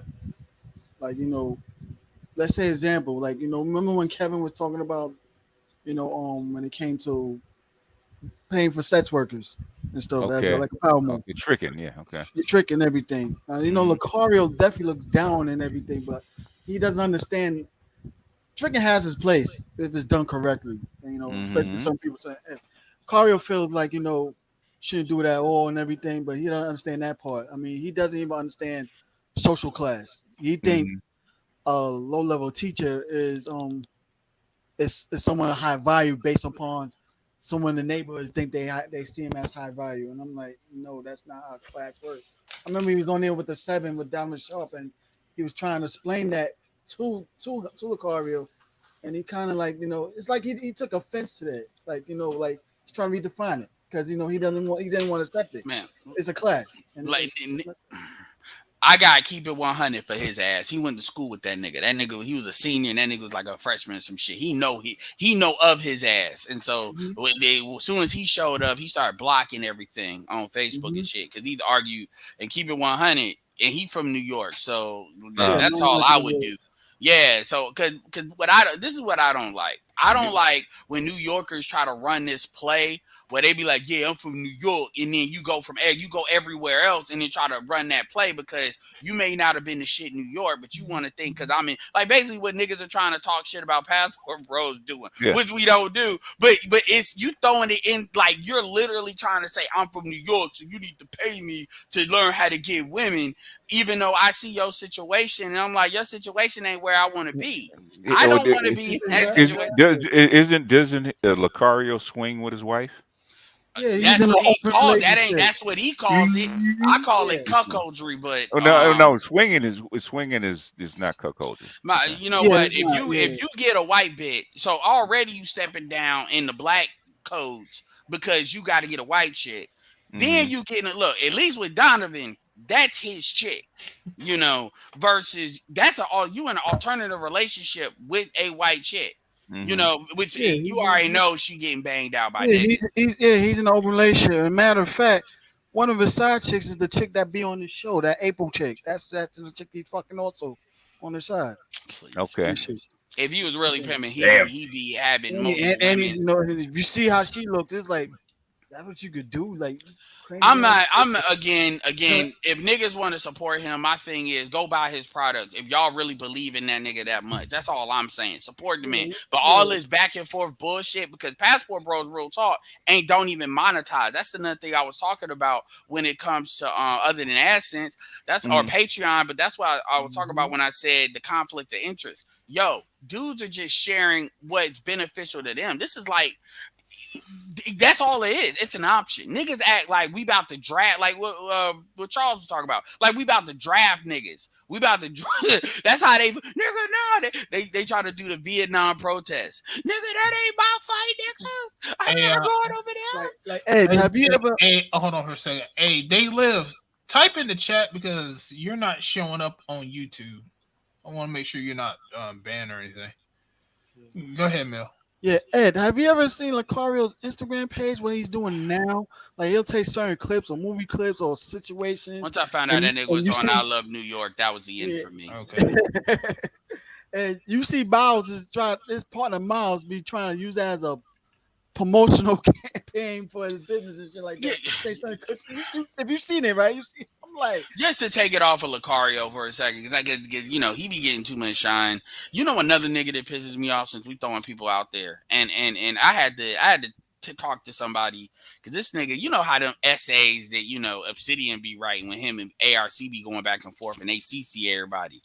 It was a dude that when I say he wrote an essay, I mean he wrote a college paper in the email to Nathan from Beyond the Billions. And he was doing the stream with Courtney. I mean, this nigga, oh my God. If MAGA was in the Wikipedia, this nigga is the picture I would use. You know, man, like, goddamn, this nigga is a MAGA through and through. And he, I mean, for real, if y'all know who he is, but my point is, it's a couple of these niggas. Like, he looks the part, acts the part. This nigga try to say, yo, man, you a good guy. Good guys are bad. Good guy bozos versus, you know, a street cat. You know them niggas, when they use the term street cat, you already know what generation they in. You already know what they on. You know? Okay.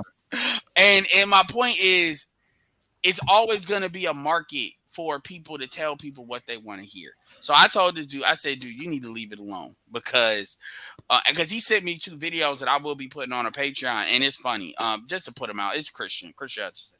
And it was funny because in these videos, he showed like basically Nathan pandering to Courtney, basically talking shit about the manosphere, saying good guys are really bozos, they're the sore losers, blah, blah, blah, blah. Then he had another video of him being on his panel. This is Christian being on Nathan's panel, and they were talking about like how to get, you know, how to help the community, and he was talking about giving a story how he got the dudes that were selling dope around his properties away, how he put cameras, how he ran them off, and then Nathan's like, man, don't do that, man, that's too dangerous, you'll get killed. And it was funny because even some of the street dudes were kind of like, really, because you know Christian has his Asian wife right there, and they actually was getting respect for this story, and they said, yeah, man, they were actually disagreeing with Nathan. Talk, no, man, if we even though some dudes are gonna have to fall on the sword, but man, I got respect for dudes if they gonna do all that for real. We need more of that in the community. It was so funny how when as big as this nigga is, like as far as lifting weights and shit, when it came down to having problems, he did not want those problems,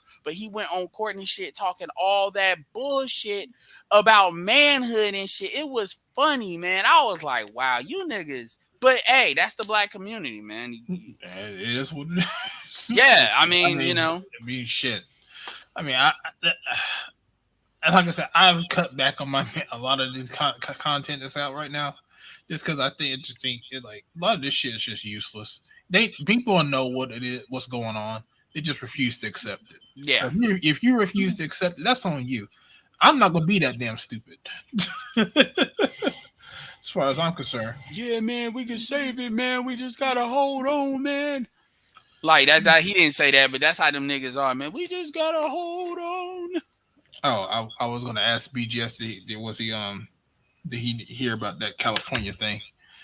I don't know. I know I saw a clip with Andrew Tate on Fresh and Fit where it was a white chick that said, well, you're a white male, and she meant every minute of that, and he had it already ready. He said, guys, show him Google what my father looks like. They show his father is nothing but full nigga. She looked so stupid. She was like Edward. Yeah. Excuse me, Edward. You want to know something about Tate's father? What about the he was a His grandmaster father, in chess?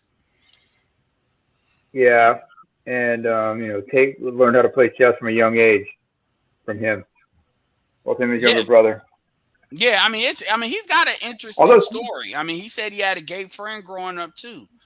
As far he grew up in Luton, which is in Bedfordshire part of England. Yeah, apparently the hood of England or something. At least that's what he said. I know I got this picture. Oh, you want some? Yeah, I had to ask. I just want to add something. You want to know something interesting about that city, Luton? That city was also the place where they founded a far right movement. Luton is home to another individual who's associated with the far right and a far right movement over there. Oh, okay. I mean, yeah. I mean, I'm not the biggest expert on UK. I did want to show this picture real quick because I thought it was funny. Yeah, go ahead. Come on. What the fuck? Come on. We only got a little bit more time left anyway, so because it's about that time. Okay. It's been raining a lot out here, man. Yeah, it was raining when I was coming back from my family. I wanted to talk to BGS though about them gas powered cars being banned in California. Yeah, just dipped. Yeah, his ghosts. Kicked out of the 7. Anyway, I better break out. I'll talk to you guys later.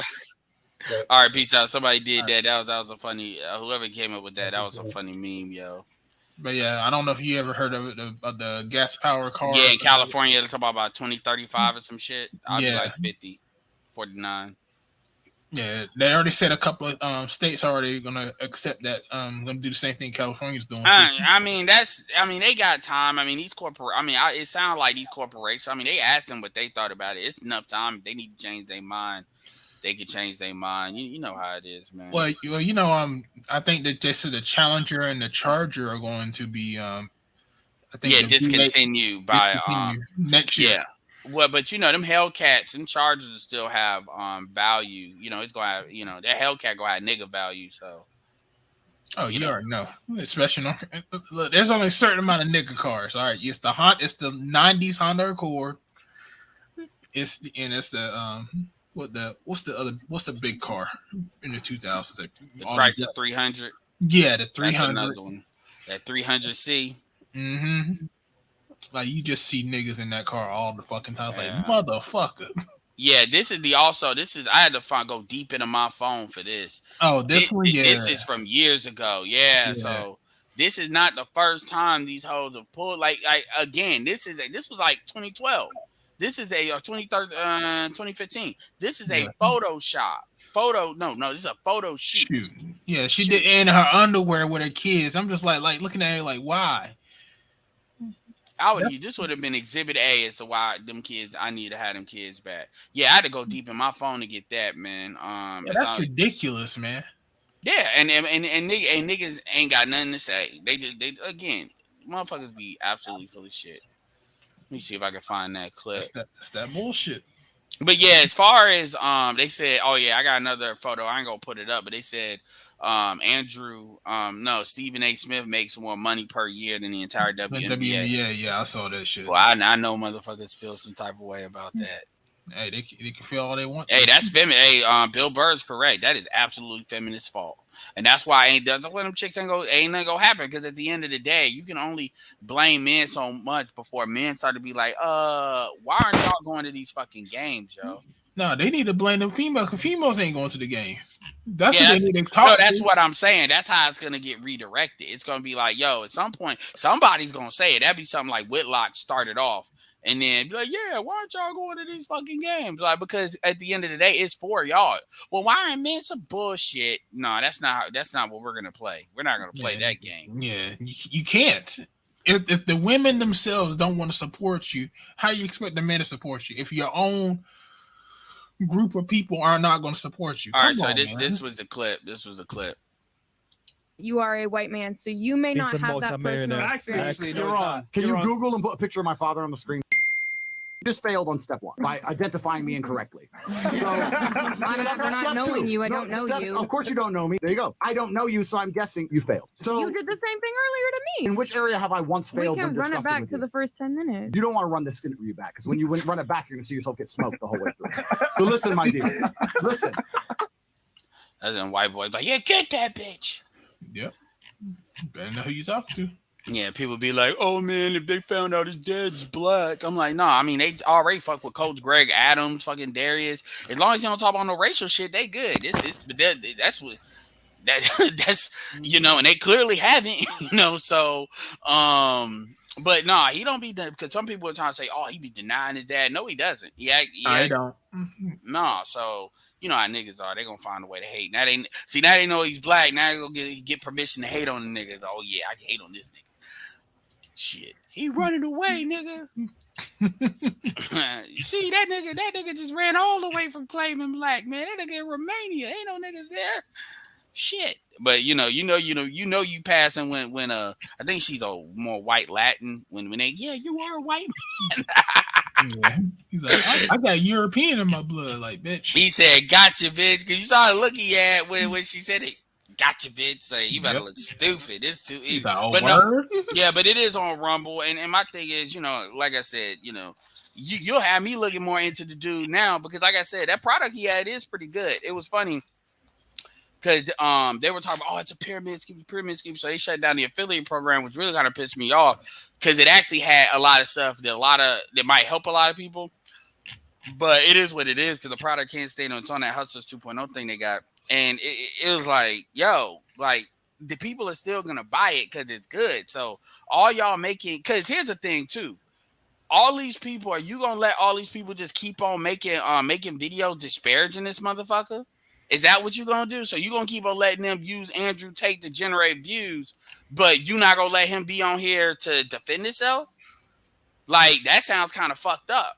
Like, if he's really that bad, I mean, they ain't gonna let motherfuckers talk about Hitler all day, every day. Talk about what he did to the Jews. You know, they gonna, you know.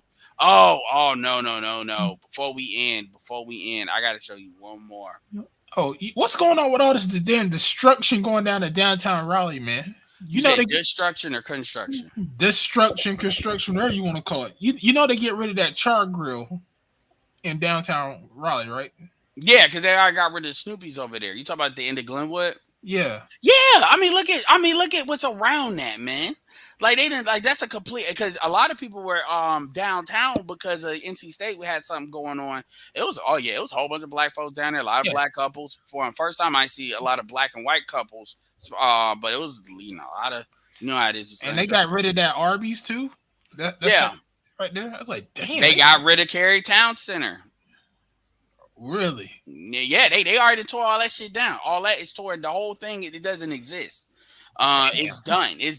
Because especially because they're supposed to expand the Fortnite campus. For those of y'all don't know, Fortnite is based in Cary, North Carolina. Epic Games. Yes, Epic Games. Yeah, so they're gonna expand that, and so yeah, I mean they doing, yeah, man. You know how it is. They trying to get rich folks out here now. They are.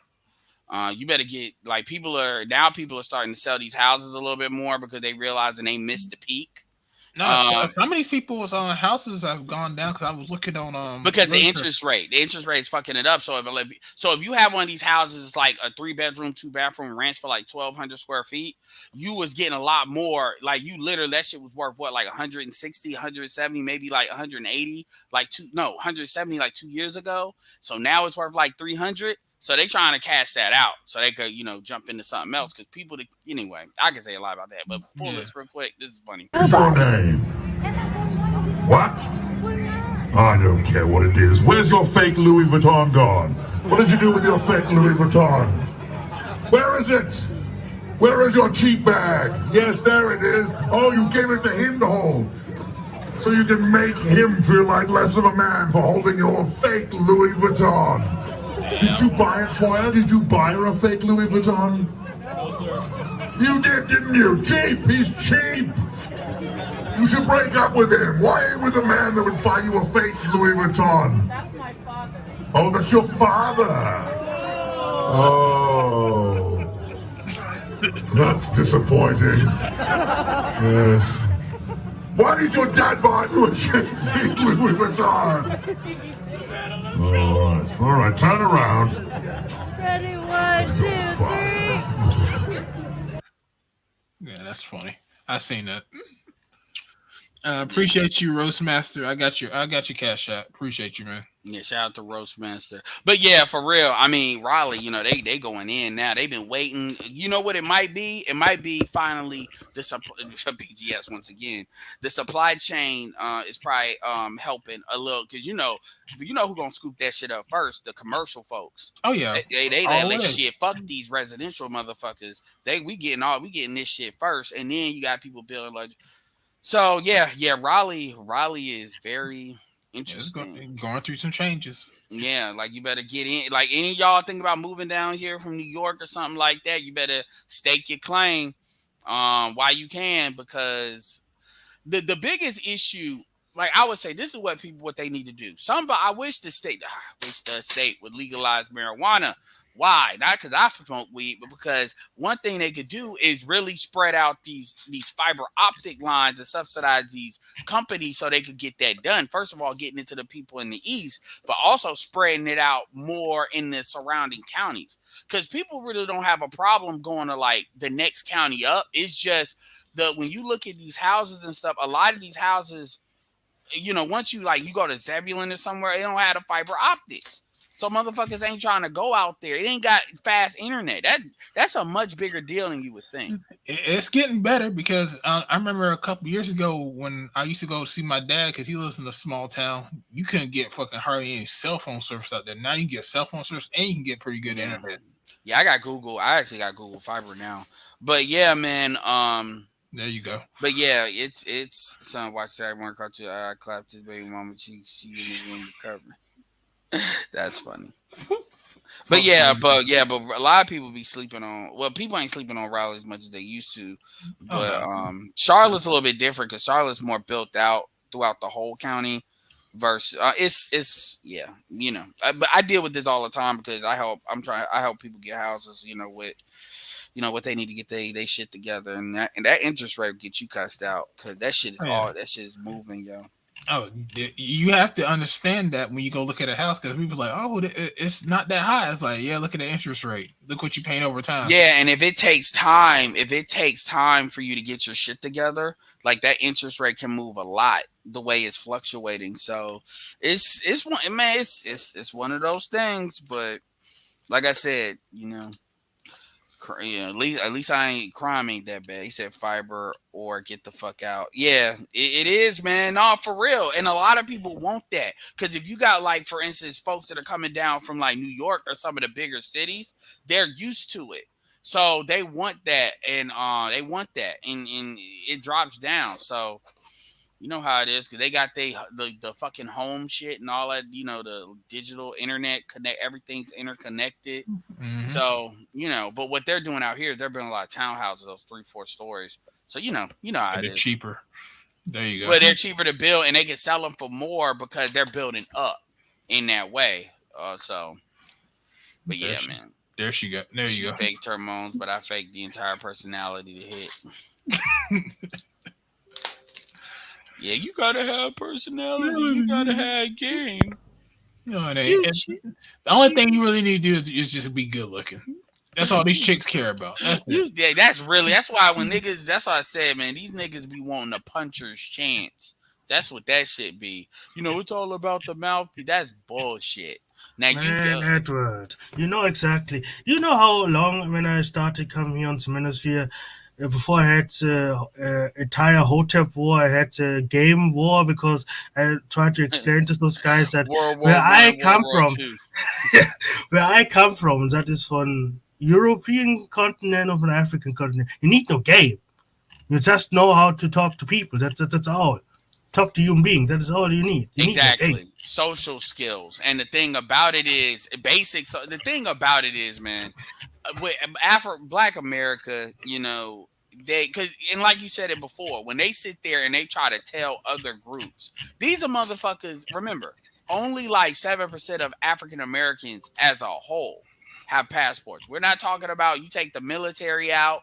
We're not talking about you take non-ADOS or first generation out. We're not talking about that. We're talking about everybody included in that number. Only 27% of Americans have passports. And it was 20. It's just before and after Trump is where that boost came up. So you got these dudes, they literally are telling you what other groups are going to operate in, and then they turn around and then tell you all women are the same. Nigga, all women are not even the same here. Perfect example. Women in New York are not the same as women everywhere else. Women like Dominicans in New York are not the same as Dominicans in other parts of the country. Puerto Ricans in New York are not the same as Puerto Ricans in Chicago. Mexican, Hispanic, like LA is unique. So Texas Mexicans are not the same as LA Mexicans. California Mexicans don't like black people like that. Texas Mexicans, they don't have that problem. Even though it's more violence closer to that when you look at like the drug shit. So even black people, there's like Southern blacks are not the same as West Coast blacks, are not the same as Northeastern, which even then, so it's like when y'all say all women are the same, what you really saying is, you're not ADOS, and this is what I hear when I hear niggas say that. What I hear is this is you admitting you have no culture. I'm talking about like African American ADOS people. When you say all women are the same, what you're saying is you don't understand the cultural differences, which means you are admitting to a non-ADOS person that you don't have culture. That's why I get so angry when I hear ADOS dudes say that shit. I brought that up with you, Snake Man, because I wanted you to get your thoughts on that. I mean, like I said, I'm a guest here, and I don't want to burn bridges. I understand really that. hard, but yes, we use coded languages when we talk to some people, when we try to find out things. And yes, when I listen to some of the, let us say, how do you call it, goofy ass niggas that have stupid ass talking points. I can sometimes hear, oh yeah, he comes from a little bubble where he lived his whole life and he doesn't really understand what's going on into greater world. It's okay. There's nothing bad. He said, "No, my bad." It's like I ain't trying to burn no bridges, but I get it. No, I get it, but that's what I'm fucking saying. Like, nigga, because it's like you can't even tell the difference. You can't, because you wouldn't ask any. Because you know what? I hear one of these niggas say this shit to me. I'm gonna say, like, all right, then why don't you date black women then? Why are you dating white girls? If it's the same, if it's all the same, then you would think you would prioritize your grandkids looking like you. What's the difference?